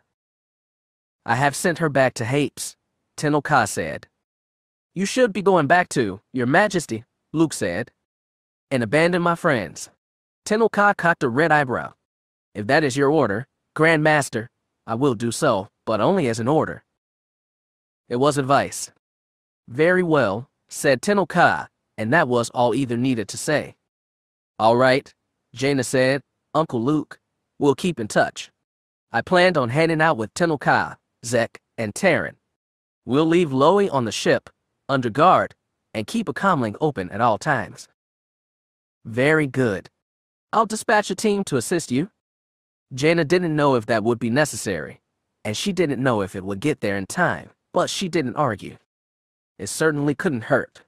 Thank you very much, Uncle Luke. His eyes scanned all three of them. May the Force be with you. And you, Master Skywalker, said Tenel Ka, and the holo flicked out. For a moment, nobody said a word. Then Zek exhaled. Did anybody else think that was weird? Master Skywalker has the right to keep secrets, Tenel Ka said. We simply have to keep faith in his judgment. I have faith, Zek insisted a little weakly. When they went back into the cabin, they found Terran already prepping their supply packs and recharging their blasters. How did you know what we'd be doing? Zek asked. I can guess. You Jedi are pretty predictable. She gave her husband a sly smile. It's fine, though. Traipsing through the jungle after some dark side monster is what I always wanted for my honeymoon. Well, it'll be just like old times, Zek said, and threw a smile back at Tenel Ka and Jaina. Neither returned it, and his own grin wilted. After that, they got to work. 15 minutes later, they marched out into the jungle. It was about an hour's walk to Exar Kun's temple, and they took it slowly and cautiously. The three Jedi reached out with the Force, tentatively seeking the same dark, cold feeling associated with the Voxen. Yet the whole time they felt nothing except for the ordinary sensations of a forest full of life. Life growing, sleeping, hunting, eating, chattering, calling, loving. In all its messiness, it achieved something like balance, and Jaina had spent so long in an artificial places like Coruscant that she forgot the natural harmony of Yavin 4's jungles. It drew her thoughts further, not just to Yavin 4's jungles, but to a place even more serene, where all the struggles of life had seemed to sing with joyous music in the Force. That place had been Xenoma Second, and if the U.S. Hanvong really had returned, she wondered what could have happened on that paradise world and what sort of shape it was in now. The very existence of Voxen implied something had gone very wrong. They went through the jungle without speaking for almost a half hour before Zek interrupted the silence. He tapped Terran on the shoulder and said, "Do you see something over there?" All three women turned to look where Zek pointed. Jaina saw no motion except for the slow sway of trees in the breeze, but something did seem odd. A patch of the forest seemed discolored, like two layers of shadows falling over each other. Terran hefted her rifle and cautiously stepped forward. Zek raised his rifle as well, and Jaina and Tenel Ka followed in their wake. As they walked, Jaina felt a cold shiver run down her spine. She saw Zek and Tenel Ka stiffen as well, and the three exchanged looks. Terran, unaware, kept going forward. As they got closer, they more clearly saw some kind of camouflage net drawn tight over a large object. The area surrounding looked trampled and burnt, as though a ship had landed here. Ship, Jaina muttered. The camo net couldn't hide what the Force was screaming to her. I could guess that, Terran said. Somebody must have parked one right in the jungle. No, Jaina said. It's ship. Zek looked alarmed. You mean the Sith ship, the one Alima Rar had? Alima and others, Jaina said grimly. The ship had originally been recovered from Zayast by Ben Skywalker after being sent there as a trial by Jacen in the days before he became Ketis. After the mad Twi'lek Alima Rar had died, the ancient semi-sentient Sith vessel had gone in search of a new owner, and as best Jaina knew, that was currently Vestera Kai, the Sith girl who had toyed with Luke and Ben for months before finally betraying them. By now, Terran was getting close to the net, and Jaina reached out with the Force to pull her back. The Happen woman spun around, shooting an angry glare at Jaina. Don't touch it, she said. It's a Sith vessel. It probably has all kinds of traps on it. She's right, Zek added. You don't want to get close to that thing. Tenel Ka scowled. What is it doing here? And how is it connected to the Voxen? Sith breeding Voxen, Zek shook his head. Not even my nightmares could come up with that. Still scowling, Terran said, correct me if I'm wrong, but aren't Voxen creatures bred by the U.S. Hanvong, Some hybrid of Vong beasts and the Vornskirs native to Mirkor. How is it even possible for the Sith to create them? The answer was obvious, but nobody wanted to say it. A Sith-Vong alliance surpassed everyone's nightmares. Jaina took a deep breath and said, "Come on, let's get to the temple right away." "You sure you don't want to wait for backup?" Zek asked. Jaina looked at the blackened earth beneath ship. "This thing's probably been here for less than a day. They probably came to search the temple, and if that Voxen made it back, they probably already know we're here." "We could wait here and set a trap for them," Terran said. "We're too close to that thing already." Jaina gestured to ship. "It could be warning them right now." "No, we're going to the temple to head them off." "That could be dangerous if we're outnumbered," Zek said. "Ship isn't very big. It doesn't have room for a whole legion of Sith, especially if they brought Voxen along." "No, we're going to do this, and we're going to do this now. Understand?" Jaina clenched the lightsaber in her hand. "We're going to find Vester Akai, and we're going to capture her." The name lit recognition in everyone's eyes, even Terran's. The Happen woman, finally, gave an approving nod. "All right then. We'll follow your lead." "Thank you," Jaina said crisply, then led them away from ship. It took another half-hour's walk through the jungle before they reached Exar Kun's temple, but when they did, it was clear that Corran Horn had done a job on it, all those years ago. The sleek obsidian pyramid still rose high from its square platform, in the middle of the mirror dark lake, but the perch where Exar Kun's statue once stood had been reduced to scorched rubble. The entry plaza was littered with broken stone and debris. Vines had crawled up the sides of the pyramid and crept through cracks in his face. "He doesn't look so tough," Zek said, attempting bravado. His wife seemed unimpressed as she skirted close to the water's edge. "This lake looks deep. Are we going to have to float again?" "I do not think that will be necessary," Tenno Ka said, and with long nimble strides stepped across the water. Instead of falling in, she seemed to hover atop the surface, leaving shallow ripples with every footfall. After 2 long steps, she turned around and gave the others the hint of a smile. "Stepping stones," Zek said. "Quite," Tenno Ka nodded. "They are spaced rather far apart, but you can see them if you look closely." Zek followed after her, followed by cautious Terran and finally Jaina. As they crossed the lake, Zek asked, "So did you used to go exploring here too?" "Of course," Tenno Ka said, "though I admit I never went inside the temple." "Well, there's a first time for everything," Zek said. When she reached the debris-strewn plaza around the entrance, Tenno Ka stopped to consider. "I doubt that, but the Force is full of surprises." "So," Terran said as she completed her last hop, "do any of you feel anything Sithy yet?" The 3 Jedi attuned themselves to the Force. Jaina did sense something very different from the chaotic harmony of the jungle, but she couldn't tell what. It felt dark and hungry, but without the Voxen's cold determination.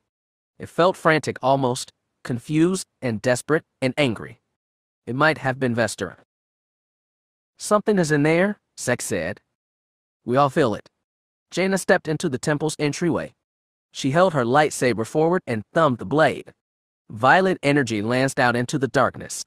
She said, "Only one way to find out what it is. Let's go." In single file, they followed her into the dark. Chapter 12. It felt strange, eerie, being in this Tatooine homestead as the sandstorm raged outside. Everywhere Ben went, he could hear the howl of wind and the battering of a million tiny sand particles against the homestead's outer shell. But in his darkened interior, he was safe. These Tatooine moisture farms had been built for such storms. It had clearly been through his share, too. As he explored the place, Ben wondered again and again how long it had been abandoned.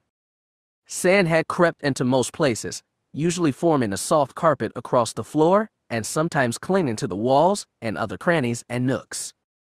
Even disregarding the sand, everything in the place seemed a mess, like somebody had torn through it before abandoning the place. It couldn't have all come from damage from sandstorms, not in the lower tunnels that mostly escaped natural damage. Again, it was hard to tell how long the place had been abandoned. Ben and Tahiri found Glorious complete with batteries that helped them explore. The dry desert air was a remarkable preservative, and when Ben stumbled into the kitchen, he found vegetables still in the cupboards, dried out to the point of being brittle white husks but still intact. He tried to get into the upper dome of the homestead. He had to climb up a stairwell coated in sand, at times dropping on all fours like he had when clambering blind up the Mos Eisley landing pad.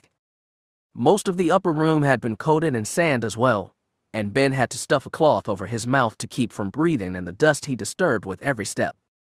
He went to the front entrance as quickly as he could and slammed the door shut, sealing the room off from the sandstorm. As he scanned the room with glory held high, Ben found more signs of struggle: a pair of overturned chairs, a table still topped with dishes, and a bowl filled with some calcified liquid. His heart skipped a beat when his light shone on the walls. Blaster marks, almost a dozen of them, scored the white plaster. Cracks run across the walls. They'd probably first been made by the blaster shots, after which they crept their way through the plaster as the years went by. Ben went down the stairs slowly and carefully. This place was growing more haunting by the minute, and he wondered what could have happened to this homestead. Tuskens presented one obvious possibility, though they didn't seem the kind to spray a dining room with blaster fire. He would have also expected them to have scavenged the hangar more thoroughly, but apparently that hadn't been the case. So who else, then? Ben supposed any kind of bandits could roam the desert, attacking helpless moisture farmer. It was yet another reminder of what a wild world this was, savage and far beyond civilization. His father often talked about Tatooine with a touch of nostalgia, like it was a quiet place where no big problems ever reached, a place a young man wanted to run from and an old man wanted to return to. So far, Ben's trip to Tatooine had been anything but peaceful. He'd been shot at, crashed his ship, almost died in the desert more than once, and was now imprisoned in this homestead full of ghosts and the memory of anonymous violence. He wandered through the tunnels again until he found his way back to the hangar. When he'd left, Tahiri had been here, investigating the equipment for anything useful, though after all these years Ben doubted there was much aside from half-drained batteries and clunky old glorids. Now she was gone. Ben opened himself to the Force, just a little, and felt her elsewhere in the complex. He sighed and sat down. A lot of equipment was strewn about on the floor: hyperspanners, batteries, manual ratchets, cans of dried-up oil. Everything you'd expect to find in a moisture farmer's garage. He sighed and inspected the XP-40, bending low to brush out some of the sand that had already nearly clogged his innards. He went over to the cockpit to see just how much dust had reached it, too, when he saw a datapad sitting in the pilot seat. He reached in and picked it up. Tahiri must have left it there, though why, he had no idea. He flicked the switch, wondering if the thing still worked after all this time. His screen flickered once, twice, then shuttered off. Ben gave the thing a hard smack with his palm, and it flickered the life again. The screen showed blue haze, like old two-dimensional screens usually did. He smacked it a second time, and suddenly he had audio. Crackly, fuzzy audio, but audio nonetheless. Wouldn't believe, really miss, and for A? The datapad buzzed. The screen was still a mess of static. Anyway, really think, good luck, Luke. Luke. That was impossible. It had to be. Ben smacked the datapad again and again. The audio conked out, but the video came on. It was still fuzzy, but he could clearly make out faces. A young man, barely older than Ben, with a thin face and dark mustache, leaned in front of the screen. He was talking enthusiastically and soundlessly. His eyes were bright. A few more heads hovered behind him, smiling, sometimes talking, either to the screen or each other. Suddenly the video winked out. The screen went blank except for the simple words, replay, return. Ben thumbed the control switch on the datapad and selected the first option. The video returned, this time with audio. Hey, Luke, how have you been? The young man with the mustache said. There was nobody behind him. He seemed to be sitting in a dorm or barracks. Bunk beds lined the wall behind him. Well, we're doing fine here on Rand Ecliptic. Still protecting and serving the galaxy, if you can believe that. It's a lot different from the Academy, though. I mean, you expect service to be different than the academy, but you're never really prepared for it. The man tried to keep smiling, but Ben could see it waver. Someone tall and thin, hair cut short, came up behind the mustached man and said, "Hey Biggs, who are you talking to?" Biggs. Biggs Darklighter, it had to be. Ben had heard about Biggs surely enough. Luke's old friend who had joined the Empire before defecting to the Rebellion. He and Luke had been reunited very briefly on Yavin 4, shortly before Biggs had died protecting Luke during the attack on the first Death Star. Ben's hands were shaking. He was suddenly short of breath. He was not just holding history in his hands, he was holding something personal and impossibly more important. "Just leaving a message for a friend back home," Biggs said. "Ooh, is it a pretty girl?" A third man said. "What was her name, Cammy?" "No, it's not her," Biggs sighed. "Sorry to disappoint, Clivian." "Never hurts to ask," the third man said. "Anyway," Biggs said to the screen, "we're all doing okay here. I know you feel like you missed out, not going to the academy and everything, but, well, maybe it wasn't a bad choice. I never thought I'd miss that old dustball you're on, but once you get into the thick of things, well, the galaxy can be a pretty complicated place. You wouldn't believe it, but I really miss Anchorhead sometimes." His face got serious as he said, "Listen, Luke, we're in for a busy couple of weeks, so I don't know when I'll get a chance to send another message." "Hey, keep it simple, Biggs," another man said. Okay, Biggs said. His tone was joking, but his eyes were serious. "Anyway, I really think you should take some time, think about whether you really want to go to the academy. Either way, I wish you good luck, Luke. I'm sure you'll make the right call." There was a bit of static. Then the video resumed. "Anyway, Luke, tell Fixer and Cammy I miss them, but all's well." "Ooh, Kaimi," one of the men, Clivian, teased. "Hey, cut it out." Biggs laughed. The other men did too. "What about your friend Luke?" another man asked. "Does he have a girl back home?" "I don't know, do you, Luke?" Biggs asked the screen. "Well, I hope you do. I hope you settle down and, well, no, I won't say that. I hope you do what you think's best. That's what we're gonna do, Luke. We're gonna do what we think's best." "Hey, Darklighter," a voice said, lightly warning. Right, Biggs waved a hand. "Just remember that. I did what I thought was best, and so should you. I'm not sure when I'll see you again, Luke, but I'm sure I will someday. Until then, keep flying straight. Biggs out." The video winked out. The screen came up again. Replay. Return. Ben put the datapad down. His hands were shaking. His breathing was fast. He stumbled over to the closest bench and sat down on its dusty surface. He held his head in his hands and breathed in, breathed out, steadying himself against the assault of so many old ghosts. He was a Jedi, and he knew how to calm himself like a Jedi should. Eventually, when his breath and head were stable, he picked up his head and looked at the datapad's blue screen, still shining dimly atop the landspeeder's hood. He walked across the room, picked it up, and switched it off. Only then did he realize that the hail of sand no longer pounded on his door. Finally, it was silent. Tahiri sat at the base of an old moisture vaporator, watching the sun set. One brilliant disk was slightly larger than the other as they both slid down toward the clear line of the horizon. The sandstorm was now just a haze in the southern distance, barely visible as the cloak of darkness fell gradually from the east. In the west, a corona of scarlet and gold hovered around the setting suns, turning the pale, blank desert landscape into a sea of deep red. Soon the suns would be gone, and sky and sand alike would plunge into utter blackness. And when the last light of day had faded, you would be able to look up and see a billion stars spangled on the night sky.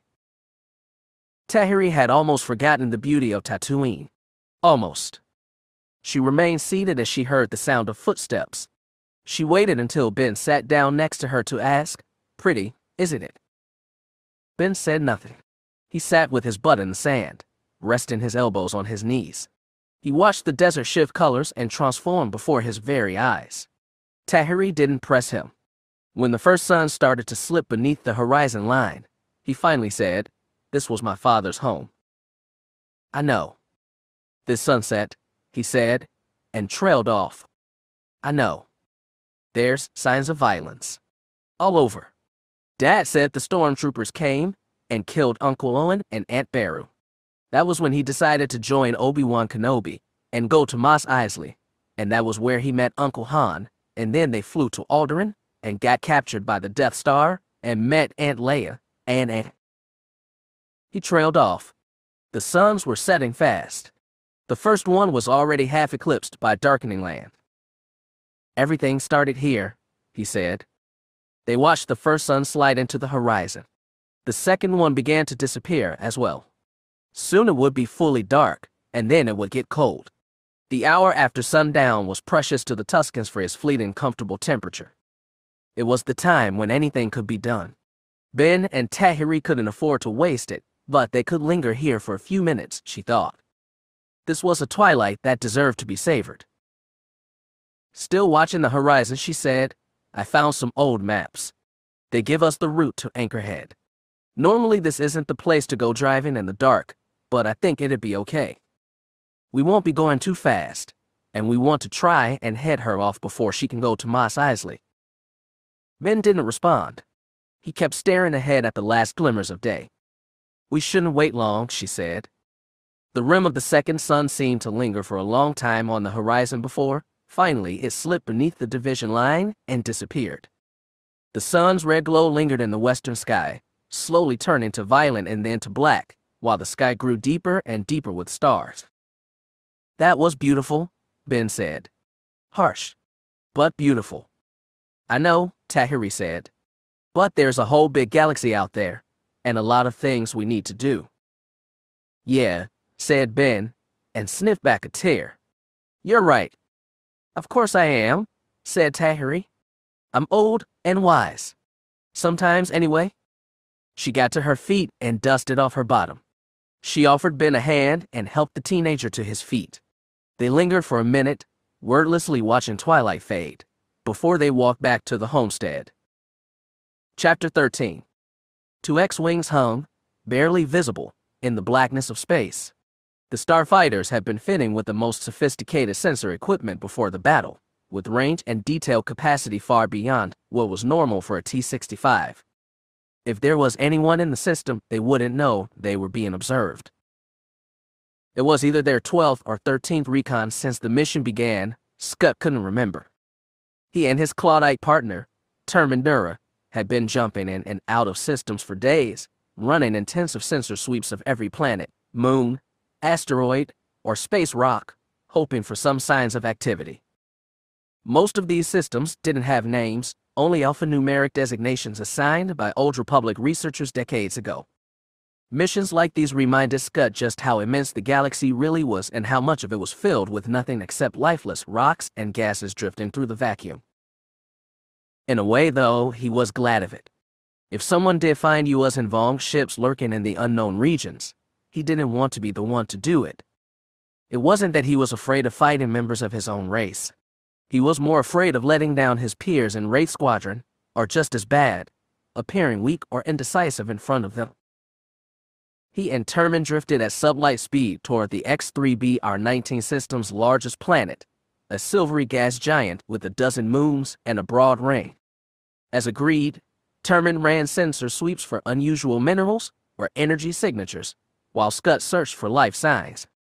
By now this was such a routine that Scott barely paid attention to the readouts. Nothing, and a whole lot more nothing.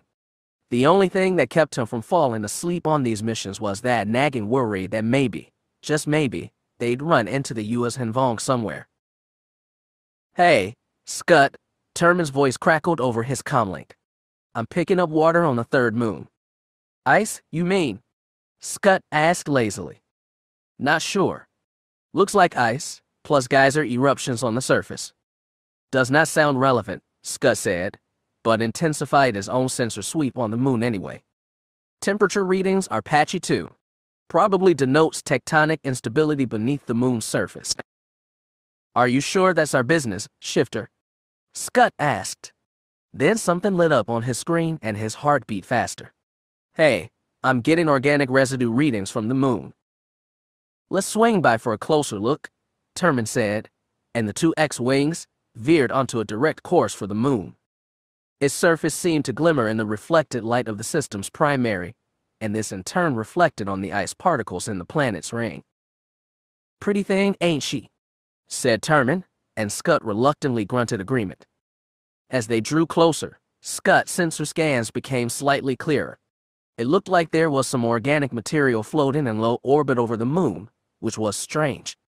He felt sweat prickle underneath his helmet, and his heart beat even faster in his chest. Might have something, he said. Follow my lead. Let's check it out. Terman sent his affirmative, and Scott plunged closer to the moon. He could see nothing with his naked eye, but the sensors were pointing out small chunks of organic material drifting in orbit. He followed where the sensors told him to go, and soon he saw tiny flecks of black drifting over the moon's icy surface. See it? Scott said. Yeah, Terman replied. What do we think it is? Debris. U.S. Hinvom debris, of course. It was the only possibility. Scott felt cold settle in his gut as he brought the X-Wing closer still. He could make out jagged, twisted shapes, the kind of wreckage you'd expect from a small space battle, except all of his readings labeled them organic. Hey, he asked Terman, anything artificial showing up on your scans? No, Terman said. Looks like this was a one-sided fight, if that is what it was. I don't know what else it could be, Scott admitted. As they drew close to the debris field, its contents became clearer still. Fried chunks of uric coral, some 2 or 3 meters long, drifted in front of his cockpit. Maybe someone got ambushed, Terman suggested. It doesn't look like a big fight. A patrol, maybe, Scott suggested. Can you pick up any residual energy signatures? Faint, maybe. It's hard to tell. Hey, you see that big chunk over there? Where? Scott scanned the debris field visually. You are right. I think I see something. Not sure what it is, though. As he flew toward it, though, he recognized the profile. It was about the same size as his X-Wing, bulbous in the rear but elongated in the front. The coral skipper's translucent cockpit casing gleamed in his nose like a polished gem. Morbid curiosity drew Scott closer. The cockpit's casing was lined with cracks, and part of its aft section looked torn away. It drifted dead in space, and Scott cut the engines on his fighter so he could drift with it.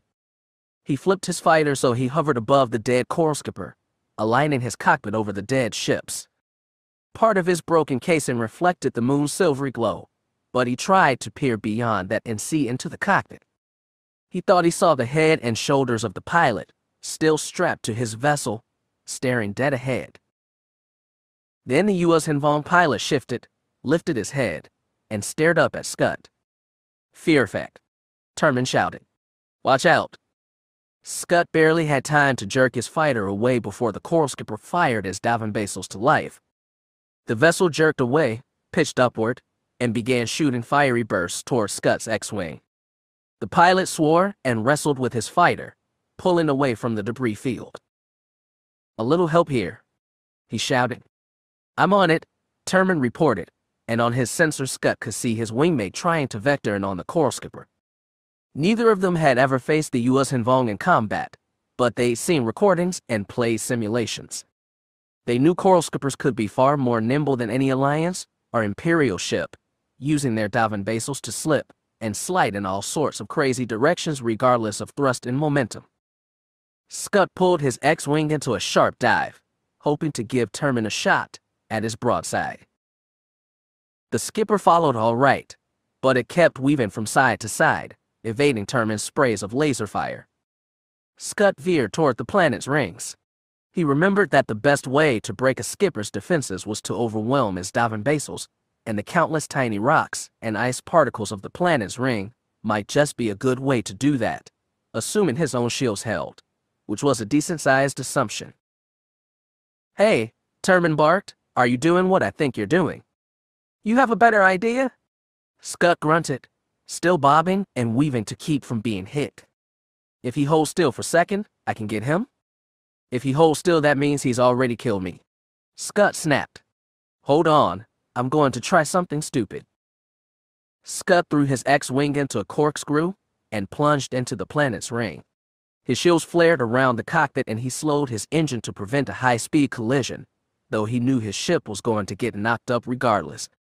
On his rear scanners, he saw the Coral Skipper, too, had slowed down and shunted his power to his forward diving vessels. Gotcha, shouted Terman, and burst of energy lanced into the skipper's aft. The vessel veered off course, tumbling through the ring. Scud pulled up out of the ring, but his alarms were still screaming. Damage to his bottom port S-foil. Damage to his upper port engine. One torpedo tube out of operation. Well, at least he still had atmosphere in his cockpit. Where is he? Squawked Terman. I lost him. Where did he go?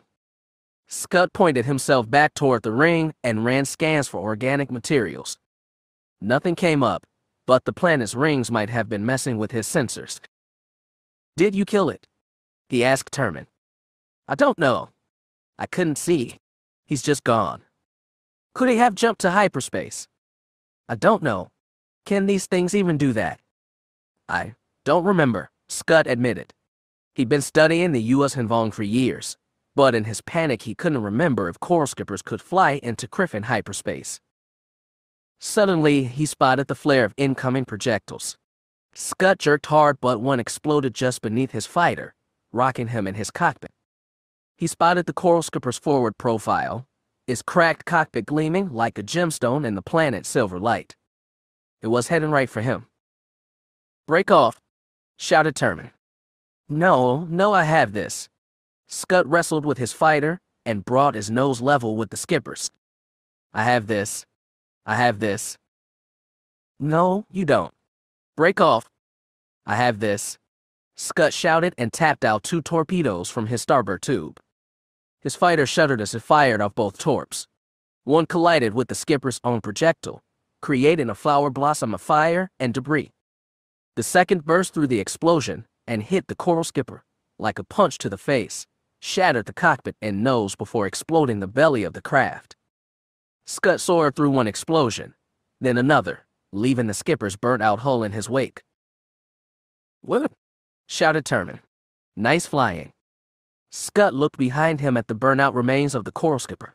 The adrenaline drained away, and the sinking feeling in his gut returned, only now it was so much worse. He was now the first Alliance pilot to score a kill against the U.S. Hanvong in 15 years. His gut told him he was far from the last. Jagged and Veila sat the briefing room on Wessex, watching a replay of the dogfight at X-3BR-19 through the onboard cameras of Terman and Scud's fighters. They sat 2 chairs apart, and sometimes Jagged glanced sideways to see the blue glow of the projection reflected on her stern red features. I'll give the Vaughn credit, Veila said. He's quite the pilot. Do you mean Scud, or his opponent? Both, she said. I think this proves his loyalty, if you were worried. Loyalty. Veila shrugged. I never doubted his loyalty to the Alliance, if that's what you mean. Well, Jack stretched in his chair. Do we have readings from the 2nd Recon team yet? They just came in. Veila pressed a switch underneath the table. The camera recordings vanished and were replaced by a hovering readout of technical data. Based on analysis from the faint residual heat from the debris, we can assume they were destroyed between 30 and 40 hours ago. Not including the one the Alliance killed, of course. It wasn't much wreckage, Jack said. Do you think some of it fell into the moon? Almost certainly. The ones still there had retrograde orbits and would have been lost within less than 10 hours. The question is how much fell into the moon compared to the amount still in orbit. It wasn't much debris. A flight of Coral Skippers, maybe on recon, probably ambushed and destroyed. That was my thought, but I think there was more to it than that, Veila said, and tapped the table again. The technical data vanished and was replaced by a diagram of the ring gas giant and his many moons. The holo zoomed in on one particular satellite. Take a look at the minerals on that moon, she said, and brought up its technical specifications. Jag nodded. Perfect for anybody who wants to refuel. Exactly? The unidentified fleet, either in part or whole, must have been gathering materiel here when a Vong recon flight spotted them. Presumably, they were able to destroy the flight before it escaped. Either way, that was only about 2 days ago. Jack stroked his beard. Well, I suppose it's a good sign that we're on the right track. Yes, and it also shows we need to proceed with extra caution, Veila said. And extra thoroughness. I'll talk with Sabinerin about stretching out recon mission to 4 hours instead of 3. We don't want to miss anything. Agreed, Veila nodded. As a Wraith, you were expected to put up with odd situations and work under informal circumstances. That had, in fact, been part of the appeal when Mary and Tilly's joined. However, she had to admit that she had not been expecting this kind of unusual circumstance. Their activities on board Wessex were restricted, of course. The Imperial cruiser was fitted with all the newest information-gathering equipment and offered a very tempting target to a squadron full of spies. They were only allowed to move about their quarters, which consisted of 2 rooms of bunk beds, the hangar area where their ships were kept, and the common mess hall. The latter 2 they had to share with the Imperial crew. It was easier to do that in a hangar. The Imperial techs were competent and professional, and most of the interactions between Wraith and support staff was of a purely technical nature. Nonetheless, many of the imps looked a little weirded out by the fact that the Wraith's chief mechanic was a 2.5-meter tall female Wookiee and preferred to interact with the human members of the squad. Sharing the mess hall was stranger. During meals, the Wraiths got in line with the imps to get their food, then gathered at a table in the corner like a clique of school kids and talked very quietly among themselves, sparing occasional over-the-shoulder glances at the tables full of imps, who in turn sneaked their own furtive looks at the Wraiths. All in all, it was not a comfortable partnership. Therefore, Myri was surprised when she came into the mess hall to see a group of Imperial pilots, half in uniform and half in black flight suits, standing around the table.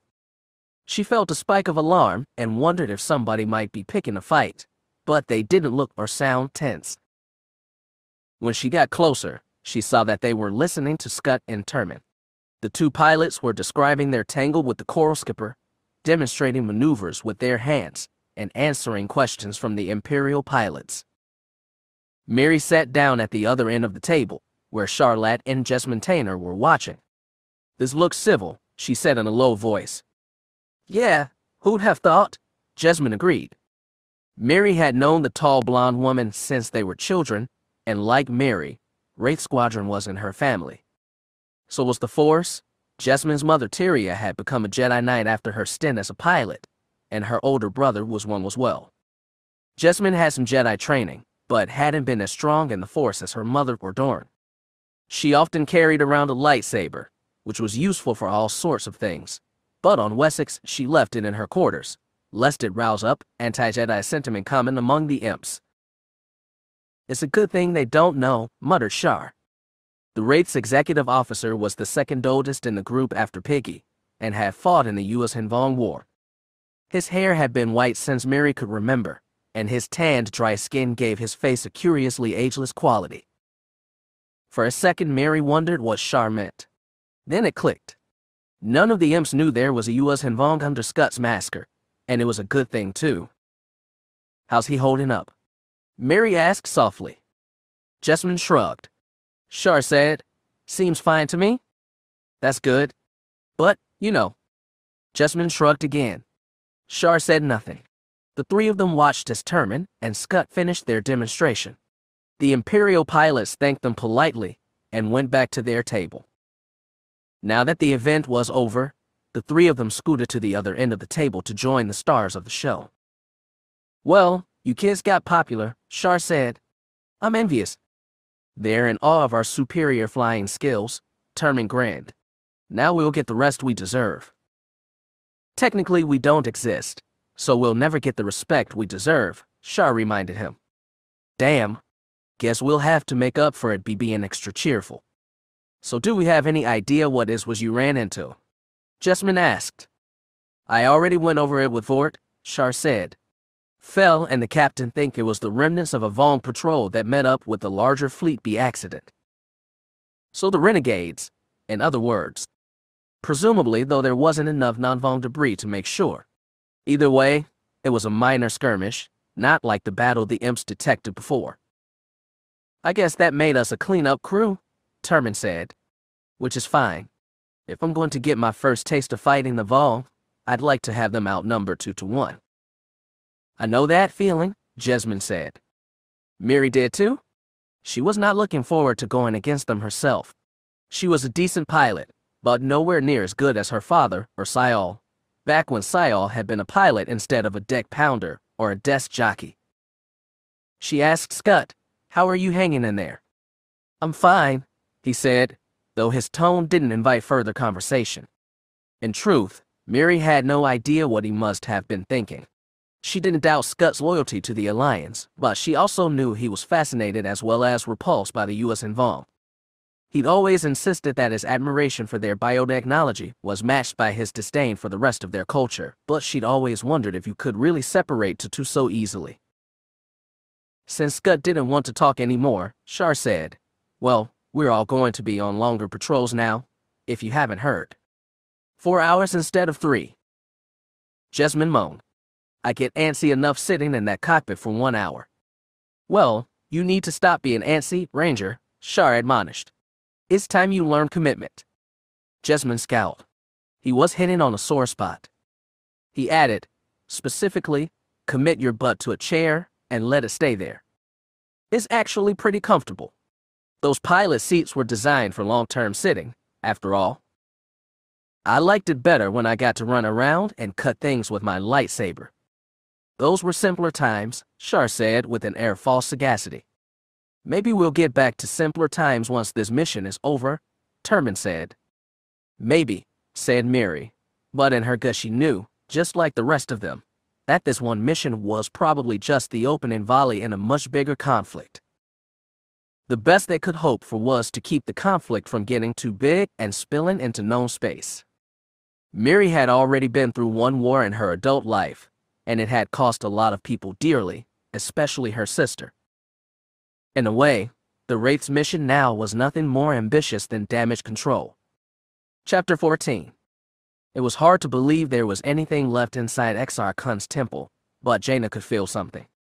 When Corran Horn had blasted the place 30 years ago, he'd done a good job of raising the temple's upper levels, but the Sith built things to last. Beyond the entry portal, they found a mess of burnt, tumbled obsidian, illuminated by pools of sunlight spilling through the cracks in the ceiling that was still mostly intact. Jaina saw a few statues, broken in pieces, staring up at her with half-ruined faces. In the time since its destruction, the temple ruins had been gradually infested by the jungle, and now tangles of creeper vine wound everywhere. There shouldn't have been anything in this dead place, but there was. I can't sense it, Zek said grimly. I can't tell what it is exactly, or where, but I can definitely sense it. Beneath us, muttered Tenel-Ka. Jaina could feel them both stretching out with the force. There must be lower layers to this place. Terran, looking slightly discomfited by her Jedi companions, had a portable scanner out. I'm searching for life signs, but I'm not getting much. Something in the temple structure is interfering with sensors. Let's see if there's a staircase or a shaft leading deeper underground, Jaina said, holding her lightsaber tight. Either way, though, I doubt we'll have to search for long. If Ship hasn't warned them, they'll probably sense our presence right now, just like we're sensing theirs. What about the Voxen? Terran asked. She pocketed her sensor array, unshouldered her rifle, and clutched it with both hands. I don't feel any, Jaina said, but I didn't feel any in the Great Temple either, not until it was too late. I feel obliged to point out that this rifle doesn't have a stun setting, Terran said, looking at the three Jedi and settling her gaze on Jaina. Jaina nodded and said nothing. She didn't want to kill Vestera not because she hoped to redeem the girl, or redeem much of anything anymore, but because something important was going on and only a live prisoner could give information. If it came to a fight for their lives, however, she wouldn't hesitate to use lethal force. And she thought bitterly, if her own brother hadn't deserved her mercy, Vestera certainly didn't. The four spread out to search the rubble. The Jedi stretched out with their feelings, trying to locate something unusual in this dark, debris-filled space. They searched for several minutes before Zek, from the far corner of the room, called them over.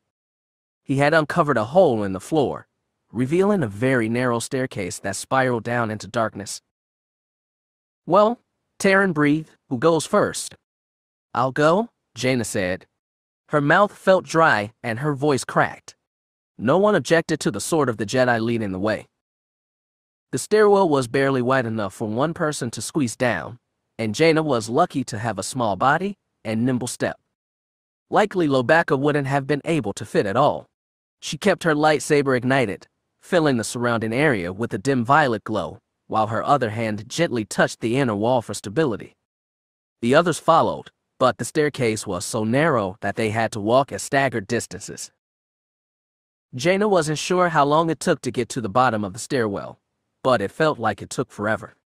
She found herself in a totally dark space, and it wasn't until Taryn came down and activated the glower mounted on her rifle that they could see the area more clearly. It was a much larger chamber than she'd expected, white on all sides, with the low vaulted ceiling supported by rows of circular pillars. A doorway sat on the far side of the room, two wooden doors torn off their hinges and lying in the dust. Old statues lined the sides of the chamber, carved from some red stone, bearing the horned features of ancient Massassi.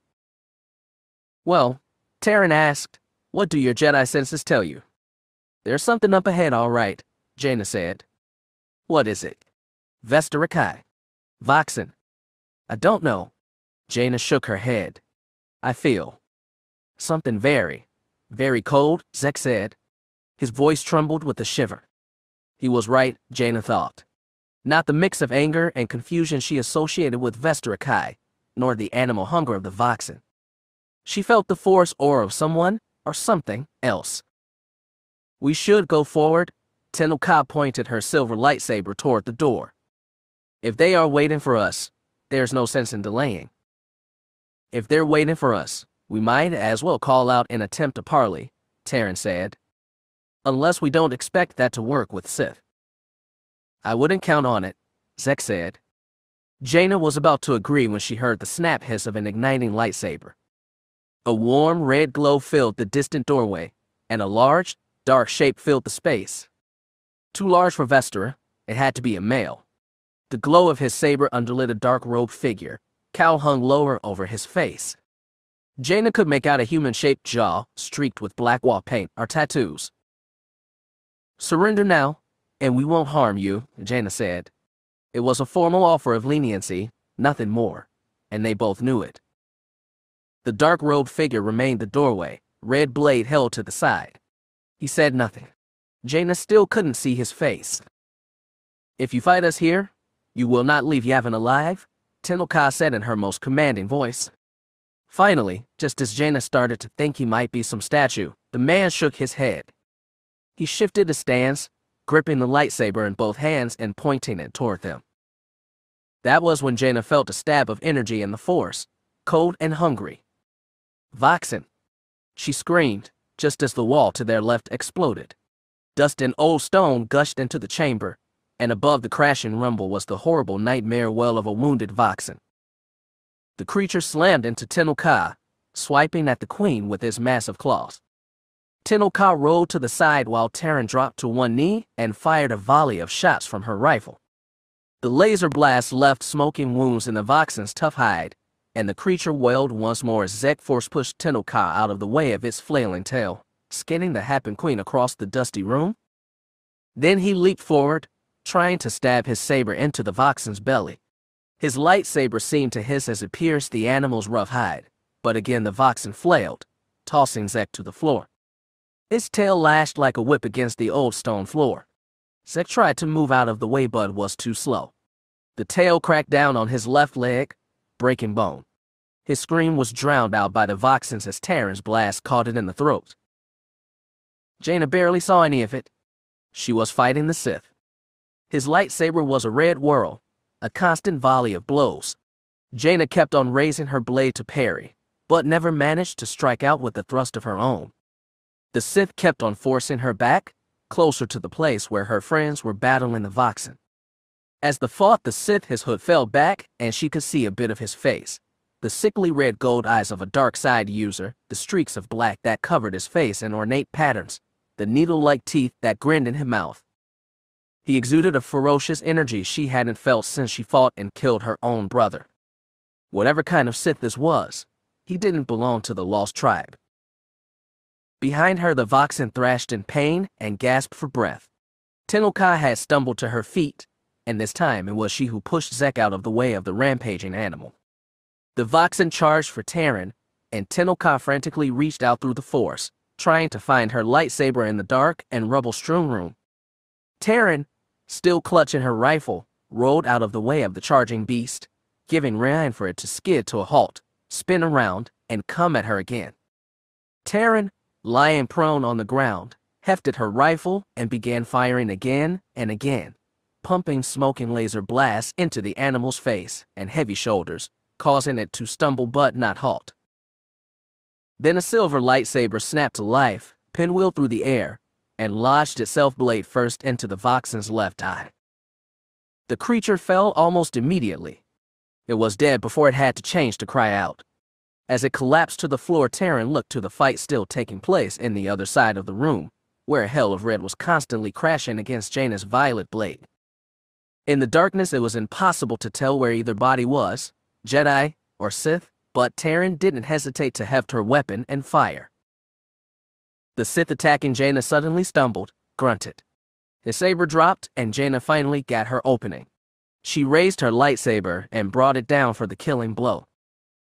Another red blade shot out to catch it. Jaina looked down, stunned at the form that had suddenly interposed itself between her and the wounded Sith. On this face there was no glowing eyes, no needle-sharp teeth, no paint or elaborate tattoos.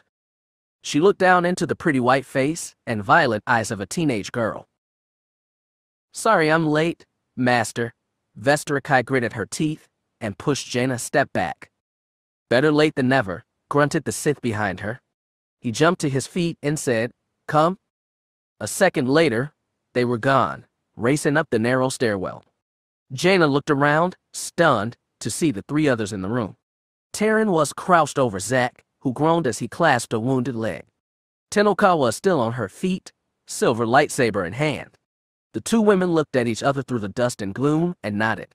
Then they turned and raced up the stairwell after their prey. Darth Vidius gave her no thanks for saving her life, but Vestra hadn't expected any either. Instead, they raced up the stairwell, through the rubble-strewn foyer of the temple, and out onto the mirror dark pool.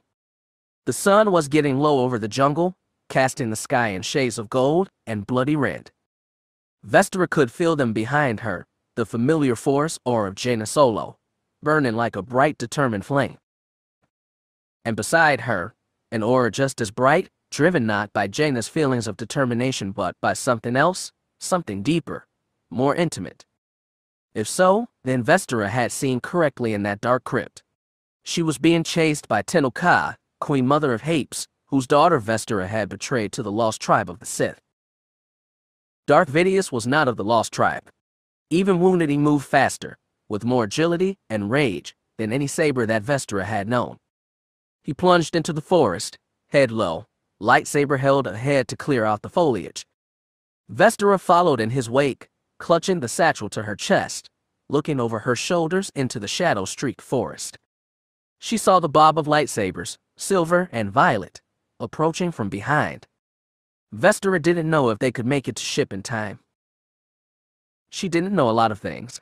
She didn't know anything about Darth Vidius, aside from the power he clearly held in the Force and the attraction he had to ship. His power had attracted her to him when he had found her and ship both hiding in orbit over the moon of Raxus Prime.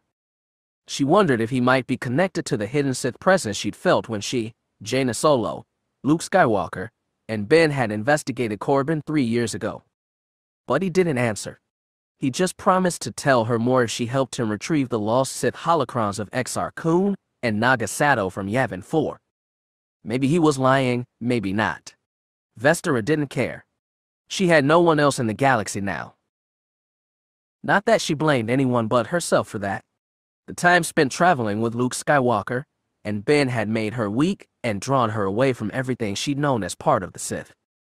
Watching father and son trade quips and loving conversation both had thrown her world into confusion, and in that confusion she'd fallen into something even worse: love. Love for Ben Skywalker, that smiling boy with the red hair and blazing blue eyes who had promised, really promised, that he could make her into a Jedi and give her the life he said she deserved all along. But that was a long time ago. Now she ran. Vestera felt ship in her mind as they grew close. It was a warm presence welcoming her to the only home she had left. She didn't know if Ship talked to Vidius, it never said, and neither did Vidius. She hoped it didn't, because if Ship would respond to Vidius' commands, she fully expected both to abandon her here to the mercy of two angry Jedi. When they got the clearing, Vidius threw a shockwave out with the Force, knocking back the camouflage tarpaulin they'd thrown over Ship. In the late afternoon light, the Sith vessel looked especially grotesque, with its panels spread out from either end like bat wings, each flanking a central pod that looked like some ever-staring blood-red eye. As they approached the entry hatch at the back of Ship, Vidius turned and shouted, "Vestera, the holocrons." Now. She obeyed without thinking. She slung the sack off her shoulder and tossed it to the Sith warrior, who held it up with one hand and cried to Ship, "We have it now. I have your masters in my hand." And lo, the hatchway opened. Was that it? Vestera sent her thoughts to Ship. You obey him, just like that. But Ship was silent. She hated it when Ship went silent. It was the only friend she had left. Vidius plunged inside, holding the sack tight to his chest. Before Vestera could follow, she heard the hum of lightsabers and spun to see both of them standing there, sweating and panting but with determination in their eyes, the sword of the Jedi and the Queen Mother of Hapes. Vestera ignited her lightsaber and held it in a high defensive position. Jaina Solo snapped, "Stand down, Vestera." Vestera heard Ship's engines hum to life. Its ancient repulsor jets shot hot air into the clearing. Ship was leaving her, just like everything else. "Stand down," Solo shouted and moved forward. Vestera lunged to intercept. She pushed Solo back on the first blow, but Tenno Ka came at her from the side. The Queen Mother only had one arm to fight with, and instead of a heavy swing she came forward with the fencer's one-handed thrust. The tip of her silver blade stabbed Vestera in the side, burning through her clothes and sending stark pain through her gut. Vestera doubled over but kept on her feet, kept clinging to her saber. The two Jedi stood there, 2 paces away from her waiting. "Stand down," Solo said again. "I'll never let you kill me." Vestera gritted her teeth, picked up her head, and glared at Solo. "Don't make us, Vestera." There was no mercy in her eyes. "That's what Jedi do, isn't it? Kill Sith." Vestera felt like her guts might spill out of her at any moment, but she still found the strength to shout over the roar of Ship's engines. "You kill all of us, even your own brother." Words thrust deeper than any saber could. With Jaina momentarily stunned, Vestera lunged at Tenno Ka, swinging with both hands to drive the one-armed queen back. She did her best to block each blow, but Vestera got close enough to rear up on one leg and deliver a thrust kick into the Queen Mother's gut. By that time, Jaina Solo had recovered and swung down on Vestera. The Sith girl pivoted, parried the blow, then ducked low and swung her lightsaber for Jaina's legs. The sword of the Jedi jumped high over it, then came down swinging. Vestera ducked, rolled through the grass, and came up close to Tenno Ka. The Queen Mother was already swinging down, but Vestera parried it with ease, then shifted her saber and stabbed for the woman's legs. Tenno Ka took a glancing blow to the calf, grunted once in pain, then stabbed down again. Vestera couldn't bring her saber up in time to deflect and took a jab to the chest, just below the left collarbone. She fell back on her haunches and raised her saber to deflect another of Tenno Ka's attacks, but she could do nothing when Jaina came in from behind and swung down on her left shoulder. Vestera screamed in white agony as Jaina's saber cleaved through muscle and bone, shearing off her left arm. Somehow, through all the pain, she still clung to her lightsaber, the only thing left for her in the world, holding it up in front of her like a pathetic shield, the only thing standing between her and annihilation at the hands of two brutal Jedi. The investor heard the hum of a third lightsaber, even above the roar of ship's engines. She pried her eyes open, and through the pain, and the streaks of blood-red sunset light she could see the black figure of Darth Sidious dancing between the two Jedi women. Lightsabers spun, clashed, sparked. She felt the ground disappear beneath her and knew she was dying. Vision blurred and faded to blackness. She felt wind, hot wind on her face, like ship taking off, though she was beyond hearing the roar of its engines, or anything at all. As much as she could feel anything, she felt surprised. Surprised at how easy it was to die, after trying so hard to stay alive and losing everything in the process. Then she felt pain again, a sharp stinging on her cheek, like the slap of a leather-gloved hand. Darkness became light, the dim light of a vessel's interior. She heard the sound of engines, now low, as though from a ship in flight. Not just any ship, of course. It was her ship. Formless light blurred to shapes. She saw the face of Darth Sidious hanging over her, smiling with those pointed teeth. He had his hood pulled back now, revealing his Devaronian horns. What happened? Vestira's words were slurred. Her lips were heavy. Had he given her some kind of drug? Was she dying? Everything around her seemed distant, dreamlike. You fought well, Vestira Kai. Sidious grinned. This is your reward. Reward. We'll see what we can do about that arm of yours, he said. But in the meantime, relax. We have a long flight ahead of us. You saved me, I thought. Did you think I would abandon a specimen as brave as you? Sidious shook his head. You give us too little credit, Vestira Kai. She felt her consciousness sliding back into whatever drug-addled sleep she'd emerged from. Who us? Soon to be, we expect, Sidious said as all things faded to black. You should make a fine addition to the one Sith. Chapter 15. On Coruscant you never saw the stars, not even if you were standing at the peak of the Mannery Mountains at the dead of night. The artificial light generated by hundreds of billions of living beings eradicated any hope of that. It was better if you went to other worlds, but in big cities you still ended up with the same problem. If you went to Coronet on Corellia, Salisdar on Bacura, or Orion on Brental IV, the city light always drowned out the stars. Even on Humble, dirty Mos Eisley, the city lights had the effect of dimming the stars, like you were viewing them through a translucent screen. Not so with Anchorhead. In Anchorhead, you could see every light in the sky. Miranda didn't have much time to stargaze. The old landspeeder she'd stolen from the abandoned homestead desperately needed a radiator replacement, and in a hole like this there weren't any mechanic shops open in the middle of the night. She tried knocking on doors, but that hadn't gotten her anything except threats of violence if she tried it again. That left her rummaging around the miscellaneous scrap of toast station. That station master told her most of the stuff was decades old and probably didn't work. Since the exact same thing could be said about her landspeeder, Miranda decided to keep searching. Unfortunately, she wasn't coming up with much now. She'd done a cursory scan already, then wandered out into the town's dusty streets in search of some open-tap cafe. She didn't need ale right now, just some stimulant to keep her fresh. She'd slept a little during the day, after reaching the abandoned homestead, but she'd only permitted herself a few hours' sleep. After that, she'd barely made it to Anchorhead before the sandstorm came and shut the whole town down, but all the time she'd been more worried about the Jedi on her tail. She didn't know they were still after her. She'd definitely managed to crash there Y-wing, but these were Jedi, after all. They didn't give up, not ever. She'd only trust they were dead if she put a blaster bolt in them herself. Miranda was coming back to Toast Station now after finding a place that sold cheap stimulant drinks.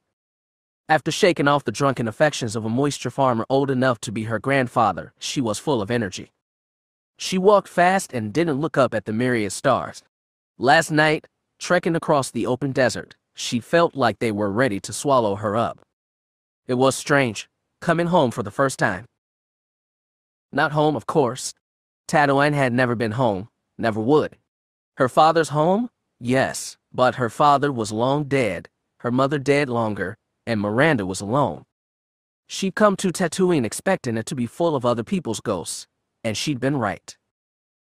Toad Station was empty this time of night except for the station master, an old Tatooinan whom Miranda now found in his chair, sleeping through the windows to his office. She walked past his office, down the hall to the garage. She flicked on the lights and went straight to the pile of scraps she'd been sorting through earlier. Like her father before her, she was a good mechanic. She had a natural feel for machinery and the vehicles that used them. She didn't have to look at each piece of equipment long to determine if it was useful or not.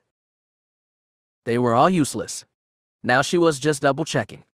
As she went through the second time, making absolutely sure, she glanced around the garage. There was her land speeder with its broken radiator. There was a newer Soro Suub model, XF something, which wouldn't have interchangeable parts. She'd seen an old T-16 airspeeder outside her and wondered if that might have what she needed. She doubted the sleepy garage manager would notice if she plundered some of his intact craft. At least, he wouldn't notice until she was well on her way to Mos Eisley, if not off-world entirely. But would a T-16 have what she needed? The airspeeder was Income, hers was Soro Suub, but it was old enough.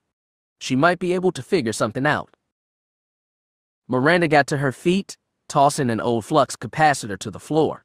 She turned for the door, patting the datapad that bulged in her vest pocket to make sure it was there.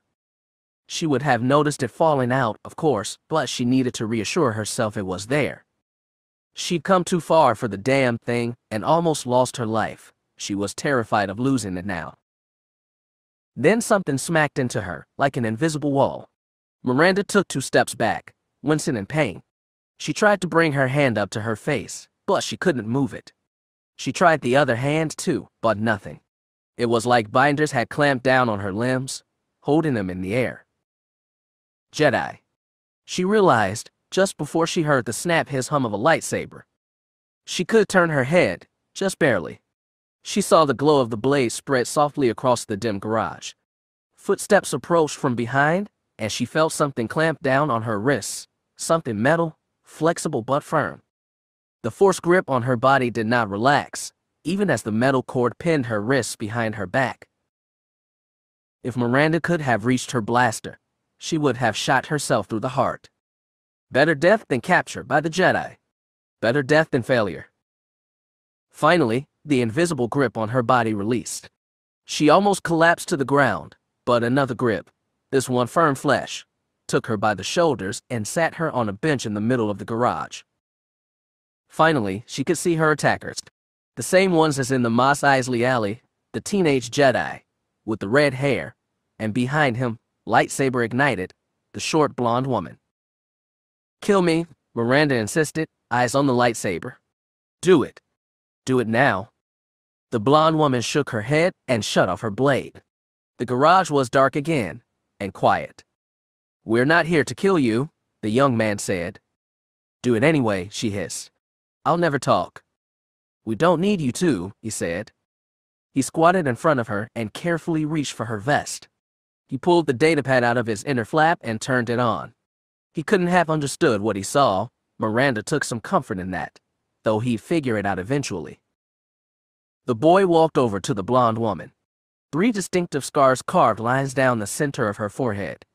She looked familiar from somewhere, though Miranda couldn't quite place her. The young man held up the datapad. "Well, this is what Trago was carrying." The woman looked at his screen. "Looks like location coordinates. Not sure for where, though. We'd have to plug it into a nav computer." "Sounds good to me. We just need to get back to Mos Eisley," the young man said and stuffed the datapad in his jacket. He turned his gaze on Miranda. "What do you think we should do with her?" "Take her with us," the woman said. "I doubt the Mos Eisley police care who killed Trago, but she belongs with them, not us." "That's it." Miranda twisted in her seat and glowered. "That's all. You're not going to interrogate me. Burn me with your fancy sabers. Use Jedi mind tricks. I don't know if you've been listening to too much of Dallas propaganda, or what," the boy said, "but Jedi don't torture, and mind tricks only work on the weak-minded. You don't seem the type." "So you're one of those peace and love Jedi," Miranda sniffed. "Sorry. I thought I was getting the Jaina Solo type. It's hard to keep track anymore. Both their faces turned to stone. The woman especially seemed grave. Then it clicked, finally. Miranda crowed, I know you. You're Tahiri Veila. You killed Admiral Pillion. She gave her best angry smile. Weren't you supposed to be executed or something? The blonde woman stared cold anger from across the room. I'm atoning. In my own way. Oh, sure, never mind the trial by jury thing. So are you Jedi, like, officially above the law now that you left Coruscant? Outside the law. It's all pretty confusing. Yes, it is. Veila stayed where she was, but the boy took a few steps closer. Not close enough. Miranda leaned forward, sharpened her predatory gaze, and tried to draw him in. So, one of you is an escaped murderer. Who's the other one? Red hair, about my age. You're not Ben Skywalker, are you? He didn't speak, but his face told enough. Oh, wow. Miranda laughed despite herself. I really was chased by two of the most famous Jedi ever. I guess I should congratulate myself on getting this far. So what, you come after me? Or did you just stumble on me? Was this some kind of Tatooine reunion trip? Were you going to check out your dad's home planet? Hey, Luke Skywalker isn't here, is he? His son scowled. No, he's not. And we were tracking Trago. Sorry, we don't even know who you are. I guess you're not important enough. Shame, Miranda sighed. She needed to get him closer still. You know, I'd have loved to meet Luke Skywalker. My dad met him a long time ago. Said he was a great guy. That piqued his interest. He took a few steps closer. Who is your father? Was, Miranda said sharply. Was my father. His name was Cole Fardreamer, and he was the deck chief on the Resilience. He died when she went down at Fondor, fighting Jaina Solo. That shook them, both of them. Fondor, where Veila had killed Admiral Pillion.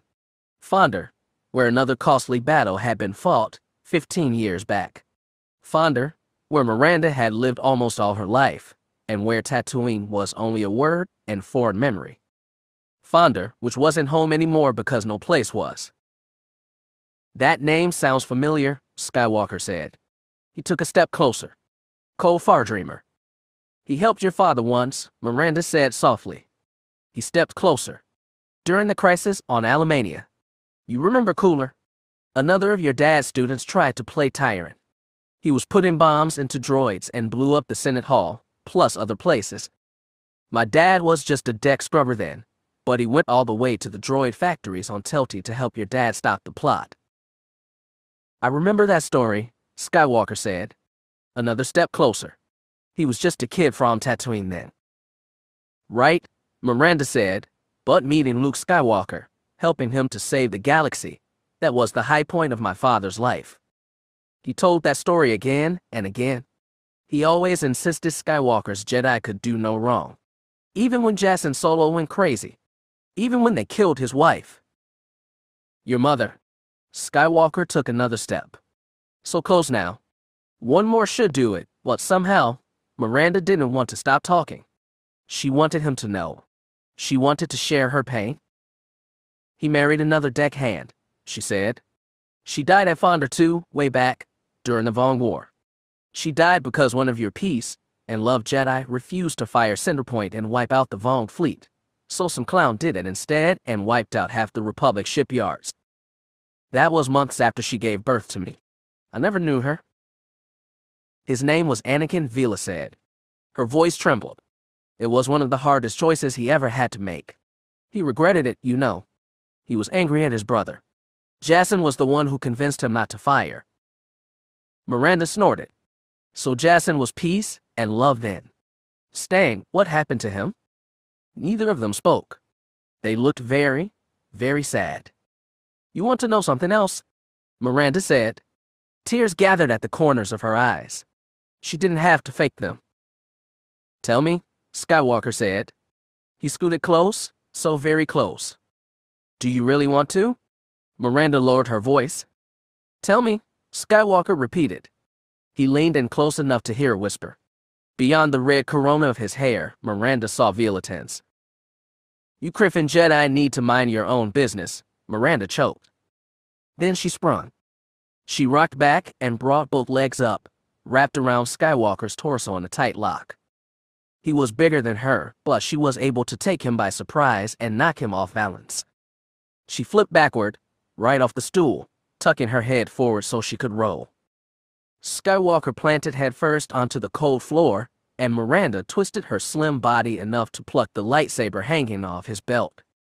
Still wrestling with him, she clasped the weapon, felt one end, then the other, and found the switch in between. She turned it on. She could barely hear the snap of her binds against the pain shooting up her arm. She screamed out loud, and so did Skywalker. Miranda kept rolling, though, forcing back the burning pain in her left side. With her right, she clutched the lightsaber, now turned off.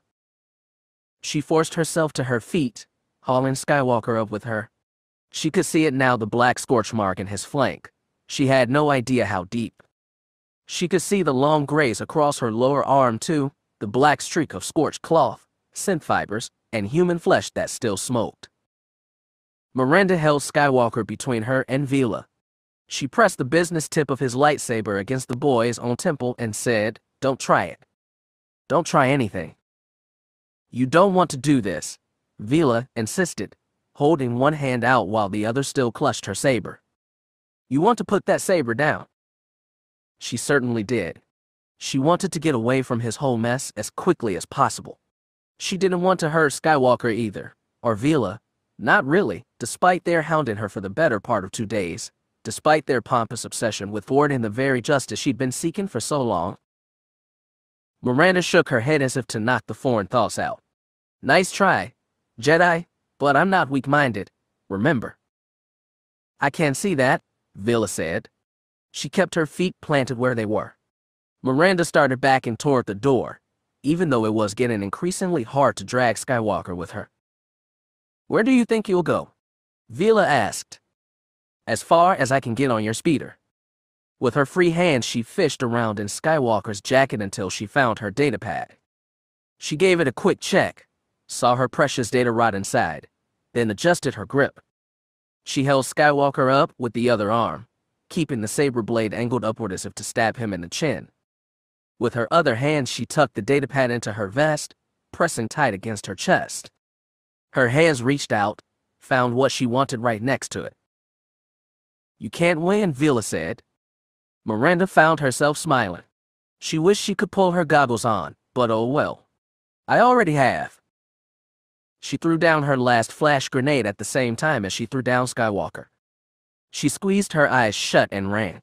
The light blinded her, the sound deafened her, and the pain of both stabbed into her skull, but her hands found the door, and she pushed. She scrambled down the hall, holding one end of the wall for purchase while the other held tight onto Skywalker's lightsaber. By the time she burst out the front door and pitched into the sand, her vision was coming back. She searched frantically in the dark until she spotted a truly miserable-looking XP-40 land speeder, halfway stripped down to scrap. Well, Miranda thought, it would do, assuming the radiator didn't burst. She raced out across the black desert and didn't look back. Sith spawn, Sith spawn, Sith spawn. Tahiri swore again and again. She was on her knees, hands sweeping across the cold garage floor. She touched the fabric of Ben's clothes and felt around his body. Arms, legs, head, chest, all intact at least. She gentle brushed his chest until she found the burnt scar where he'd been slashed by his own lightsaber. It ran down his side, across his ribcage, likely severing bones and maybe organs too, depending on how deep the wound went. Her vision was clearing. She could see the scar now, so long, so black. She could see Ben's face, pale and lax. She heard the sound of boots and looked up. Her eyes focused on the big form of the Tatooine station managers, staring at the scene in shock. "Get a med kit," Tahiri shouted. "Back to bandages, anything." Well, what the station manager jawed.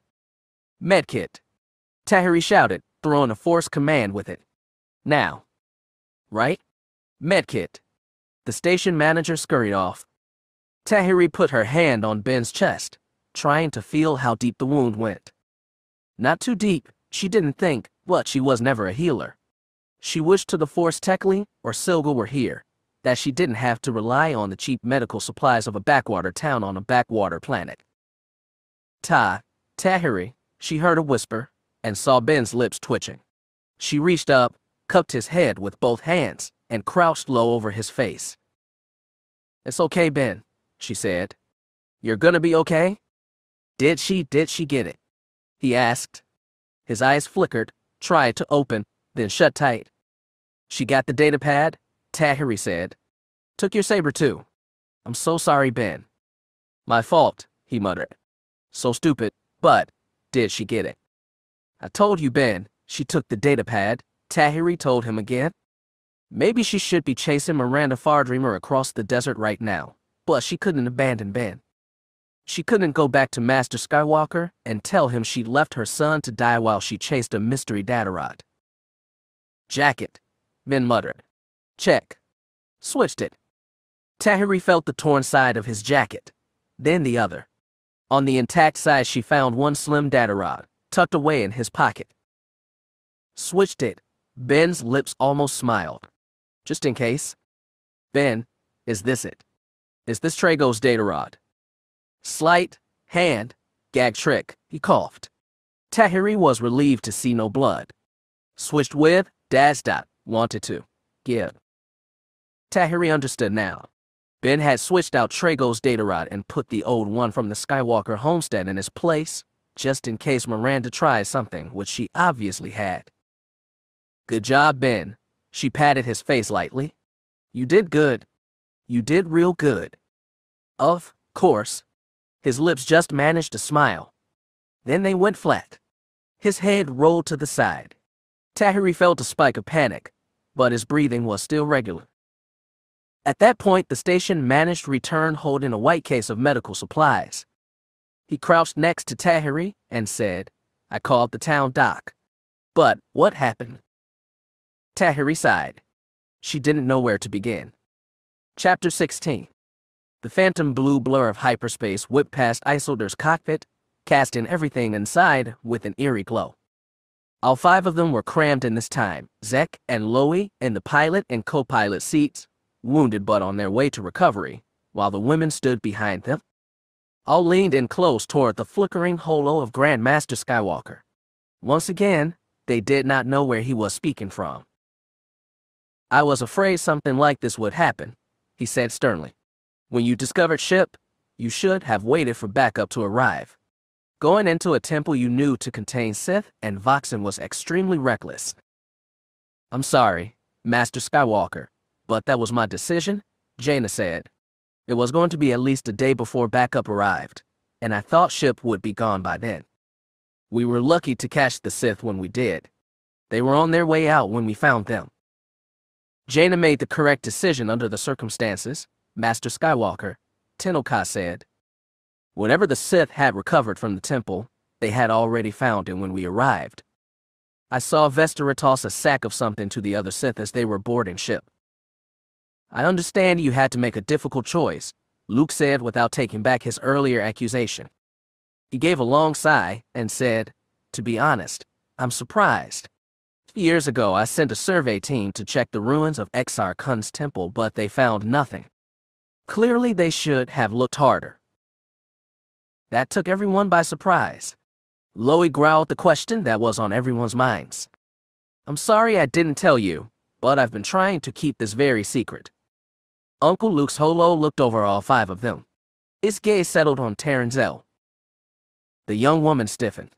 "If this is Jedi-only business, I understand." "Thank you," Luke nodded slightly.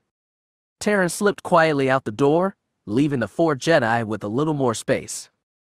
Luke looked over the group once more, then said, "Over the past 2 years, I've been sending Jedi across the galaxy to search out old Sith worlds, including Yavin 4.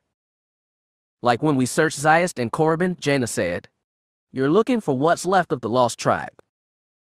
Luke shook his head. Tenoka stiffened. "If you are not looking for the lost tribe, Master Skywalker, what are you looking for?" Luke's holo-transmitted gaze seemed to stare into each of them. This is a matter of utmost confidentiality. Even the agents I have sent haven't been given the full story. Loie gave a low groan. He didn't like the sound of this, and neither did Jaina. Luke said, 3 years ago, when I fought the last incarnation of a Belith in the mall, I was severely wounded, as you know. However, I wasn't the only one engaged in that fight. I defeated a Belith with the help of a mysterious Sith who did not seem to be associated with the Lost Tribe. More Sith out there? Jaina hissed. It never ends, does it? The Sith Lord I fought alongside was extremely powerful, Luke said. After the fight, we were both too badly injured to face each other, and I had to let him limp away. But the things he said indicated he was not alone. And so you've been sending teams to find him, Zek said. It's a huge galaxy, Master Skywalker. I'm well aware of that. Up until now, it's been a useless search, even though some teams are still out hunting, Ben and Tahiri among them. So that was why they didn't come to my wedding, said Zek. The Sith spoil every party. The Sith ruin more than parties, which is why they have to be stopped, Luke said gravely. Master Skywalker, Tenno Ka spoke up. Did the existence of this Sith Lord influence your decision to withdraw the Jedi from Coruscant and the Alliance? There are many reasons, Luke said, but that was a big one, yes. Dala was wrong about many things. Loie gave a dismissive grunt. But I remember something she told me that wasn't completely false. She accused the Jedi and Sith of dragging the rest of the galaxy into their sectarian feuds, as she called them. That's poodoo, Zek said with a sneer. The Sith are the ones who want to take over the whole galaxy, and the Jedi are the only ones who can stop them. The Sith want power, power over everything. That's what being Sith means. And you're very right, Luke said. However, so was Dala, from a certain point of view, and as a wise man once said, many of our great truths depend on a certain point of view. Lobaka gave a skeptical growl. I believe I understand what Master Skywalker is saying, Tenno Ka said. The Jedi have great power, and with that power comes the responsibility to protect innocents. Many millions died when the Lost Tribe attempted to take over Coruscant. And that happened because the Jedi were away, Zek protested. A large piece of the populace sees it the other way around, Jaina said grimly. And if we were still trying to cling to the structures of the Alliance, we'd be so mucked up in politics that we wouldn't see these new Sith coming. Is that what you mean, Uncle Luke? That's a very important part, he nodded. We can focus on being Jedi now, and hunting down the Sith, on our own terms. Also, if the Sith do attempt to attack us, we're far away from the core, and can prevent many innocent lives from being caught in the crossfire. Zek crossed his arms over his chest. May I ask a question? Go ahead, Zek. Master Skywalker, why didn't you tell us of this beforehand? If hunting these new Sith is supposed to be the Order's new goal, why haven't any of us heard about it? Do you suspect a security leak inside the temple? Tenno Ka asked. Luke shook his head. No, I was simply being cautious. I also don't want to raise alarm. I trust every Jedi under my command, but if I told everyone about a resurgent Sith, eventually that news will leak out to the normal galaxy and cause chaos. So that's why I had to keep this secret from everyone, even family. He gave a soft smile. Knowing what all of you have been through over the past few years, all you've already sacrificed for the sake of the Jedi, I was hoping to give you a break and let other people take the risks. I thought your Yavin 4 trip would be a simple holiday too. I'm sorry I was wrong. I understand, Uncle Luke, Jaina said. Really, I do? Thank you. His smile faded and he seemed very old. You know, a very long time ago, I had a conversation with Mon Mothma. She asked me what I was hoping to create with my new Jedi Order, what place I wanted my Jedi to have in society. That's always been a tricky question, hasn't it? Zek sighed. I remember everybody arguing about that since the U.S. Hanvong invasion. Before that, believe me, Luke said, in the Old Republic, the Jedi served the Senate and the Chancellor, which was good as long as the Chancellor was a just ruler. But eventually the Chancellor became a Sith, and he turned the Jedi into instruments of their own destruction. Mon Mothma grew up during those dark times, and she knew things had to be different. Told me that she wanted a Jedi on every street corner. She wanted Jedi policemen and doctors and pilots, Jedi fully integrated in every facet of society. He sighed. I think she would be ashamed at what the Jedi Order has turned to now, a planet full of warrior monks who have separated themselves from the galaxy even more than the galaxy has rejected them. It was a damning self-assessment, and neither Jaina nor the others had anything to say. Luke said, I think we might have come the closest to Mon Mothma's dream after the US-Hanvong War, when I let Jedi go free to live the lives they wanted. That changed with the coming of the Swarm War, said Tenno-Ka softly. Luke nodded. I made everyone choose between their normal lives and the Order. It was a hard choice, necessary to meet a time of crisis. I don't regret it. I think it had to be done then, but I can see now that I made a Jedi Order too dependent on myself. After I was made outcast, we saw what disasters happened. Master fought Master. Good Jedi died, and millions of innocents perished. The Grand Master paused. The cockpit was silent except for the faint crackle of static from the holo emitter. Finally, he said, this will be our last crisis. After we extinguish the Sith, there will be major changes to the way the Jedi Order is run. Loie growled a question. A faint smile came to Master Skywalker's lips. You'll just have to wait and find out. The grim silence still hung in the air. Jaina asked, Uncle Luke, what about the Voxen? We still have no idea how the Sith got their hands on a US-Hanvong bioengineered monster. If there are more Sith out there, and they have more Voxen themselves. I am looking into leads on that as well, Luke said, without further elaboration. Jaina, I'm going to request that you drop your friends off at Hapes, then head to Ossus as soon as possible. Jaina stiffened. Of course, Master Skywalker. Good. Luke looked at the others. The rest of you don't need to hurry. Tenno-Ka, you should return to your daughter and your kingdom. I'm sure you have a lot of work to do keeping both of them in line. Tenno-Ka smiled faintly as always. Grandmaster Skywalker is wise. Loie, you should take your time to heal on Hapes as well. Zek, do the same, and enjoy your honeymoon while you're at it. The lanky man forced a smile. Will do, Master Skywalker. Very good. Luke said, Jaina, I will see you soon. Good luck, and may the Force be with all of you. And then his image winked out. Loie gave a long, wheezing sigh and crossed hairy arms over his chest. Zek settled back in his chair, craned his neck up, and looked at the two women. Well, after that conversation, I'm ready to relax, aren't you? Neither woman said anything. The light of hyperspace, ghostly and surreal, continued to pass them by. Jaina had little turnaround time before leaving Hapes. She stayed long enough to see Zek and Loie come out of the bacta tanks, which healed a lot of their minor scrapes and scratches. But the doctors, mildly befuddled by their big furry patient, insisted on keeping Loie overnight for observation. Meanwhile, they gave Zek a sleek metal crutch to hobble around on while his bones mended.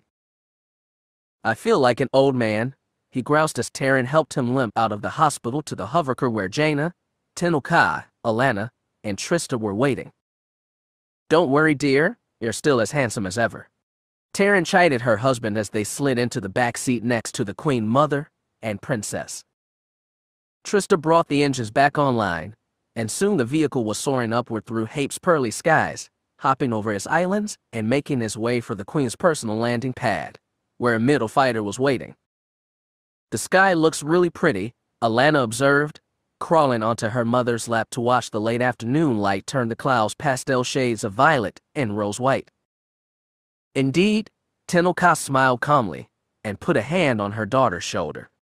Jaina, craning her neck to watch them, had to smile herself. After years of solitude and tragedy, Tenno-Ka finally had something permanent in her life. Even with the threat of renewed tragedy, her friend was smiling more than ever. It made Jaina feel glad, but she also felt a strange pang of envy. She turned away and settled in her seat, unsure of the cause. Did she envy Tenno-Ka for her daughter? Not really. The idea of having children of her own still frightened her.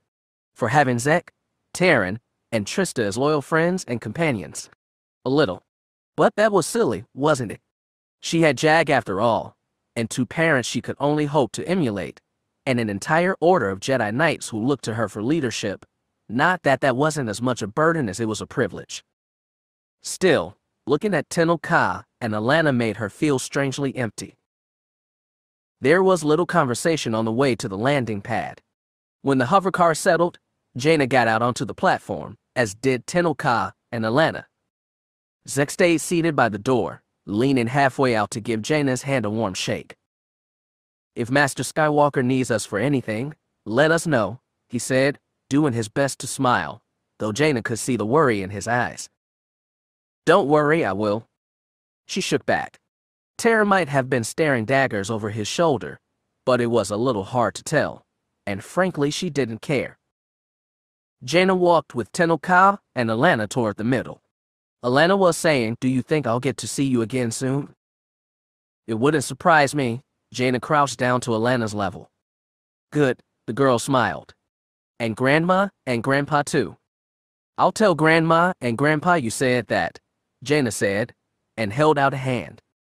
The girl put her little hand in Jaina's and gave it a shake far firmer than you'd expect from a 9-year-old girl.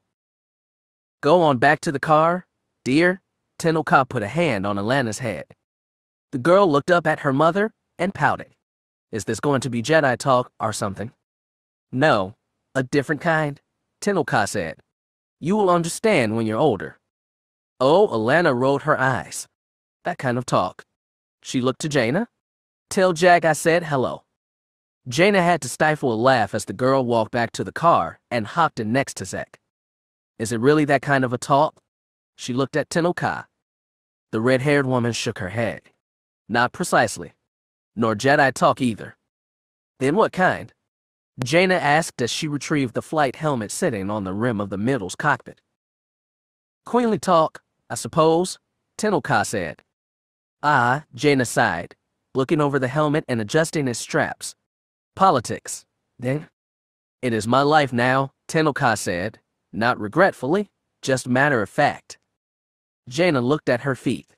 "Is this about what Uncle Luke was saying?" "He seems much older lately," Tenel Ka said. "He's been through a lot. Losing Mara, being an outcast, that fight with the Belith, and in the Monolith, there was Jacen too, Jacen more than anything, but neither of them was going to say it."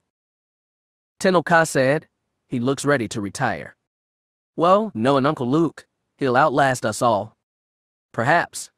Tenel Ka's gray eyes avoided Jaina's. "Tell me something. On Yavin, when we fought Vestera, you took off her arm." "Yes," Jaina stiffened. "She wasn't going to surrender. I had to incapacitate her." "For capture?" Tenel Ka asked. "Or were you ready to kill her?" "She's a very dangerous enemy who's already gotten Jedi Knights killed. I was going to do what I had to." Jaina's jaw clenched. "We were fighting to stay alive, Tenel Ka. I couldn't afford to be merciful." The girl was close to Ben at one time, wasn't she? And he's not going to face her again, period. He's still young. He's not in the emotional state to handle it.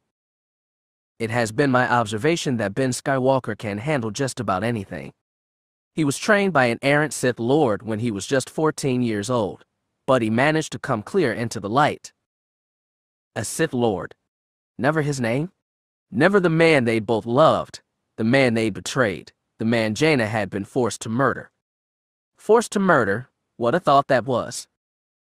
Vestera was dangerous, she always had been. She almost got Alana killed once. Jaina said, "Not that Tenel Ka would need reminding. I was going to do whatever I had to." "I understand that. You always do." There was no rebuke in Tenel Ka's voice. Jaina heard one anyway. "Your uncle has been carrying the burdens of the whole order for far too long. You don't have to follow in his footsteps." "What does this have to do with Hapes?" Jaina crossed her arms over her chest. "As your uncle said, he once made me choose between being a queen and being a Jedi. I had to choose to become a queen." "I know. I remember. But you're still a Jedi." "I am, but still, I am also a queen." She glanced over her shoulder at the hovercar. "I have worlds to protect, as well as people I care about. I am sorry, but if the Jedi call for aid, I don't think I can come again.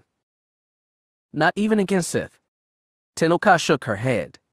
Hapes has never been friendly to Jedi. When I assumed my position as queen, most didn't think I'd last a month. But I am still here after 15 years. That's almost half my life, Jaina, and do you know why? Why? Because I rule for the benefit of my people, which sometimes means appeasing the nobles who represent them in the palace. Hosting the Jedi children as Shidu Mod is a risky enough move, and dangerous if it becomes public knowledge. To mobilize the Happen fleet on what the public will see as Jedi business would be too much. It was permissible before, when Jedi and Alliance were aligned, but that situation is gone. Tenoka, you don't have to apologize to me. Apologize, friend Jaina. Tenoka forced a smile, but her eyes remained gray and hard. I am Queen Mother of Hapes. I never apologize, only explain. Ah, sorry, I forgot. No, you didn't. Her eyes softened a little. Jaina exhaled. Well, think I can borrow Zek if we need him. That is up to Zek. Terran, you mean? I mean Terran. Her smile was genuine this time. If that's the case, he'll never leave Hapes again, Jaina smiled back. Nonsense, Tenoka said. I'm sure she'll want a second honeymoon. This one Jedi free. We put them through hell, don't we? Jaina thought of Jag and her father. It can only be the will of the Force. A joke, Tenoka. Jaina cocked an eyebrow. Perhaps, she shrugged. You should get going, my friend. Tenoka reached out and pulled Jaina into a firm hug. Jaina squeezed her friend back, and when she pulled away she thought she saw a few gleaming specks in her friend's eye. But she said nothing and waved goodbye as she climbed into the middle's cockpit and slipped on the helmet. By that time, Alana and Tenoka were standing by the side of the hovercar, watching expectantly as Jaina fired up the engines. 2 minutes later, she lifted off into the rose and violet sky. Her friends watched until she was gone. Chapter 17. The big break came with an intercepted transmission. Faster-than-light communication through space was normally an ordered thing, with every ship's comm systems automatically tracking the closest HoloNet transceiver station, which would in return relay the message to the next transceiver, until you were talking in real time with someone on the far side of the civilized galaxy. The unknown regions, of course, weren't civilized. Communication was easy for Wraith Squadron and Wessex, because every Recon X-Wing flight was automatically patched into the strike cruiser's communications computer. Wessex, in turn, was programmed to transmit to the HoloNet station at Isfandia. However, if, say, one had an entire fleet floating around the unknown regions, and one part of that fleet got separated from another, they'd have no choice but send out broadband messages that flashed out through a sector in every direction at once, because if you don't know which way to shoot your message, you had to send it every place at once and hope it stuck. That type of messaging was notoriously insecure, and worse, it were like a big beacon declaring your location for anybody within 15 parsecs. You only used that kind of message in an emergency. So when Wessex picked up an encrypted broadcast message, they knew someone was close, and someone was probably in trouble. Miri Antilles was scheduled to get in her X-Wing and fly a recon mission with Jessamine Tainer at 0600 hours, Wessex on board time. It was to be the first flight of that standardized day. She was woken quite abruptly at 0440 hours, when the comm system right above her bunk started screaming at her. Attention Miri Antilles. Attention Miri Antilles. Report to the flight deck immediately. Report to the flight deck immediately. She was down to the flight deck by 0445, groggy and confused and zipping up her flight suit as she shambled toward her X-Wing. Imperial flight crews were making last checks on her ship. She was never going to like that, or get used to it, and she almost literally ran into Jessamine, who was awkwardly trying to shove her helmet over the ponytail on her head. Any idea what the cark is going on? Miri spat as she deftly avoided Jessamine. The other woman shook her head. No idea. I just heard the alarm. We're not under attack, are we? She looked around. All the other X-Wings were sitting untouched, save hers and Jessamine's. We're not late, right? Jessamine taped her wrist chrono. Not unless mine's off too, Mary scowled and jabbed a finger at Jessam's ponytail. The other woman took a moment to realize what Mary was pointing at, then nodded, undid it, and shoved her helmet onto her head of blonde hair. Is this a prank or something? Jessamine said as they resumed walking across the flight deck. My parents said the Wraiths used to do pranks all the time. What? You think the imps have a sense of humor? Not Griffin likely. As if on cue, a figure stepped out from between their two X-wings. It was small, female, bright red, and squeezed into a black Imperial uniform. Mary was still trying to figure out which was more bizarre, that a Twi'lek woman had become a commanding officer in a notoriously racist and sexist government, or that one would want to in the first place. Veila walked up to the two pilots and looked their frumpled tired forms up and down with a perfectly condescending Imperial demeanor. We're ready to fly, Mary said defensively. I'm sure you are, Veila nodded. Do you mind telling us what's going on here? Jessamine asked, then added, Sir. Of course. Veila nodded again. We've just intercepted a broadbeam transmission. Encrypted, of course. We're working on translation, while we've pinpointed the source of the broadcast. You think it was our Phantom Fleet? Mary asked. Well, it certainly wasn't the Vong. It's up to you to investigate. You can count on us, Jessamine said, and snapped an impressively crisp salute. Mary did her best to copy it. To your ships, Veila said. We'll give you the coordinates once you're in space. After that, they scattered, Mary and Jessamine to their ships, while the Twi'lek hurried off the flight deck. Mary climbed up the ladder and into her X-wing. She looked around for her helmet, sure she'd left it somewhere in the cockpit.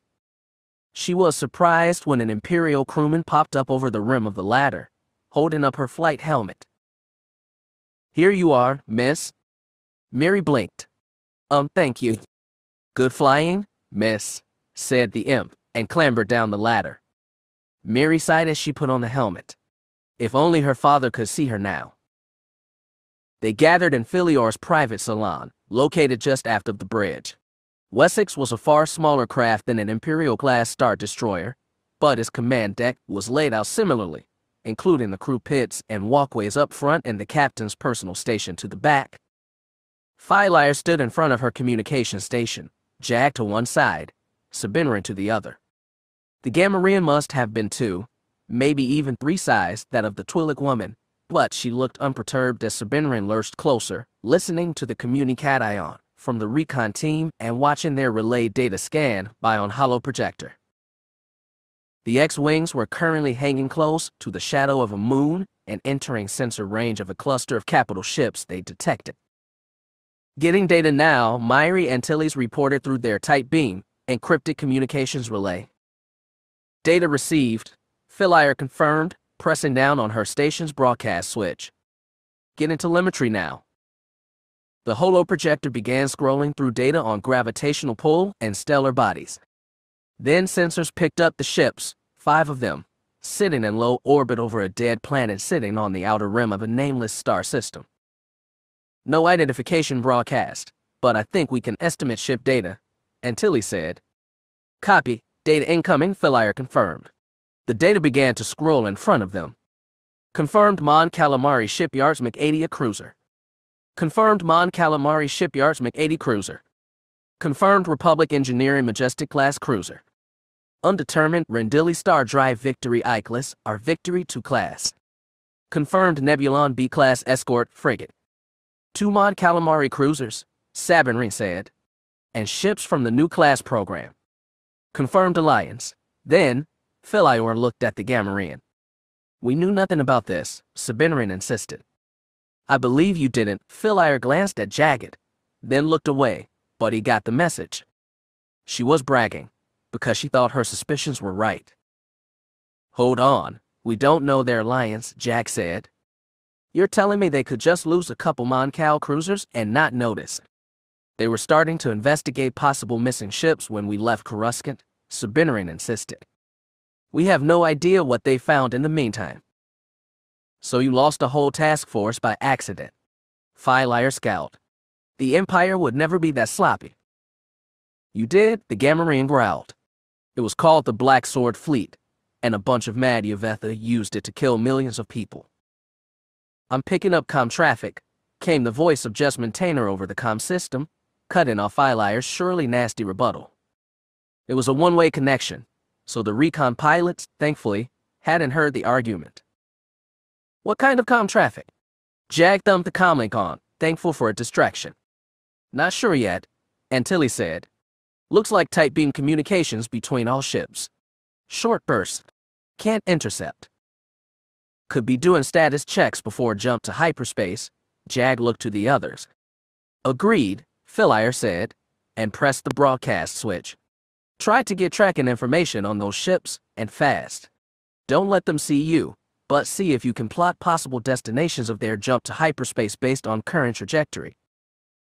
"Already on it." Antilles sounded slightly annoyed. "I'm picking up energy spikes," Tainer spoke up. "Those MiG-80s are warming up their dam. They just jumped to hyperspace." "Can we track them?" Filler scowled. "Just a sec," Antilles said. Trajectory data appeared on the holofeed. "Getting projections. 70% odds that jump puts them on heading for the XB790C star system." "Follow them," Eilyre said. She glanced at Jag, then at Sabinering, as if asking for their ejections. She got none. "Copy that," Antilles said. "Laying in a course now. We'll try and pop out on the edge of the system so they won't see us leaving hyperspace." "A good decision, Roller." Sabinering spoke up. "Have weapons and targeting systems warmed up just in case." "Copy that, Piggy. Getting ready to jump." When Eilyre took her hand off the broadcast button, Jag asked, "Do we want to go to yellow alert?" "Why?" The Twi'lek woman looked at him. "In case my pilots run into trouble," Sabinering said. "They may need help." Eilyre cocked an eyebrow. "If your pilots run into trouble, they are on their own. I'm not risking the safety of this vessel for 2 pilots." Sabinering's lips curled around his tusks. "You don't have to risk your pilots, but I command mine, and they will follow my orders over yours." "Jump plotted," Antilles interrupted. "Ready to go in 5, 4, 3, 2, 1. Mark." The star lines blurred to light, and light dissolved back to stars in the space of 3 seconds. Mary barely had time to register shock before last blast flashed just meters outside her cockpit. She fought back a shout of surprise and snapped her fighter into a hard port roll, barely in time to avoid a pair of molten projectiles that whipped past. "Sith spit." Jessamine swore over the comlink. "Wessex, we are under fire." "Repeat, we are under fire."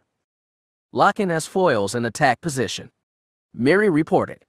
"Get ready to fight. Then get your bearings. Weapons armed and ready." "Roller, Ranger, relay location." The voice of Jagged fell crackled over her helmet speakers. "Came out hyperspace short," Mary said. "Try locking on our beacon." "Roller, was it a drag ship?" Vort asked. Mary looked back and forth between her scanners and her viewport, trying to make sense of the chaos around her. She saw fighting whipping past in every direction: X-Wings, B-Wings, E-Wings, A-9 interceptors, even a few bulky old K-Wing bombers. And dancing between them, chunks of space rock shooting out volcano blasts of energy. It took Mary a second to realize what they were, even though she'd fought them in simulators a dozen times. "We've got Vong ships out here," Jessamine reported.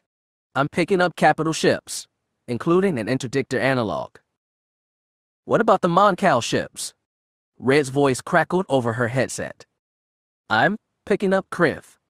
Mary swore and jerked hard starboard to get away from a coral skipper.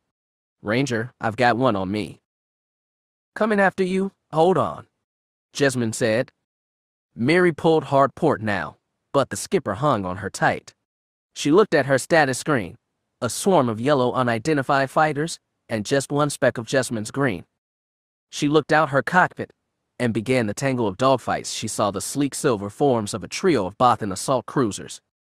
The second she recognized them, her fighter shook under the impact of enemy fire, and Mary pulled her fighter into a steep upward corkscrew.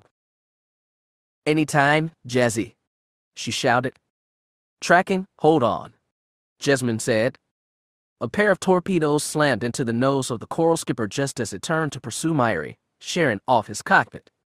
The remains of the vessel flipped and tumbled, dead in space. "Thanks," Myri breathed. "That wasn't me," Jasmine said. As Myri leveled out her craft, she saw a U-wing whip by. Her anonymous savior rejoined the Delta formation with 2 more U-wings, then dove back into the fray. "Roller Ranger," Phil seemed to shout over the comm. "Get us our data and get out of there. Do not engage. Repeat, do not engage." "We're trying our best," Wessex, Myri hissed. "It's a little thick out here." "Hold on. I'm bringing my sensors online," Jasmine reported, syncing with Wessex. Then she screamed. Myri looked starboard to see a stray torpedo hit Jasmine's X-wing, shearing off both port S-foils and sending the craft spinning out of control. "Ranger, eject," Myri shouted. "Eject! Eject!" Jasmine's X-wing blossomed into a flower of molten light. Myri dove right for the wreckage, scouring the still fiery debris field for any signs of life. "I've got her," she shouted. "I've got her eject beacon. Ranger, do you copy? Jesse, do you?" And then something slammed into Myri's X-wing. She was thrown into a swift spin, and as the stars whipped by outside, she reached for her own ejection lever.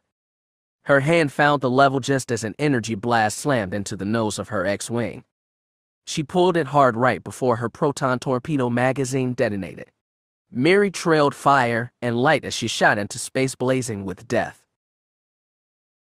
"Signal's gone," Sabinering said, though all 3 could see the hollow feed wink out. The Gamorrean moved for the door more quickly than Jagged would have thought possible. "Where are you going?" Philire snapped. The Gamorrean spun around equally fast to stare at her. "I am going to recover my pilots. We don't even know if they ejected. The signal beacons don't carry this far." Then there's only one way to find out. A comlink appearing in Sabinering's big green hand. He flicked it on and said, "All Wraiths, report to the flight deck. Repeat, all Wraiths, report to the flight deck." "You expect to recover them with your X-wings," Philire said. "I'm not going to go to their parents, my friends, and tell them I let their daughters die because some Twi'lek traitor ordered me to." "Provide them a shuttle," Jack snapped. Both of them looked at him as if remembering he was in the room. Philire said, "With all due respect, Mr. Fell, you are a civilian advisor with no actual authority." "Send a shuttle," Jagged's tone mustered all the authority he'd given up 3 years ago.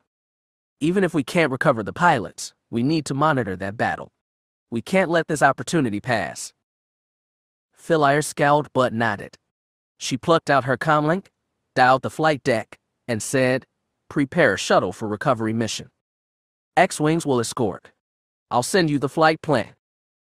After the deck commander gave affirmative, she pocketed the comlink and stared stonily across the room at Sabinering.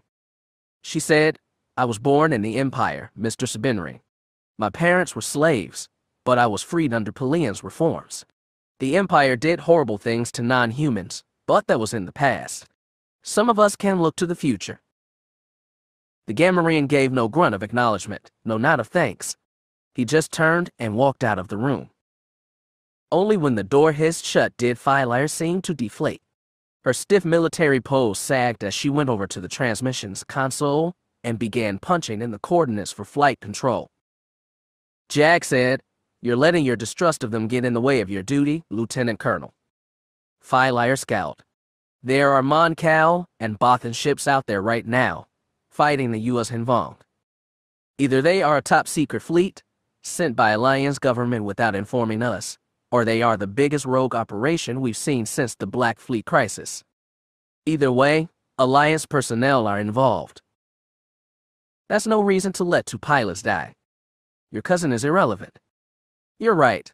This isn't about my cousin. Hells, I barely know her. This is about the good of the galaxy," Jack said. "Lofty words, I know, but it's true. If it turns out the Vong are on the warpath again, full scale, that rogue fleet is the galaxy's best chance of heading them off. We might need them, and the Alliance. Imperial chauvinism isn't going to help anyone."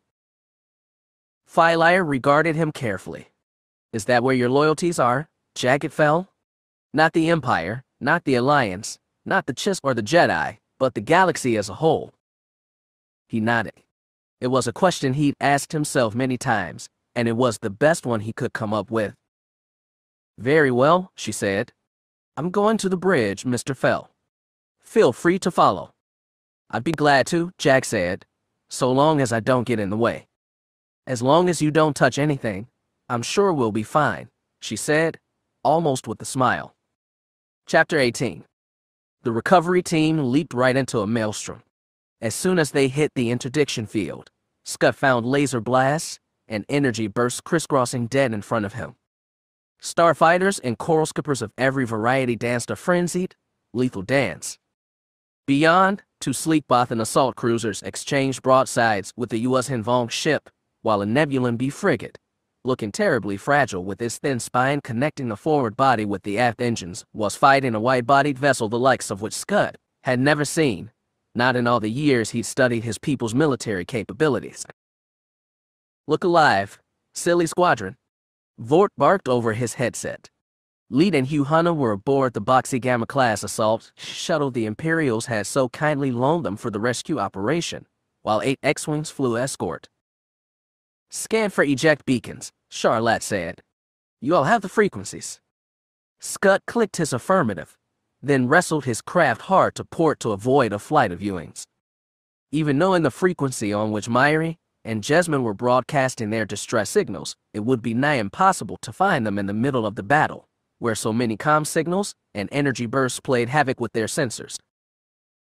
Shifter and Smiles, on me, Scud said to Termindura and Trey Corsair.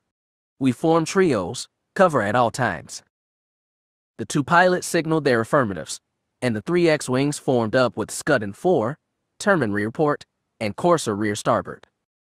It was a small step to reduce the chaos and danger of this battle zone, but it was the best they could do.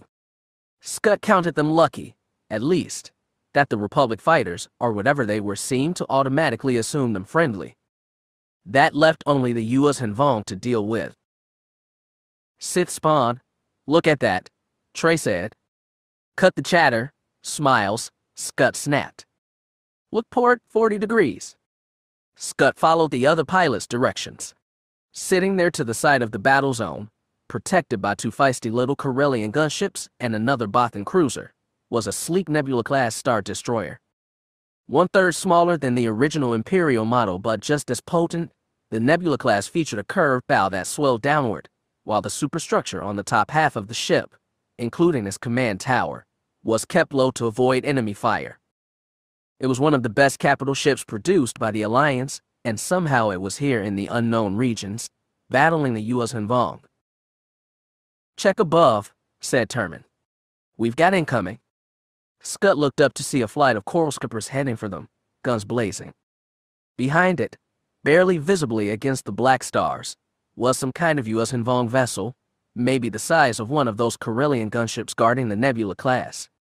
Whatever it was, Scud and his wingmen dived before he could get a good look at it. He glanced at his scanners, but they were showing such a mess of U.S. Hinvong and Alliance ships he couldn't tell the class of any of them. Give them space, he told his wingman. We're getting our girls and getting out. This isn't our fight. Copy that, Scud, Termin said. We've got a signal. Vort's voice announced. We're moving in on Ranger's eject beacon. Scud, bring your flight around to cover us. On our way, boss, Scud said. It took him a moment to locate the assault shuttle in all the chaos, but when he did, he aimed straight for it, Trey, and Termin on his tail. He couldn't see Jessamine floating in space, but apparently Vort could, as his shuttle began to slow. Scud slowed too, then veered to the right and began to fly circles around the assault shuttle, shooting at the occasional coral skipper to keep it away from the recovery team. As he wheeled about, a flight of 6 big K-wing bombers whipped past, heading for the U.S. Hinvong gunship Analog. K-wings were good attack vessels and probably packed enough punch to break though that gunship's defenses, but they were easy targets for coral skippers, and Scud didn't see any X-wings or wings running interference for them. Team, this is Lead, Vort said. Ranger is secure. Repeat, Ranger is secure. Scud, break off.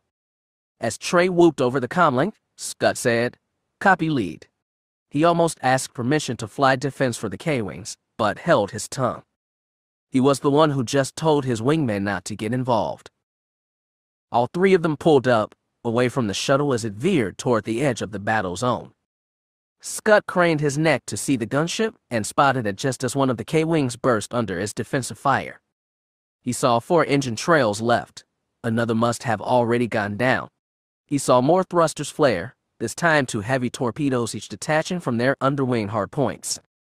The torpedoes arced toward the gunship but 2 exploded before reaching targets. 3 more were swallowed suddenly by the gunship's diving basal. The other 3 impacted on the forward hull.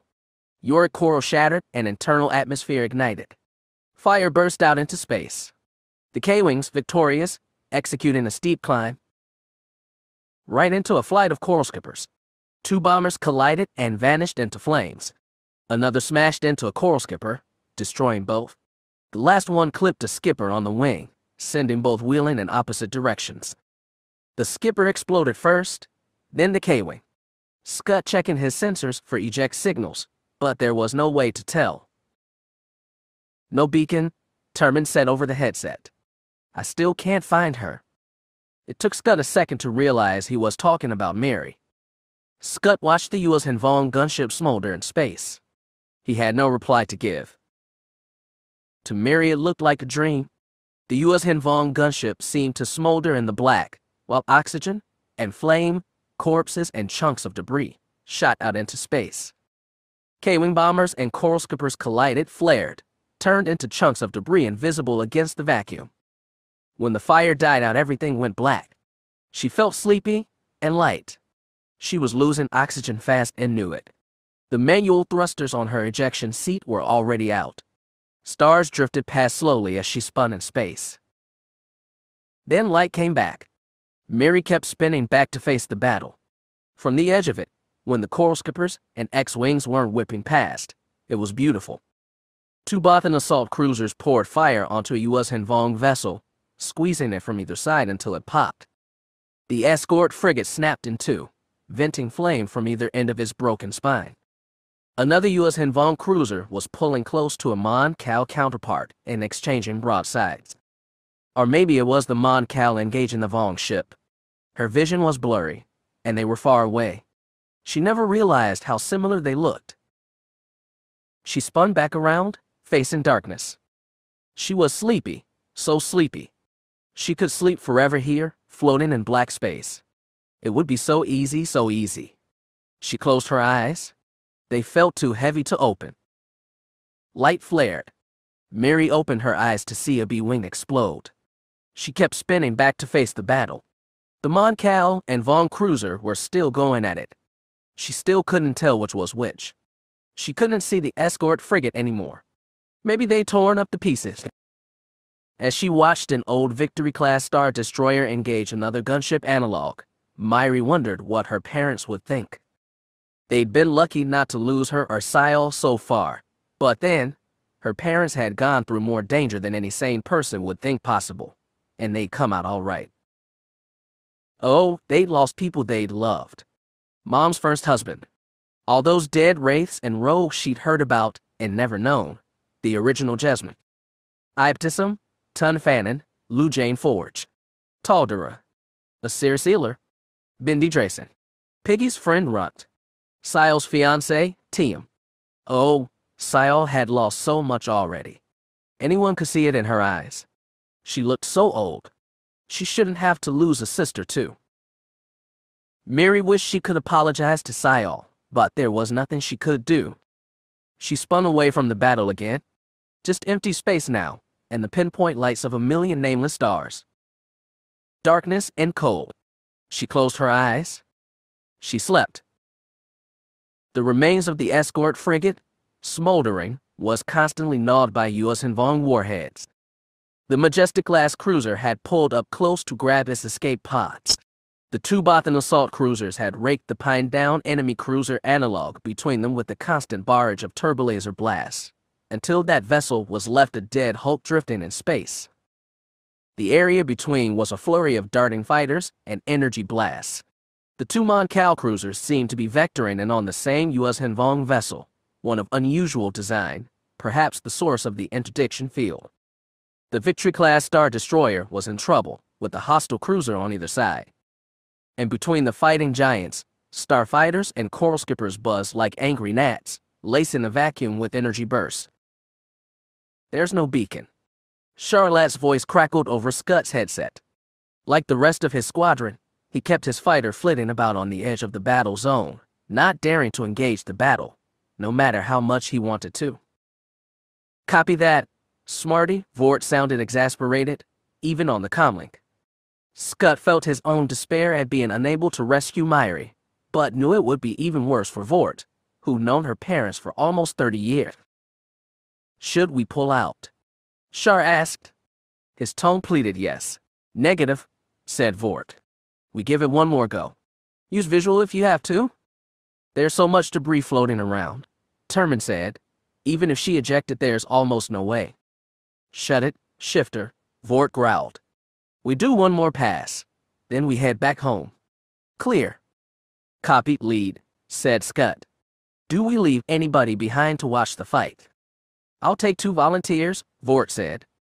A part of Scott wanting to leap to the opportunity, but at the same time he knew how excruciating it would be to sit here and watch the fight without being able to participate. He patched in a private link to Vort's shuttle and said, Lead, do you copy? I copy, Scott. Vort sounded terse. What is it? Scott opened his mouth to speak, but the words caught in his throat. He shut his jaw, opened it again to speak. Then Char shouted, Incoming. Incoming. I read 4 ships, just out of hyperspace. Scott snapped his jaw shut again and stared at his scanners. Char was right. 4 medium cruiser-sized vessels had just dropped out of lightspeed on the far edge of the battlefield, closest to the dead frigate. His sensors couldn't pick up their class, and he could barely make them out with his naked eye. Sleek, steel gray vessels looking roughly like small star destroyers, but with wider, flatter bodies and elegantly curved hull. What are they? Trey said. I can't get a reading. I don't recog. Can it? Vort said. Check sensors. The Vong just dropped their interdiction field. I see it, Scott said. Looks like some of those ships are making a break for it. Indeed they were. The U.S. Hanvong ships formerly engaged with the Victory class were pulling away hard. Even as Scott watched, they winked out of real space. They are bugging out, he said. Wraiths, this is Wessex, the cold voice of Lieutenant Colonel Philier scratched on his headset. Can you trace their destinations? Negative, Vort said. We could never figure out how to track Vong into hyperspace. Look, Terman said, that Nebula class is bugging out too. And the gunships. Even the Majestic class, said Char. Everybody's leaving the party. Tried to track the Alliance ships, Philier said. Give us 1 sensor lock on the newcomers, then come home. Copy, Vort said. Everybody head back now except for Scott, Smiles, and Shifter. We stay for 1 more minute, then go. Copy, lead, Char said. Let's go home, boys and girls. A half-dozen X-Wings disappeared into hyperspace. The other starfighters, U.S. Hanvong and Alliance, both were either escaping into hyperspace or making emergency landings on their capital ships. Scott watched with astonishment at how quickly the battlefield cleared. Whatever those 4 cruisers were, they had clearly scared the daylights out of both sides. 60 seconds later, the last capital ships were clearing the area, leaving behind a sea of wreckage drifting around 2 dead capital ships. It seemed an equal mix of Alliance and U.S. Hanvong. We could learn a lot from this, Scott said, especially if there are survivors. We're not hanging around, Vort said sternly. It's time to go home. Lead, Trey spoke up. I still got no signal from Roller. There was a pause. The open comm line buzzed faintly in Scott's ear. Then Vort said, set coordinates for Wessex. Let's get out of here. Scott clicked his affirmative. He closed his S-foils and warmed his hyperdrive. They all jumped at once, 1 shuttle and 3 X-Wings, leaving the battle behind. The bridge of Wessex was abuzz with activity. Jagged had spent more than his share of time on ship's bridges during battle, but this time, as Philior had reminded him once or twice, he was merely an observer, a civilian. And from experience he knew there was nothing a ship's crew hated more than a civilian wandering around during a battle. Wessex wasn't directly engaged in the battle, but the ship was on yellow alert and the bridge staff at full capacity. He was impressed by the way Philior's crew, so many of them older human males, responded to the young Twi'lek woman's commands. Hers was a personality that brooked no dissent, clearly a style she had learned from the Empire's more strict past. Jagged noticed a few other aliens in the crew pit as well, one Deveronian female, another a Muin, plus 2 Jagged. As he watched them work, relaying battle reports back and forth across the bridge with well-oiled efficiency, he was struck with a strange sense of accomplishment. During Jagged's short, rocky term as leader of the Empire, this was exactly the sort of scene he'd wanted to create. Stuck in his high post as he'd been, constantly wrangling with scheming mobs and haggling with Alliance diplomats, he never had the opportunity to get into the crew pits and see things from the soldiers' point of view. The soldiers were changing, at least on the outside, but everything still seemed to be running with the crisp martial discipline that defined the Empire. And somehow that made him glad. Shuttle just came out of hyperspace. He heard the comm officer report. Good, Philior nodded. She stood on the center walkway over the crew pit, back straight, hands clasped tight behind her back, looking exactly like a captain should. She raised her voice. Once all craft land, prepare to jump to hyperspace. Where to, Captain? Asked the comm officer, a young human barely of his teens. Let's say System XB-903. I want to make sure we are not followed. Yes, Captain. Flight deck, report, she barked. Shuttle is on board. Last 3 X-Wings are on board. Good. Navigation, warm up those hyperdrive and plot us a course. Yes, Captain.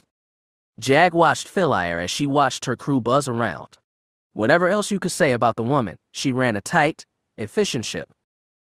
He was deciding whether or not to compliment her for it when the sensor officer shouted, Captain, we have incoming vessels. They've just left hyperspace, bearing Vector G-17. Some of the crew looked panicked, and the comm officer swore, but Philior marched fast across the bridge to the sensor station. All stations go to red alert. What have we got, Ensign? I read 4 vessels, Captain. We have visual. Shouted telemetry as the alarm klaxons blared. He didn't need to shout. Everyone could see it clearly through the ship's forward viewports. A sleek gray vessel, like a wide, flat Star Destroyer, was heading right for them. From the port and starboard viewports, Jagged could see 2 more, all of them aimed head-on for Wessex. Jagged was sure the 4th one was coming from behind as well. He ran from his quiet corner across the bridge. When Philior heard his boot clap, she turned around and scowled, but he was a civilian, so decor be damned. Navigation, how long till hyperdrive? She snapped. 40 seconds, Captain, but I'm not sure if we can plot a clear course. We're pretty boxed in right now. The forward vessel fired bursts of energy from the cannon bank along its central spine. Blue energy lanced out, slipping through Wessex's shields and dancing like lightning over its superstructure. Ion cannons. Someone shouted. Losing power on forward decks 10 through 14. Hits to our engines, Captain. Navigation reported. Losing power on the cells 2 and 4. By that time, Jagged was right in front of Philior. He snapped, Hail them. Hail them now. Do you know them? Philior asked. Do you recognize those ships? Jagged nodded gravely. Are they Chiss? He nodded again. Communications. Get us aligned with that lead ship. Philior stabbed a finger at the vessel looming out the forward viewpoint. She lowered her voice and said to Jagged, why the sad face? I thought these blue boys were your friends. Not these ones. Those are top-of-the-line vessels of the Chiss Ascendancy, Jagged said. I was exiled from the Ascendancy 10 years ago, long story, believe me. And what about those Chiss you called in at Exodo 3? She asked, naming the place where Jagged had laid siege to Admiral Dalla's renegade forces. That was the Empire of the Hand, a splinter group of the Ascendancy founded by Grand Admiral Thrawn. We have family ties, another long story, but they are not these people. These people, I don't know. Captain. The communications ensign said, "We're getting contact from the lead vessel. They're hailing us." "Very good," Lieutenant Veila said, and did her best to assume a captain's bearing. "Put them on." The voice seemed to boom over the bridge's speakers. Its tone was haughty, cold, and imperious. It took Jagged a second to recognize it. "Imperial strike cruiser, you will stand down immediately. Your vessel is now property of the Chiss Expansionary Defense Fleet, Task Force Celestial, under the command of Commodore Weinsafel." Veila looked to Jagged. The man shrugged and said, "Well, I guess I do know them." Chapter 19. Jagged thought it was a sign of his sister's confidence that she was the one to come aboard Wessex, instead of ordering them to join her.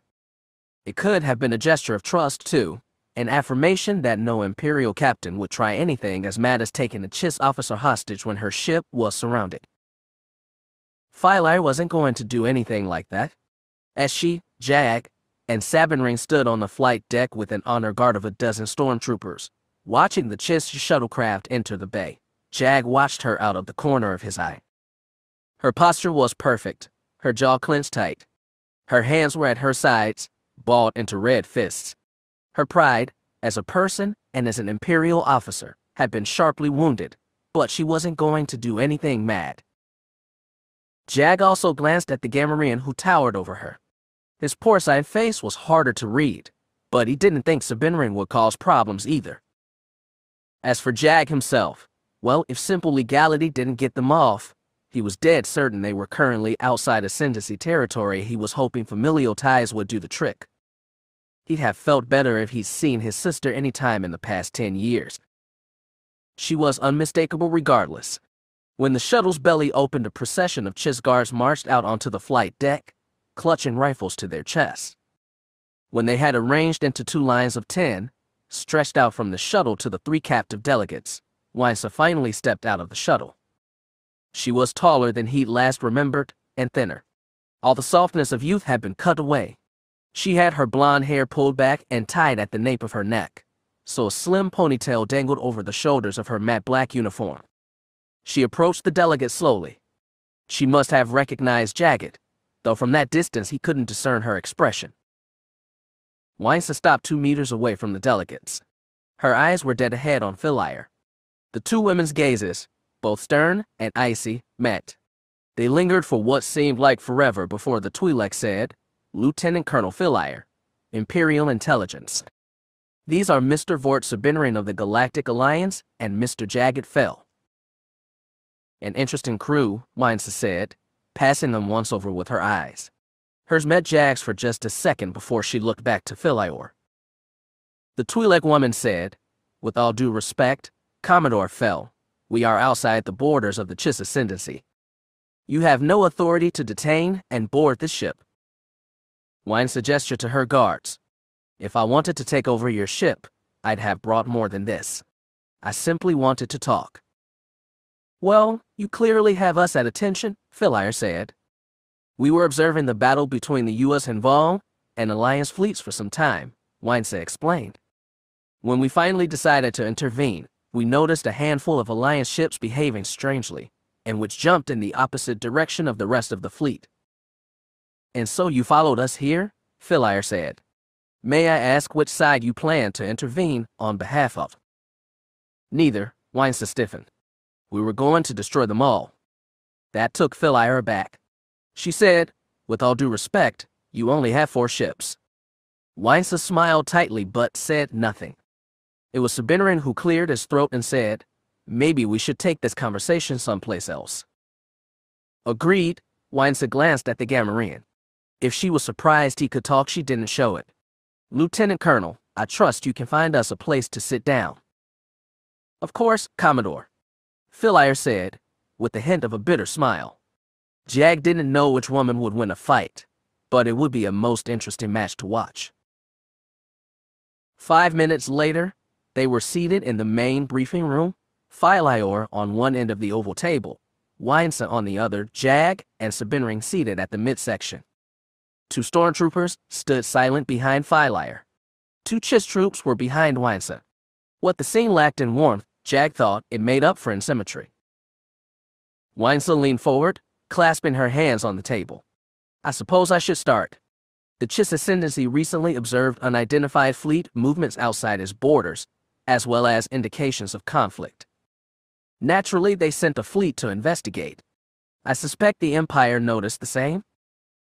We did, Philior confirmed. All understandable. But that does not explain why you have Alliance personnel and ships aboard Wessex.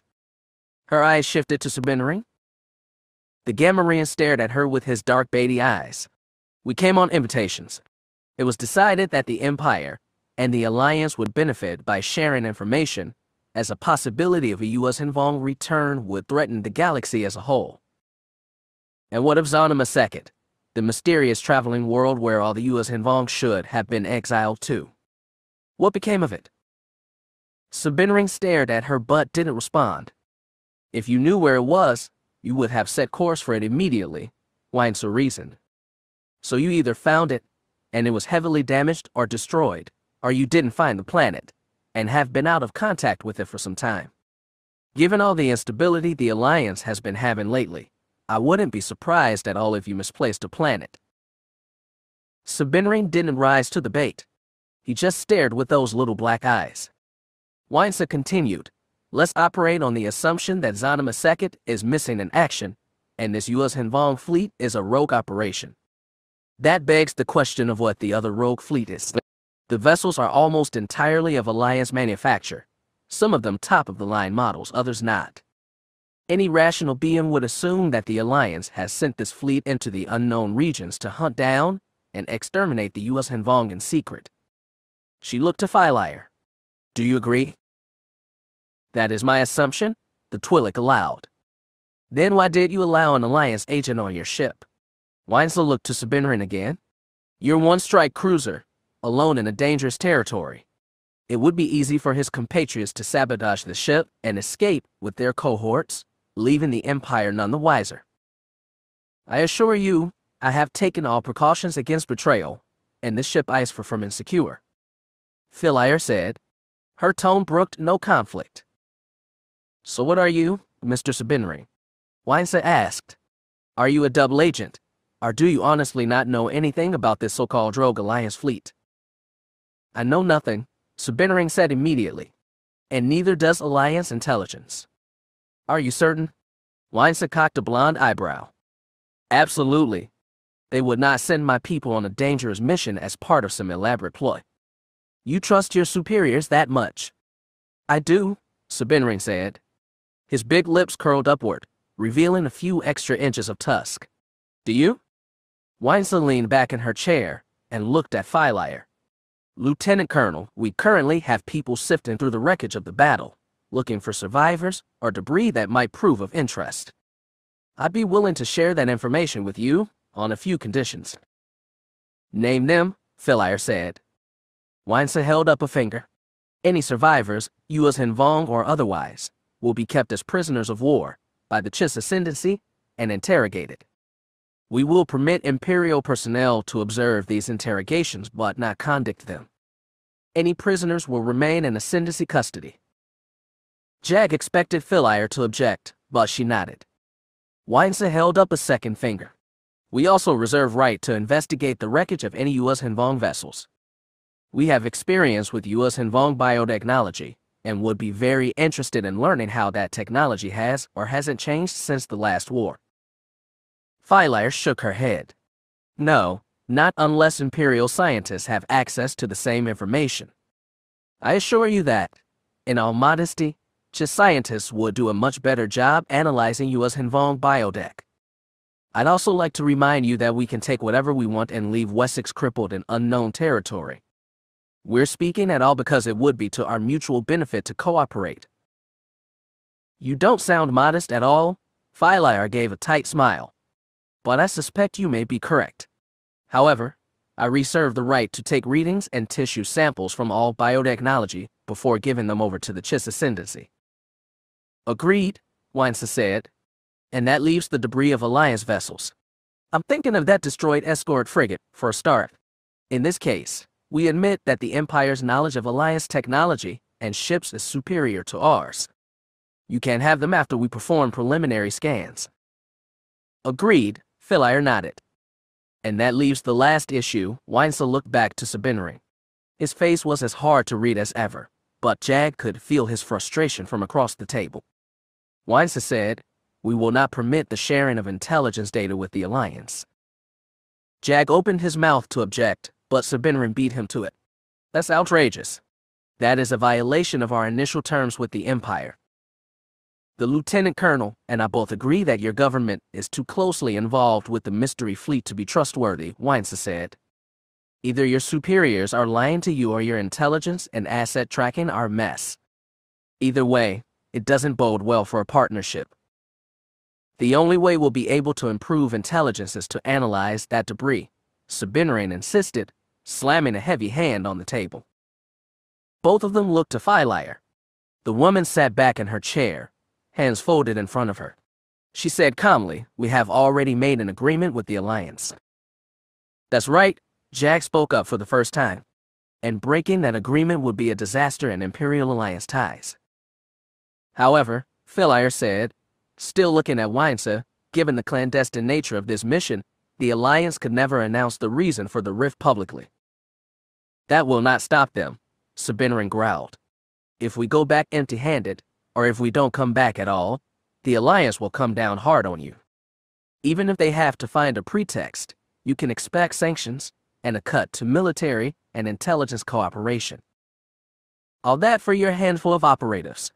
Weinsa sounded skeptical. "The Alliance values its people," Sabinring insisted. "That's what separates us from you. We've been just as much a part of this investigation as the Chiss or the Empire." "I agree," Jagged said, little too loudly, but it got attention from all three of them. "The Alliance operatives on this mission have done the bulk of the scout work, and unlike the Empire or Chiss, they have suffered actual losses." "Exactly," Sabinring nodded. "I lost the daughter of one of my oldest friends back there. If you won't let us search for her body at least, then you're all as savage as the Vaughn." Weinsa regarded him but said nothing. Jagged looked to Philaire and said, "We need the Alliance in this more than ever. If that fleet out there is renegade, the Alliance will be the ones most able to identify its ships. And if there is some split going on in the Alliance hierarchy, well, I for one would like to know about it." Sabinring spun in his chair to face her too. "I promise I will share all data we can glean from those ships with the Empire. If that fleet is renegade, you'll know.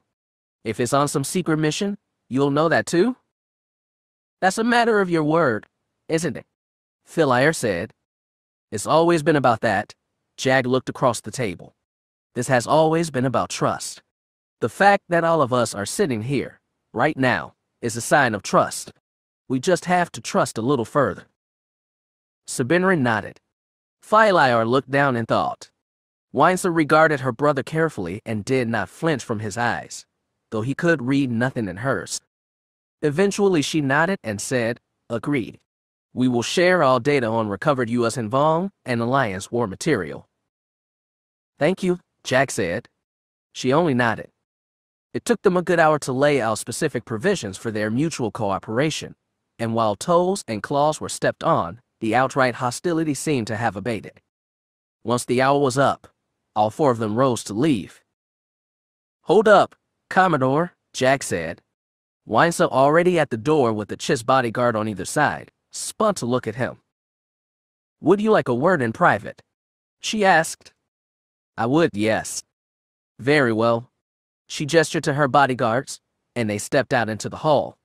Sabinring followed, then Philaire and her stormtroopers.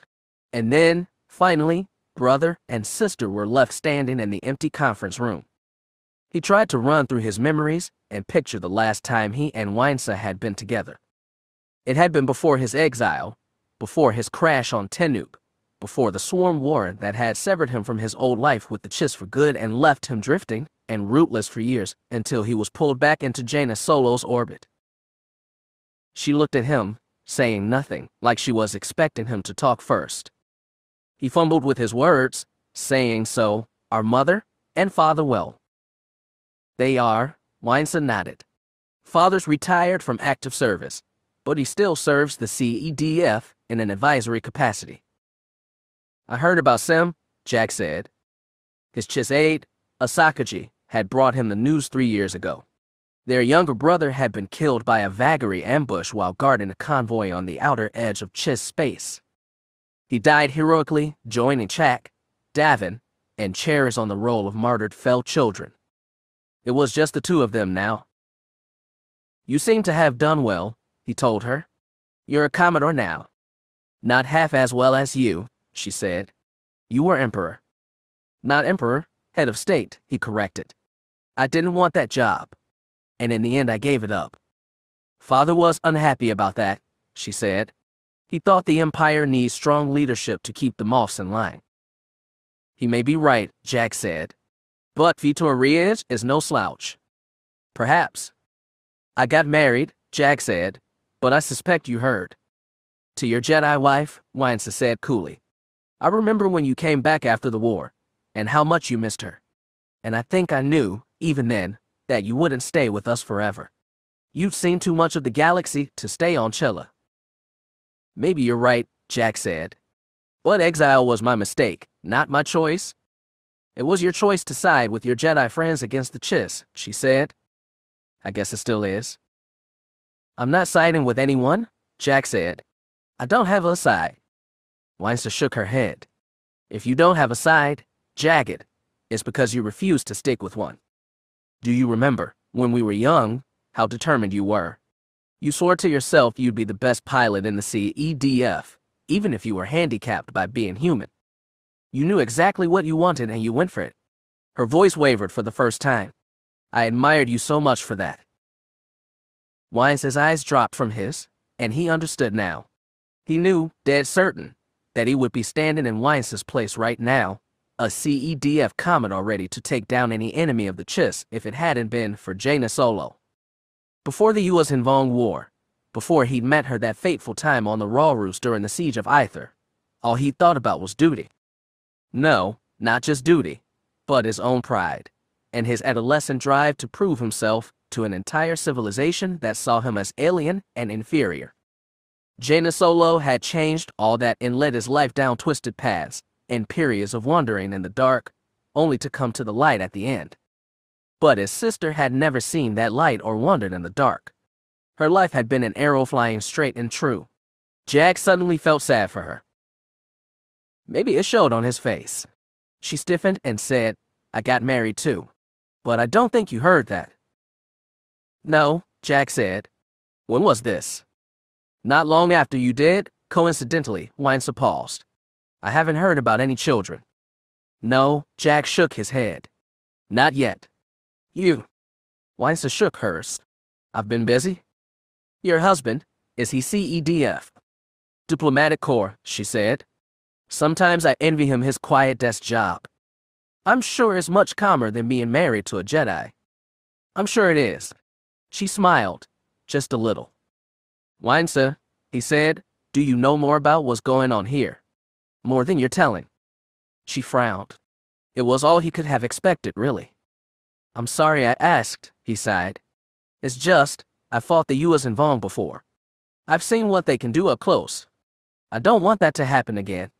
If there have been worlds attacked or destroyed." "None that we know of," Weinstein allowed, "but we only started tracking them recently." "I see. Well, I suppose that's some good news." Weinstein shrugged noncommittedly. "One other thing," Jack said. "You remember what Sabinring said about losing the pilot?" "Yes." "Who was she?" "She was the younger daughter of Wedge Antilles," he said. "Our cousin. Her name was Mary." "Oh," Weinstein showed a little shock. "I never knew her." "I barely did," Jack said. "She looked a little like Mother. Never acted like her, though." "I'm sorry to hear that." Weinstein sounded sincere. "I'll relay that to Mother and Father if you want." "I think they should know," Jagged nodded. "I will then." Weinstein seemed to edge for the door. I understand, you have to go, Jack said. Thank you for talking, just for a few minutes. Wysa nodded, turned for the door, and then turned around again. She asked, Jagged. Yes. Just what are you doing here? You're not Alliance. You're not Empire anymore. Is this a Jedi thing? The Jedi aren't involved. Jack shook his head. Riej roped me into it. Ah. He sounds like a hard taskmaster, not letting you enjoy civilian life. I think it's just his payback for my shoving the job onto him in the first place. Jag laughed a little. Or because of your ties to the Alliance and the Jedi, she suggested. That too, Jack sighed. You know, you said I never stuck with the side, and maybe you're right. But that doesn't mean I'm feckless, or that I'm derelict in my duty. I never implied you were, she said. Yes, you did, and I don't blame you. Mother and father must think I'm the same. They're proud of you, she insisted. He wasn't sure if she was lying. Chiss, Empire, Alliance, Jedi. I only did what I thought was right. His eyes met hers, imploring. He couldn't read anything in them. They might as well have been the blank, glowing red eyes of a Chiss. Tell mother and father I love them. His voice wavered. Of course, his sister said, and stepped out the door. Jag watched it hiss shut behind her and didn't move to follow. Chapter 20. Ben walked into his father's chambers on Ossus under his own power. It had been days since he was wounded at Tatooine. The emergency medical team at Anchorhead, followed by some extra Jedi healing courtesy of Silgal, had managed to fix most of his physical wounds, though he still did everything slowly, lest the tear on his side start hurting again. As for the effects in his head, Ben wasn't quite sure how long those would last. A lot of it was simple shame. Shame at being drawn in by the girl who was young and angry but also kind of pretty, who reminded him too much of Vestra. Shame at being bested by her and losing his own lightsaber to boot. Shame, finally, at losing the data rod containing Biggs Darklighter's last message to his father from 45 years ago. Better than losing the other data rod, of course, but it was still something he ached to give his father. During their debriefing, he and Tahiri had explained everything else: Trago's murder, the chase and crash, the meeting with Tuskens, the shelter in the homestead whose owners they did not name, and finally the confrontation at Toast Station. Afterward, Tahiri had stayed with Master Skywalker to explain something private. Ben didn't know what, but he had a feeling it didn't pertain to the old homestead. Nothing in his father's expression since then had indicated as much. Although that was not always a reliable measure, not anymore. During Luke Skywalker's period as outcast, Ben had felt himself bonding with his father as he never had before. However, ever since Luke's confrontation with the Belith and his encounter with the mysterious monolith, he seemed to be getting distant again. He sent Ben and Tahiri off on all sorts of missions to all the corners of the galaxy and held many secret meetings in the Jedi headquarters on Ossus. Ben knew his father suspected there were more Sith out there, and not just the scattered remains of the one tribe. Somehow that made him seem older, more grim, and burdened than any other time save those awful days after his wife, Ben's mother, had been killed. Now Ben walked into his father's quarters in the temple. It was on the highest level of the ancient Jedi pyramid that the New Order had rebuilt since moving their headquarters to this world. Bright light shone through the window, revealing mottled clouds over arid, rocky mountains. Ben often heard older Jedi complain that Ossus seemed barren and sterile compared to Yavin 4, but right now he was just glad not to be on Tatooine. Whether his father felt that way was anyone's guess. Luke Skywalker, dressed in his dark Grandmaster's robes, stood facing the window. He must have felt Ben enter, but he hadn't reacted. Ben waited in the doorway for a long moment and, when he got no response, rapped his knuckles against the doorframe. "Hello, Ben," his father said without turning. "Are you doing better?" "Yep." Ben stepped into the room with a slight limp and tried to hide it. Good as new, more or less. More or less. Luke turned around. "Give me a day or two," Ben said, and sat down on the room's longest sofa. "We have that long? Right. You just called the Jedi Council together today, for tea and cookies, didn't you?"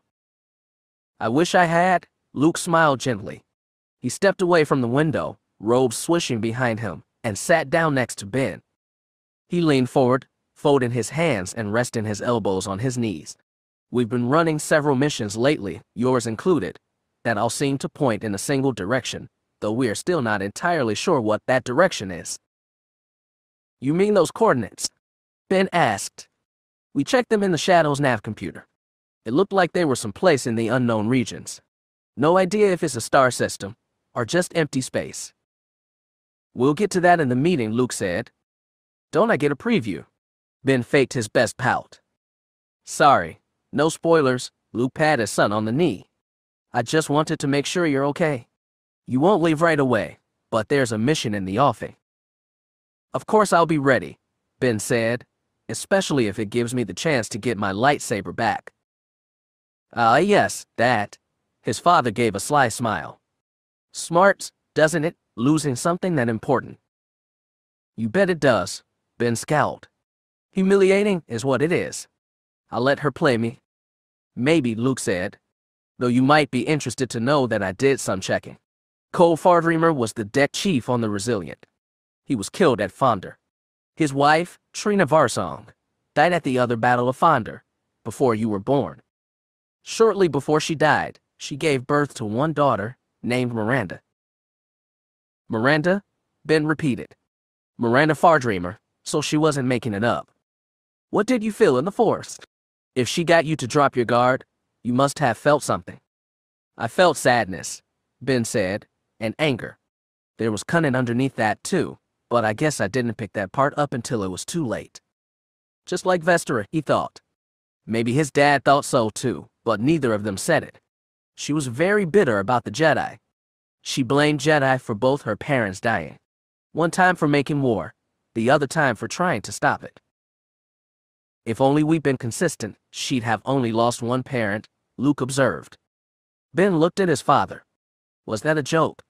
His expression remained serious. The Jedi have always been a lightning rod for controversy, Ben. We have powers most beings don't understand, and have always stood at the forefront of historical events. The Order has made mistakes, as has each and every individual Jedi, but I firmly believe the Jedi Order is a force for good in this galaxy, the best force there is. I remember Cole Fardreamer. I'm very sorry about what happened to him and family. He reminded me of myself in a lot of ways. Young, ambitious, eager to please, even though he was just a lowly deckhand. He was a good man, and he didn't deserve what happened to him. His father looked down at his hands. Ben said, you know, it's funny. I'm used to all that anti-Jedi talk coming from Sleemus like Dala. Hearing it from Miranda, that was something different. In a way, I can't say I blame her. I mean, she's still wrong. I just don't blame her for being bitter. Everything we do has consequences, Ben, sometimes ones you can't predict. When I started training your cousin, all those years ago, how could I possibly know he'd indirectly caused the death of a boy from Tatooine who helped me on a mission once? The galaxy is a big place, and as Jedi we're naturally swept along in big events. If there's any lesson to draw from this, it's that you should always be mindful of those big events, and the effects they can have on the lives of everyday people. Oh, Ben said as though the lesson was to stay away from girls with daddy issues. As a joke, it hit too close to home to be funny. Nonetheless, Ben's father favored him with a smile. There are many truths out there, Ben, and they all depend on the point of view we take. I'd say both our truths are pretty true. Fair enough, Ben shrugged. Luke reached into the folds of his robe. In the meantime, while you're waiting to get your saber back, you should probably have a loaner. When his hand reappeared, it was clutching a battered silver cylinder. Just looking at it made Ben's heart drop into his gut. That's Mom's, he said hoarsely. I think she'd want you to have it. Whatever happens next, you'll need to be protected. Ben took the lightsaber in both hands reverentially. He felt scared to thumb the weapon on. Instead, he hooked it carefully to the loop of his belt. It felt far heavier than it really was. I'll bring this back safe, he told his father. Luke smiled gently. I'm sure you will. That trust meant more than Ben could say. He blew out a tense breath and said, "So, do you think it's about time? I saw Jaina and Master Horn in the council chamber on the way here. The rest should be there by now." "I think you're right, Ben." Luke Skywalker got to his feet and smoothed out his Jedi robes. "Come on, let's see how everyone else is doing." As they walked toward the door, Ben asked, "Hey Dad, I know we just talked about staying away from girls, but I'd really like to get my own saber back." "As to that," his father said, "you'll just have to trust the Force." Jaina felt a little out of place among all the masters. She was on the Jedi Council and attended these meetings almost regularly, but it still felt slightly surreal to hold the same rank as legends like Corran Horn and Kyle Katarn. She still remembered the brief, adolescent crush she'd had on Kype during his fiery younger days, and now here she was, sitting next to him in the round, shallow arena Uncle Luke used for official meetings, waiting for the Grandmaster to show. Kype was older now. His long dark hair, still tied back in a ponytail, was streaked with gray. He'd grown out a beard since she'd last seen him. It wasn't as shaggy as Kyle Katarn's or a groomed goatee like Corran Horn's. It looked like Kype had forgotten to shave for a week and was pondering the results. For whatever reason, almost all the hair on his chin was gray. It wiped away the last bits of youth on Kip's face, but what it left in its place, Jaina couldn't decide. She leaned in and said to him, "You really need to get rid of that." "Get rid of what?" Kype said, though his hand went to his chin. "It makes you look old," she said. "I was going for dignified." Kype stroked it lightly. "Kype, you've been a lot of things, but I don't think you'll ever be dignified." He feigned a hurt look. "You're insulting me. I played groomsman at your wedding and you insult me? I'm wounded, Jaina Solo. Grievously." "Is it for a woman?" she asked. She liked teasing Kype because it kept her mind off everything else. Kype didn't answer. He stared at the middle of the arena, as if he expected Luke to show up any minute. On the opposite side, diminutive Tahiri Veila sat a short distance from the massive bearable Jedi Saba Sabatine. Her armored shoulders hunched forward, and she seemed deep in thought. Jaina knew that Saba still blamed herself for the death of fellow council member Kent Hamner during Luke's exile, even if no one else did. Tahiri, too, seemed apart. Unlike everyone else in the meeting, she did not wear Jedi robes but a dark gray flight suit and vest with her lightsaber hanging off her belt. She'd been going on missions with Ben for months, and Luke had shown himself more than willing to accept her back into the Order, especially after her help in defeating Abelleth. Still, Tahiri never seemed fully comfortable on Assus. Jaina wanted to get her mind off them too. She decided harassing Kype would be a lot more fun than worrying about her problems. "So, is she a Jedi? Or a normal citizen of the galaxy?" "Normal," Kype allowed. He was smiling a little. "Ooh, good. You can build bridges with the common folk. Just what we need right now. Is she classy?"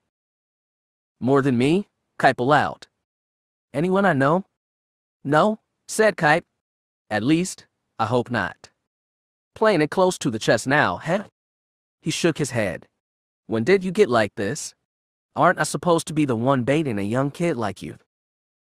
"I'm not a kid anymore. I haven't been for a long time." Kype nodded. "We both got old young, didn't we?" A sad smile creased his face. Jaina was going to say something when the door to the chamber slid open and Luke Skywalker stepped in, followed by his son. Ben took a seat on the bench next to Tahiri. Luke stepped into the center of the chamber, spread his hands in welcome, and said, "Thank you all for coming today. We have important business to discuss. Events will be happening soon that we must all be prepared for." The room fell silent in anticipation. Even without the Force, Jaina could sense the grim expectancy in everyone. Barring the experience Luke and her parents had had at the monolith earlier this year, things had been too uneventful. Everyone, Jaina especially, was waiting for the calm to break and for life to return to the state of strife they'd known most of their lives. "Several things have come to a head at once, and it's time to act," Luke said. "Jaina, please make a report on the occurrences at Yavin 4. I know you have much to tell us." Jaina nodded and rose to her feet. She felt all eyes drop on her and tried not to look at Ben. She and Luke had agreed to hide the news of Vester's involvement for now, and she tried to pull her thoughts from the Sith girls so Ben wouldn't find a hint of their deception. Thankfully, that was easy. They found plenty of other horrors on Yavin 4. She explained everything in detail, the honeymoon she had taken with Tenno Ka, Alana, Zek, and Terran Zell, the exploration of the ruined Great Temple, and the encounter with the Voxen. Here Tahiri shuddered. And finally their pursuit of the Voxen to the ruins of Exarchon's temple. Corran and Kite both scowled. She explained that they had encountered a pair of Sith warriors and fought them to retreat. She did not mention ship either. When Jaina sat down, everyone wanted to talk at once. Luke held up both hands and kept everyone quiet. Calmly, almost tiredly, he said, concurrent with this, Jaina's husband, Jagged, was sent on the mission by Vitor Riesch to examine a conflict taking place in the unknown regions near the border of Imperial space. Jaina, would you like to explain this as well? Jaina nodded and got to her feet. Jagged had swung by Assus on his way from Bastion to the core to explain, in person, to herself and Luke what had transpired. Now she recounted everything that had happened to Jag in the past week, the finding of wrecked US and Vong ships, the search with Imperial intelligence and Wraith Squadron, the final encounter with the warring US and Vong Alliance fleet that ended only with intervention by the Chiss. Everyone took the news in soberly. When Jaina sat down, nobody tried to speak this time. They all watched Luke, like they were expecting him to drop a third hammer blow. Finally, I recently sent my son and Tahiri Veila on a mission to Tatooine, Luke said. Jaina had heard the gist of this already, first from Luke and then from Tahiri and Ben, but she could feel the surprise in Kype and the others. She felt a little guilty for her family ties. Ben got to his feet and told his tale. He explained how they traced Trago from Corbin, how they'd interrupted the handoff and had to chase their quarry halfway across Tatooine, and finally how they'd encountered the agent and retrieved Trago's data card, even if the agent herself got away. When Ben explained that the data card contained coordinates for a location in the unknown regions, it got everyone's attention. Jaden Kor, a recent addition to the council, raised his hand and asked Master Skywalker, "Do you plan on sending a mission to those coordinates?" "I do," Luke nodded. "There's no need to volunteer. I've already decided personnel, and while I appreciate your experience with the unknown regions, Master Kor, I have other tasks for you and your apprentice." Jaden looked disappointed but nodded as acceptance. Jaina leaned forward eagerly. This was the part she hadn't discussed with Luke yet, and she wanted to know his decision. Luke said, "Jagged is on Coruscant as we speak, finalizing plans for another, larger joint expedition between Alliance and Imperial forces into the unknown regions in search of the renegade fleets. He is also bearing a message from me. We will give them our coordinates only if they agree to take a small contingent of Jedi with them. Given that they need all the information they can get for this mission, I don't expect a refusal. It would also be a peace offering between the Jedi and the Alliance," Corran pointed out. "Exactly," Luke nodded. Kype raised a hand and didn't wait to be called on. "Master Skywalker, let me try and make sense of this. You're saying we're going to have US and Vong and a Renegade Alliance fleet on the loose, plus indications that some bunch of Sith not our buddies from the Lost Tribe, but another group are all bouncing around the unknown regions." "The Sith had oxen with them," Jaina said. "If that's not a sign the Sith and Vong are connected, I don't know what is." "Sith and Vong?" Corran shook his head. "I can't think of a worse nightmare." "What about Zana Maseket?" Saba Sabatine spoke up. "Have we any success in hunting his location?" Luke shook his head. "No, but I have a feeling it might be key to all this." Luke shifted his attention to Tahiri. "Miss Veila, you also have close attachments to Zana Maseket in the US and Vong. I'd like you to go on this mission." His tone had changed. He was not ordering a Jedi but asking a woman with useful knowledge and skills. Tahiri nodded firmly. "I'd be honored, Master Skywalker." "Ben, I'd like you to go on this mission too," he said. Now he was ordering. Ben gave a determined nod but Jaina tried to hide her surprise. Ben had only been on Zanima Second briefly, as a small child, and he had no knowledge of the unknown regions. More than that, if Vestara Kai and her Sith pals were connected with the Vong, there was a good chance Ben would re-encounter the girl somewhere in dangerous space. While she was still processing possibilities, Luke looked to Jaina and said, "Finally, Master Solo, I'd like you to join them." Jaina stiffened. She shouldn't have been surprised, but she was. She met Luke's eyes and tried to discern the intent, but she got nothing, even in the Force.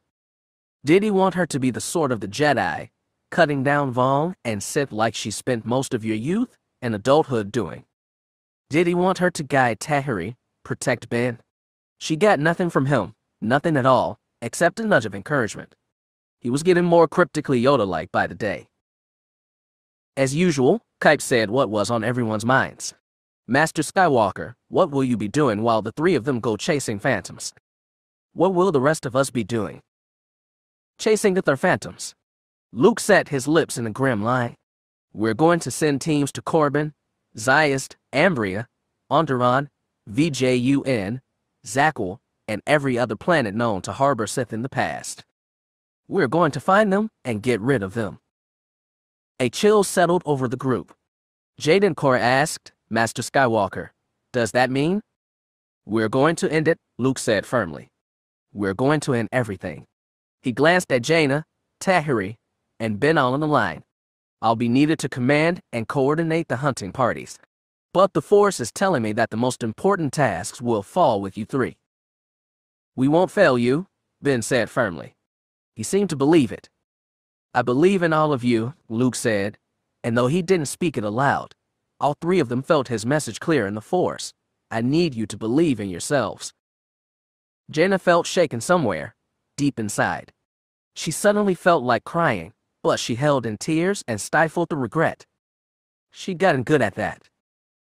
Chapter 21. After a perilous sojourn in the dark, it felt strange being in the bright center of it all. The meeting took place in the Galactic Alliance Chief of State's office. It was a location Jagged had been in many times before, when he'd been head of the Empire and had constantly had to face off with Dala. When Dorvin, her chief of staff, had been a friendly face then, and Jag had come to appreciate the honest help the man tried to give and trust his judgment when it came to untangling the messy situations he and Dala often caught each other in. Now the office was Dorvin's own. He hadn't changed the arrangement of the place much. The desk still had his back to the window. The shelves were still half full with datapads, but just by seeing Dorvin in that seat, Jag felt assured that everything was better. He tried to take comfort from Dorvin and the other beings gathered in the office. All of them were on their feet, belying the tension of the meeting. Chief of State Dorvin, half-seated on the edge of his desk, Director of Intelligence Lauren, Supreme Allied Commander Nekbuatu, Wraith Leader Sabinring, and Captain Sayal Antilles. He felt full trust in all of them, and he tried to cling to that trust, because it was the only piece of solace he had against the potentially catastrophic threat in the unknown regions. It was strange that Jag felt the least connection to his own cousin. When he'd arrived at the meeting, he'd been surprised to see her, but quickly understood when she began to brief those gathered on what she had found while overseeing the search for missing Alliance ships. She had laid it all out for them in cool, professional tones, betraying none of the grief she must have felt at the loss of her sister, loss Jagged felt inexplicably to blame for. Sayal had explained that their efforts to track down missing Alliance capital ships had been very difficult. The Alliance had a habit of selling off old, obsolete spacecraft to planetary governments for local defense purposes, and it was hard to keep track of after that. Nonetheless, when collated with the data retrieved from the Wraith ships after the battle in the unknown regions, certain conclusions could be drawn. A holoprojector played on Dorvin's desk and beamed holocam footage from one of the Wraith's X-Wings. Sayal froze it periodically and pointed out specific ships that she'd been able to positively identify. She was pointing at an old Victory-class Star Destroyer while she explained, "If you look closely, you can see the modifications on the forward turbolaser batteries. This was a retrofit adopted by the Empire shortly after the death of Grand Admiral Thrawn, when they were getting desperate and needed to optimize firepower on all their vessels, even older ones. So it's an Imperial craft? Dorvin asked, a tone of faint hope in his voice. Sayal shook her head. No, sir. If you look on the dorsal side, you can make out the faded New Republic crest. The Republic only captured a handful of these retrofitted Vics, and only one of them is unaccounted for. Which one? Lorne said. He had his arms crossed over his chest and wore a look of furious concentration, as though he were trying to remember on his own.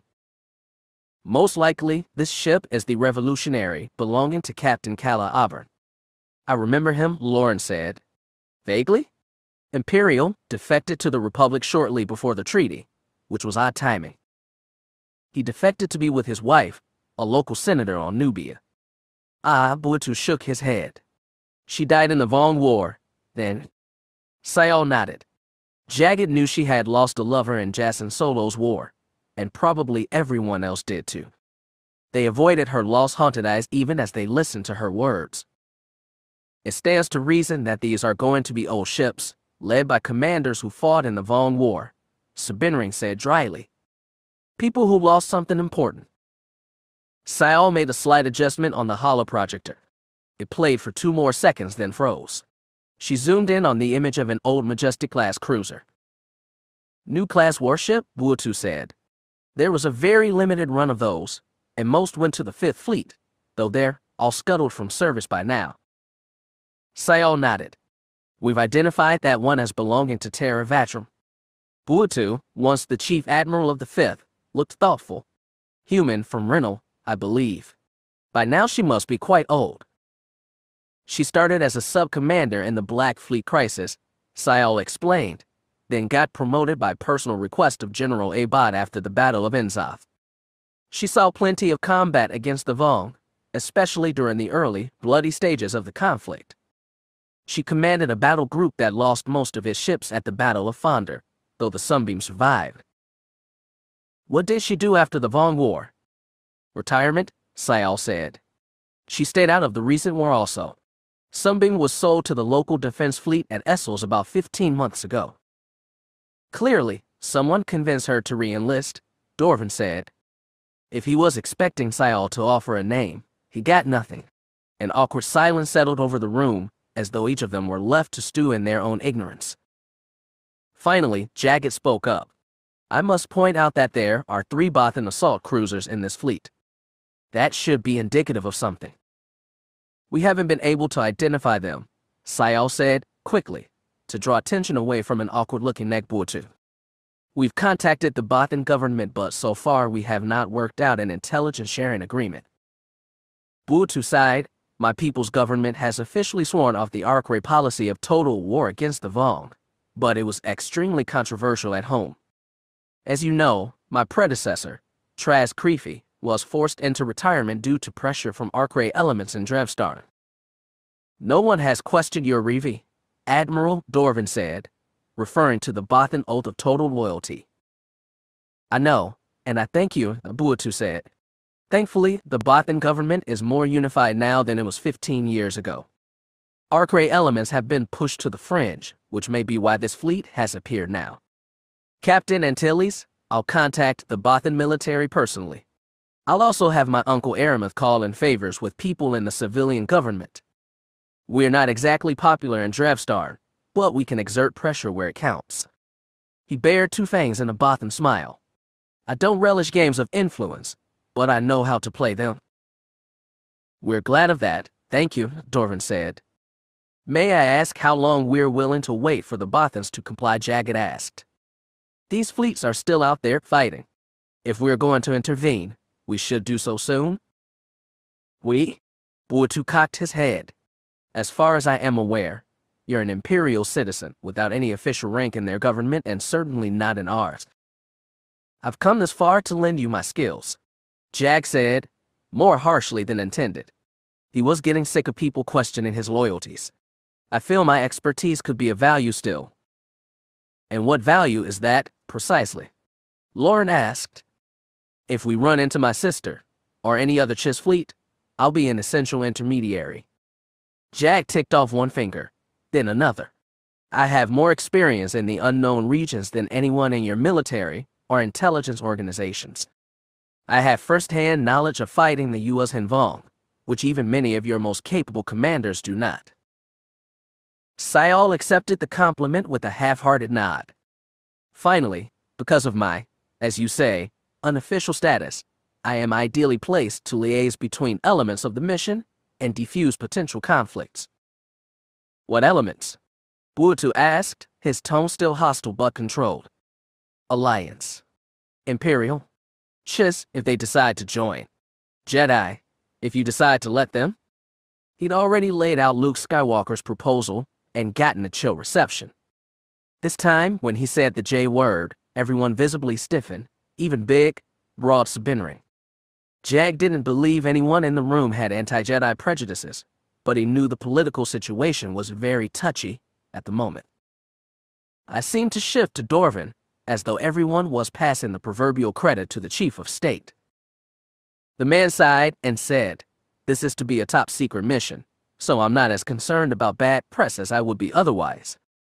I still have concerns." "What are they?" Jag asked, volunteering himself once again as the Jedi's advocate. Master Skywalker picked interesting choices for his time. There's Tahiri Veila. How do the Imperials feel about working with her? They don't know yet, but I've given her an official pardon after she rendered valuable services to the Empire. In any case, she knows Zanima Sekhet in the Vong better than anyone in the known galaxy. Another compelling case, Dorvin sighed.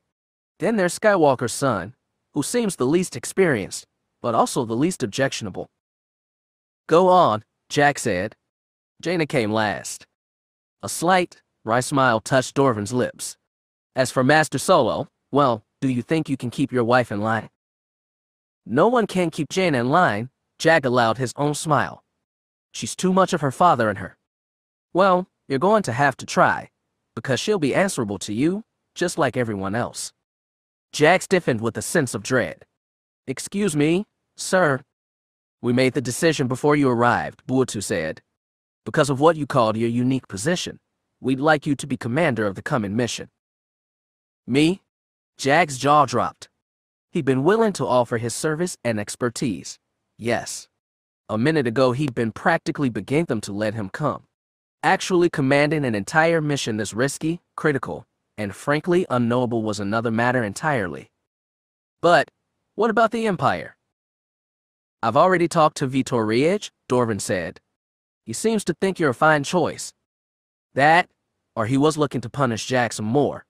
Are you saying I am going to command a joint Alliance Imperial Jedi task force into the unknown regions? Exactly, Buatu said. We've also sent out feelers to the Chiss, for whatever that's worth.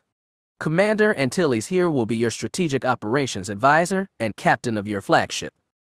Sabinring and the Wraiths will accompany. I understand that the Imperials will once again be led by Lieutenant Colonel Philire. The thought of Philire and Jaina sharing a room left Jagged terrified and faintly aroused. He looked at Dorvin, then Buatu, and finally Lauren, whose face, usually lightened by casual mirth, looked grim. This isn't a joke then, Jack said. No, Sayal spoke up. It's not a joke at all. I guess not. Jag let go of a breath he didn't remember holding. We're leaving it up to you to keep all parties in line, Buatu said. Alliance, Imperial, Chiss, Jedi, and your wife. That last one, said Jag, might be the trickiest. We know, Lauren allowed a smile at last. We agreed you were the only man who could handle the challenge. I feel flattered, Jag sighed, and grateful, honestly, and also a little scared. You should be, Sayal said. Everyone met her eyes and the humor drained from the room. She crossed her arms over his chest and said again, you all should be scared. After the meeting at the Chief of State's office, Sayal took a speeder directly to her quarters. She had moved into them just a month previous, after being recalled from Fonder on what was supposed to have been a temporary reassignment. It was a spacious flat, bought cheaply because of its proximity to the areas damaged by the recent Sith attacks. After hearing of Mary's death, her parents had taken the first flight to Coruscant and were now staying in her apartment. She didn't want to return, but she knew she had to face them before leaving for the unknown regions, and she might as well get it out of the way now. When Sayal arrived, she was surprised to find not just her parents standing in her kitchen, but two more people of the same age. She couldn't resent the intrusion. Tycho Selchu and his wife Winter had been like second parents to her, and naturally they would want to be with their close friends at this sad moment. "Hello, Sayal," Winter said softly. She wore a dark, plain dress that contrasted to the white of her hair. She didn't say she was sorry, and Sayal was glad. She'd been getting too much of that lately.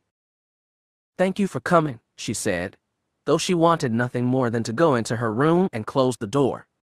Grief made her feel like a helpless child. "Wedge told me you were over at headquarters," Tycho said. He and her father were standing in the corner, each with a slim glass of ale in hand. Her father looked at her with very tired eyes that she couldn't bring herself to meet. "That's right," Sayal said. "We had a meeting in the Chief of State's office. On a mission of this import, a grieving family would normally be kept in the dark, but Garrett Lauren had personally brought the news to Wedge and Ela before the Wraiths returned from the unknown regions. He had explained everything." "What did Dorvin have to say?" her mother asked. Ela's arms were crossed over her chest. Her face was blank and her voice even. She seemed to be taking things better than her husband, at least a little. "We leave in 2 days," Sayal said. "For the unknown regions?" Tycho asked. Unsurprisingly, her parents had filled him in. "We're using retrieve coordinates courtesy of the Jedi," Sayal said. "There didn't seem a point in hiding anything. We'll be working with them as well as an Imperial delegation. Possibly the Chiss as well." "Who commands?" Tycho asked. "I'll be in charge of Alliance flagship," she said. "None of them show surprise or anything else. The overall operation will be coordinated by Jagged Fell." Tycho raised white eyebrows, but her parents betrayed nothing. Sayal barely knew her cousin, but the idea of going out into the unknown regions with Fell, chasing the ships that had killed Myri, didn't intimidate her. If anything, it gave her a small bit of comfort, not because Fell was family, but because he was a disciplined professional. She preferred working with that type. She never had been able to share a mission with her sister. 2 days, her father said. "It sounds like you'll be busy then." "We will," Sayal nodded. "We have a long day of prep work tomorrow, so if you'll excuse me, I'd like to get some rest." Of course, Tycho put his drink down.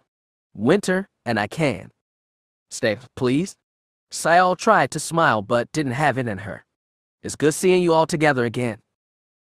She turned and walked into her bedroom without another room. The window shades were pulled down, and room was dark, with only a thin shaft of light from the open doorway cutting through the gloom.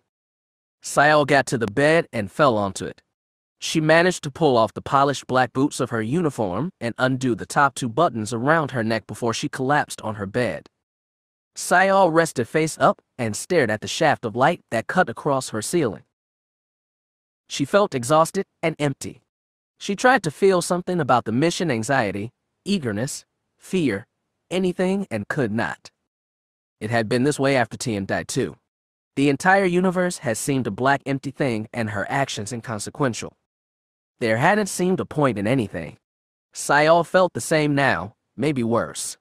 She could have stood up, taken off her uniform, and showered, but she didn't move. There didn't seem to be a point. She didn't know how long she lay there before a shadow filled the light shaft. The shadow shifted out of the light, and she felt her bed shift under additional weight. She felt a hand, rough and worn, reach out to touch the side of her face. Sayal jerked her head away, but her father reached out again to stroke her cheek. She didn't say anything, and neither did she. She didn't choke or sob, but tears ran silently from her eyes. Her father wiped them away. Epilogue. Visions of the future. Sometimes, just sometimes, Nada Sidala thought she could get used to retirement. It had happened before, a long time ago. She'd been utterly humiliated at Yavin 4, when her attempt to destroy the new Jedi Order in its infancy had been met with disaster. After the destruction of the Night Hammer, she had set down her rank and authority, left the Empire in the capable hands of Gilad Pelion, and tried to find a new life for herself somewhere in the galaxy. To her own amazement, she'd actually found one on a dismal hellhole of a world called Namcorius. Legius had aged much since she'd last seen him, been through some terrible experiences, but then, so had she. Together with Legius, she'd retired from a life of warfare and surrendered herself to simple pleasures. It had been a strange experience, unsettling at first. She'd wake up in the middle of the night after dreams of standing on a burning vessel's bridge or hearing the phantom sounds of emergency klaxons. It had been Legius, calm-wise Legius, who had soothed her nerves and taught her, slowly but surely, that a peaceful life was a fine one to live. Legius was long dead now.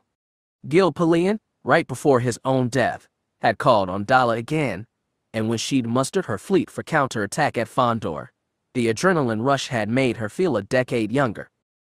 She'd been wary to accept command of the Galactic Alliance for a dozen of reasons, not the least her earlier battles with the Rebel Alliance from which it had grown.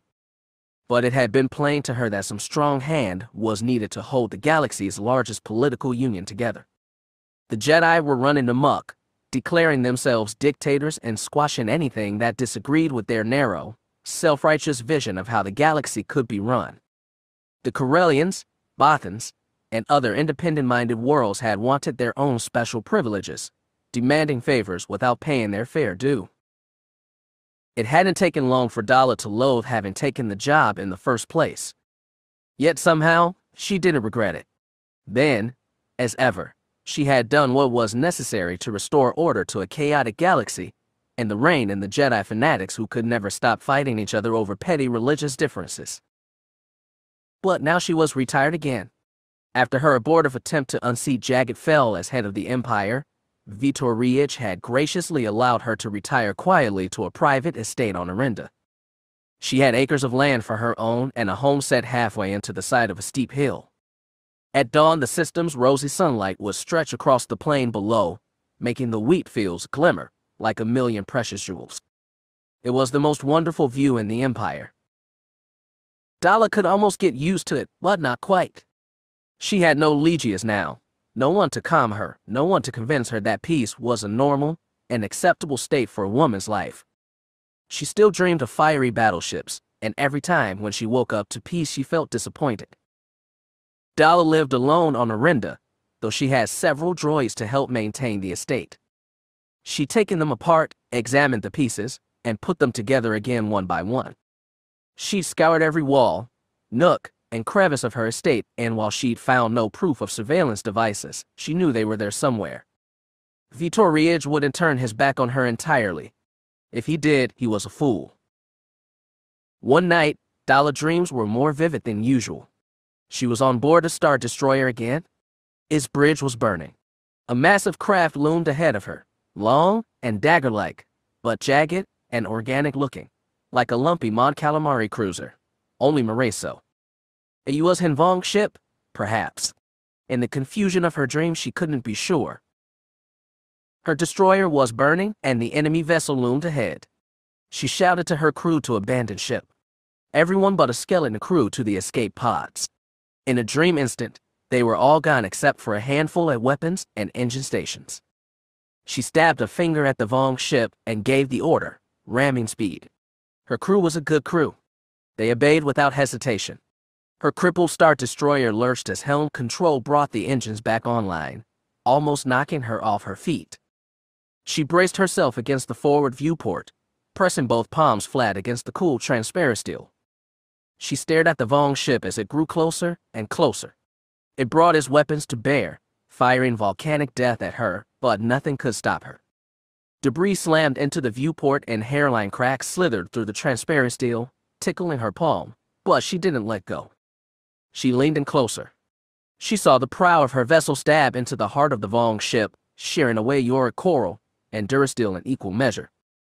The destroyer groaned and buckled further, but it stabbed deeper and deeper into the enemy. The hairline fracture snapped and cracked under her hands. The viewport shattered, opening the bridge to fire and space. Dala felt herself being swept off her feet, plunging even faster than her dying vessel, closer and closer to the Vong ship, into its beautiful blossom of flame. and then she woke up. An alarm was blaring. Dala stared around her empty bedroom, wondering if she was still dreaming. But it wailed and wailed. In her sleepy confusion, it took her almost a minute to realize she was being messaged. She scrambled for the secret communications array in her bedroom. This was something she'd installed herself, but she'd only used it once or twice for fear of Riish finding out. Only a handful of beings knew how to reach her. Before switching on the holo, Dala looked down at her disheveled hair and nightgown. She shrugged and flicked it on anyway. She was far too old to be vain. The blurred, blue face of Drickle Lesserson looked back at her.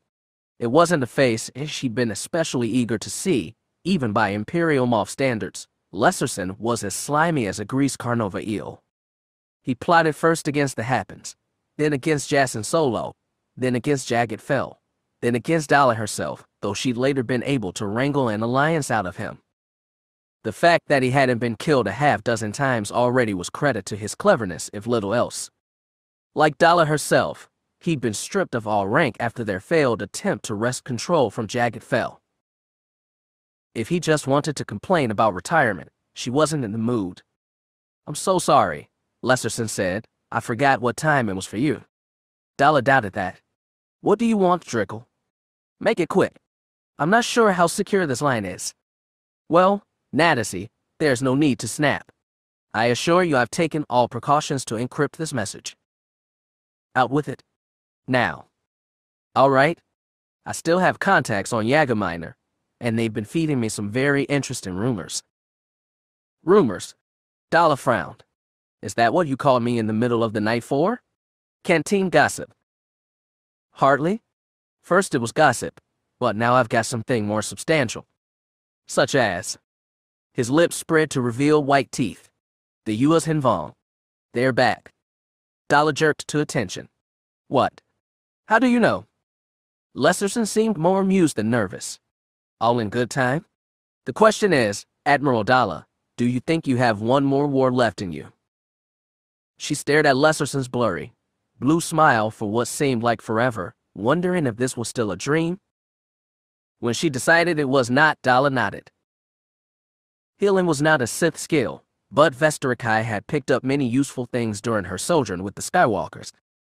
They taught her how to retreat within herself, to focus on the strength and warmth inside her, and to merge it with the Force to mend the parts of her body that were cold and broken. She spent a long time lying on the deck of ship, existing in a strange midpoint between sleep and waking as she tried to mend the damage Jaina and Tenno-Ka had dealt her during the fight on Yavin 4. But like most Jedi tricks, it only did so much. No amount of Force-enhanced meditation was going to replace her lost arm. It certainly couldn't heal the damage to Vestara's soul. There had been too many betrayals, by her and against her, for that. When she felt she had enough strength, she pushed herself off the floor. She lost balance the first time she tried it. Having only one arm would take getting used to. All that was left of the other was a cauterized stump, the parting gift of Jaina Solo's lightsaber, buried beneath several layers of Bacta bandages she had not administered herself. She had enough strength to push herself upright with her remaining arm. She straightened her back and flexed her aching shoulders. They felt strangely light, with only one arm to support. Then she saw the figure sitting a meter across the floor. He sat with his legs crossed, back straight. He was covered in black robes except for his hands and face, both of which were an ominous, artful sprawl of red and black patterns. The Daveronian's two long horns and needle-like teeth, visible through lightly pursed lips, completed the image of ancient malice. She expected to see predatory hunger in his eyes, red-orange with black pupils, but instead she saw patience. "I'll live," Vestara grunted, though he hadn't expressed any concern, and she hadn't sensed any in the Force. His presence was dark, determined, angry, much like that of her father and the other members of the lost tribe of the Sith she had spent most of her life with. Like her own, she supposed. However, unlike the other dark side auras she'd known, this one seemed calm and composed. "Did we get them?" she asked. "Did we get what we came for?" "The holocrons of Nagasato are in our possession," Darth Vidia said. "Lord Wyerlock should be very pleased." Even when she'd agreed to go with him to Yavin 4, she'd half expected this mysterious man to kill her once she helped him get his precious artifacts. It would be the typical Sith thing to do, after all. She'd been at his mercy, wounded and helpless, for hours if not days, and best she could tell, all he'd done was dress her wound. Vestera didn't trust kindness. She almost had, once, and regretted it. She'd been born a Sith, made a Sith, and she'd die one to whether she liked it or not. "Where are we going?" she asked, not bothering to veil the suspicion on her voice. For some reason, Vidius chuckled. It didn't befit his demonic image. "We are going deep into the unknown regions, Vestera Kai." "Is that where we deliver those holocrons?" "Among other things." Vestera blew out a long breath. "You know, I thought we'd be going to Korriban. I sensed your people's presence there when I was there a few years ago. That was you, wasn't it? Or is there a third faction of Sith floating around?" "We have since abandoned Korriban," Vidius said. "The Jedi were becoming too aware of our presence. Besides, we had other business." "Have you met any others, like me?" she had to ask. Vestera hadn't seen or heard anything about the Lost Tribes since the battle at Coruscant 2 years ago, when she betrayed Jedi and Lost Tribe alike and turned both into her enemies. They would never take her back, and she'd never want to go back, but she was still curious as to the fate of the people she'd spent most of her life with. The tribe she'd lost. "We have encountered several," Vidius said. And Vestera's breath caught in her chest. "Few were worthy," the Deveronian said darkly. She might have felt sadness, knowing members of the Lost Tribe had fallen to whatever the second Sith clan was. Instead, she felt a dull emptiness. The last remnants of her youth had finally disappeared, and there was nothing yet to replace them. "And I was worthy?" she asked. "You were willing to make a sacrifice." He made a small gesture to the stump of her arm. She wanted to ask if she could get a replacement limb but was afraid of looking weak. Vidius must have sensed this. He shook his head and said, "Our leader is not averse to prosthetics. However, some of our allies are, so you'll have to make do for now." "Your leader? Are we going to meet him?" "Perhaps. That is not for me to know. But do not fear. All will be explained soon enough." "Well, that's a relief," she muttered. "I hate being stuck in the dark." Vidius chuckled, like she'd said something funny. "I believe you have much potential." "As do I, Lady Kai," said a voice in her head. "Ship?" Her mouth slacked open. The sentient machine in whose belly they rode hadn't touched her thoughts since Yavin 4. Despite its constant presence in her mind for many years, she'd almost forgotten it was there. "Rest assured, Lady Kai," it said, "this man will take us somewhere very powerful. I can feel it. This is what I've been waiting for my many centuries in exile." Vestera glanced at Vidius, wondering if he, too, could hear ship. His face was blank, betraying nothing. "What do you want?" Vestera asked both aloud. "What's your goal in all this?" "I wish to become a more perfect vessel of the dark," said Ship. "The Jedi are weak," Vidius said. "The alliance from which they have broken is weaker. The time is perfect to destroy both and re-establish the dominance of the Sith. And the holocrons will help you do that.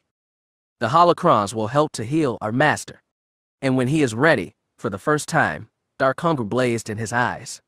Finally, the time will come to reveal ourselves to the Jedi. Then, we shall have our revenge.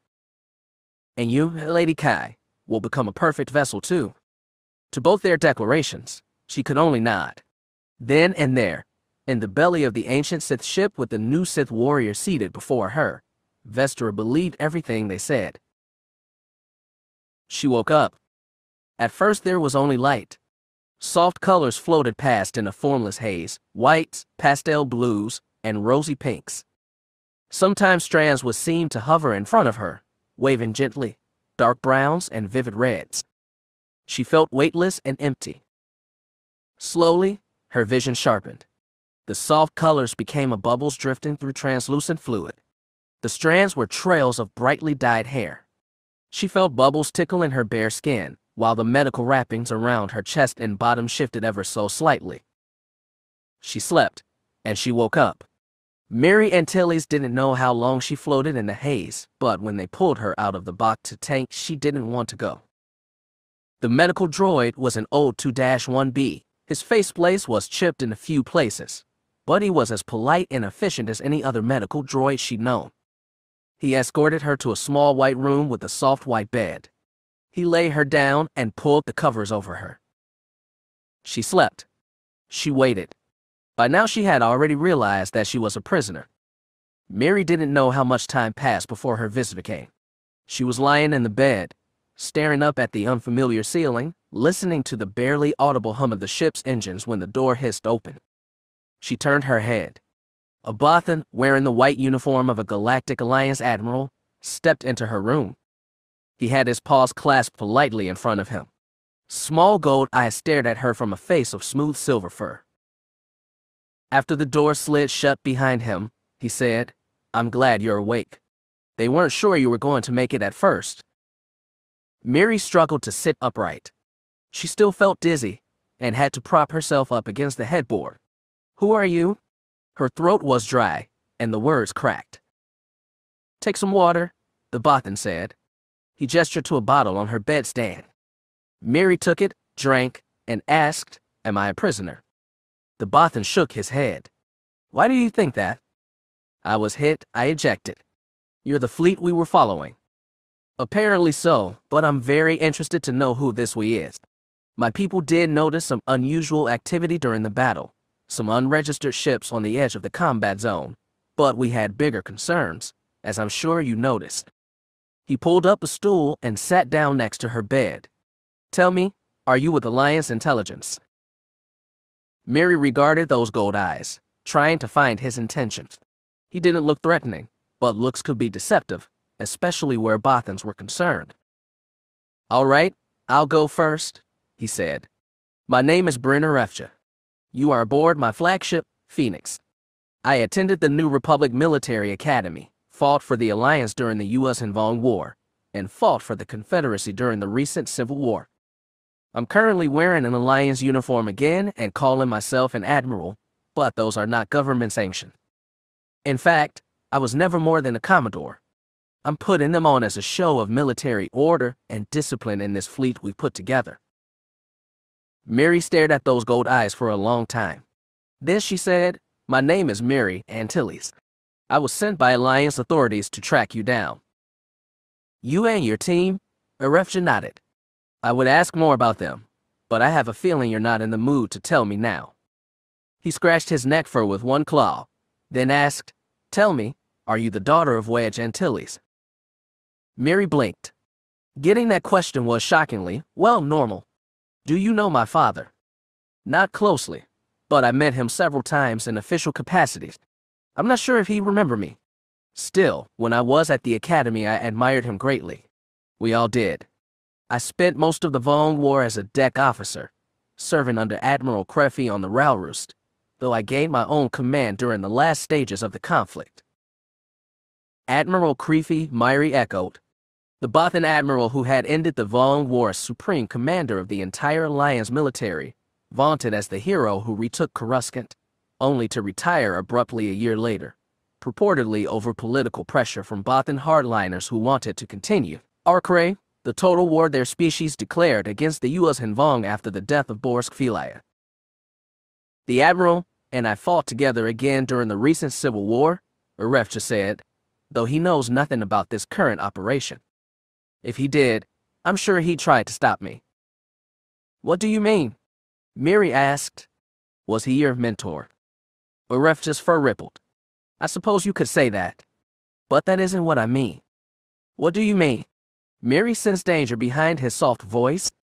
Arefja reached into his uniform and drew out a long, thick metal cylinder.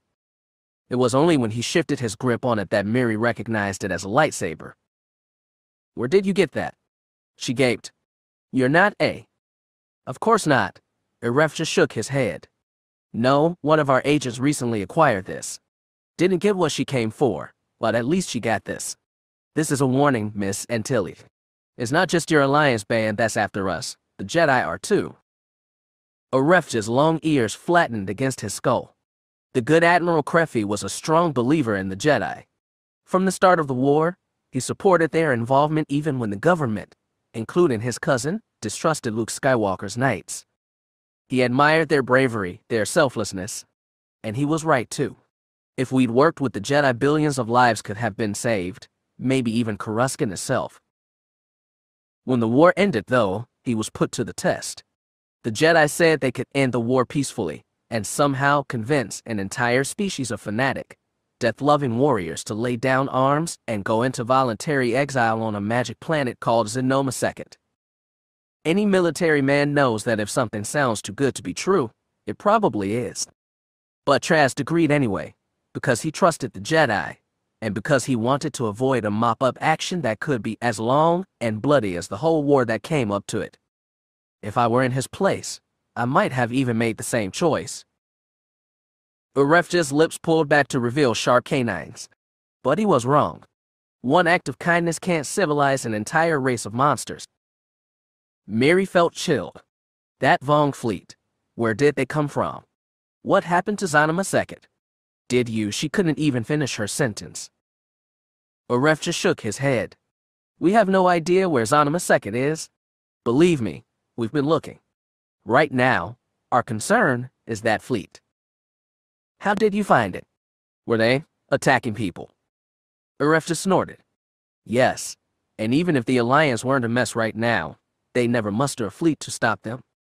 But I have spent the better part of a decade finding allies from all parts of the galaxy, people who will help me finish what we should have done 15 years ago. Mary felt herself shiver. And what happens to me in all this? I'm your prisoner, right? Prisoner.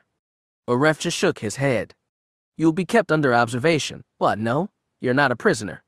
You'll be staying here with us, to fight if you so choose. And if I don't, then you will still remain, because live or die, we will need witnesses to tell the rest of the galaxy what we did here in the uncharted depths of space. He leaned in close and laid a silver paw on Mary's hand. His gold eyes blazed as he said, Miss Antilles, you are going to witness history. We are going to eradicate the U.S. Vong once and for all.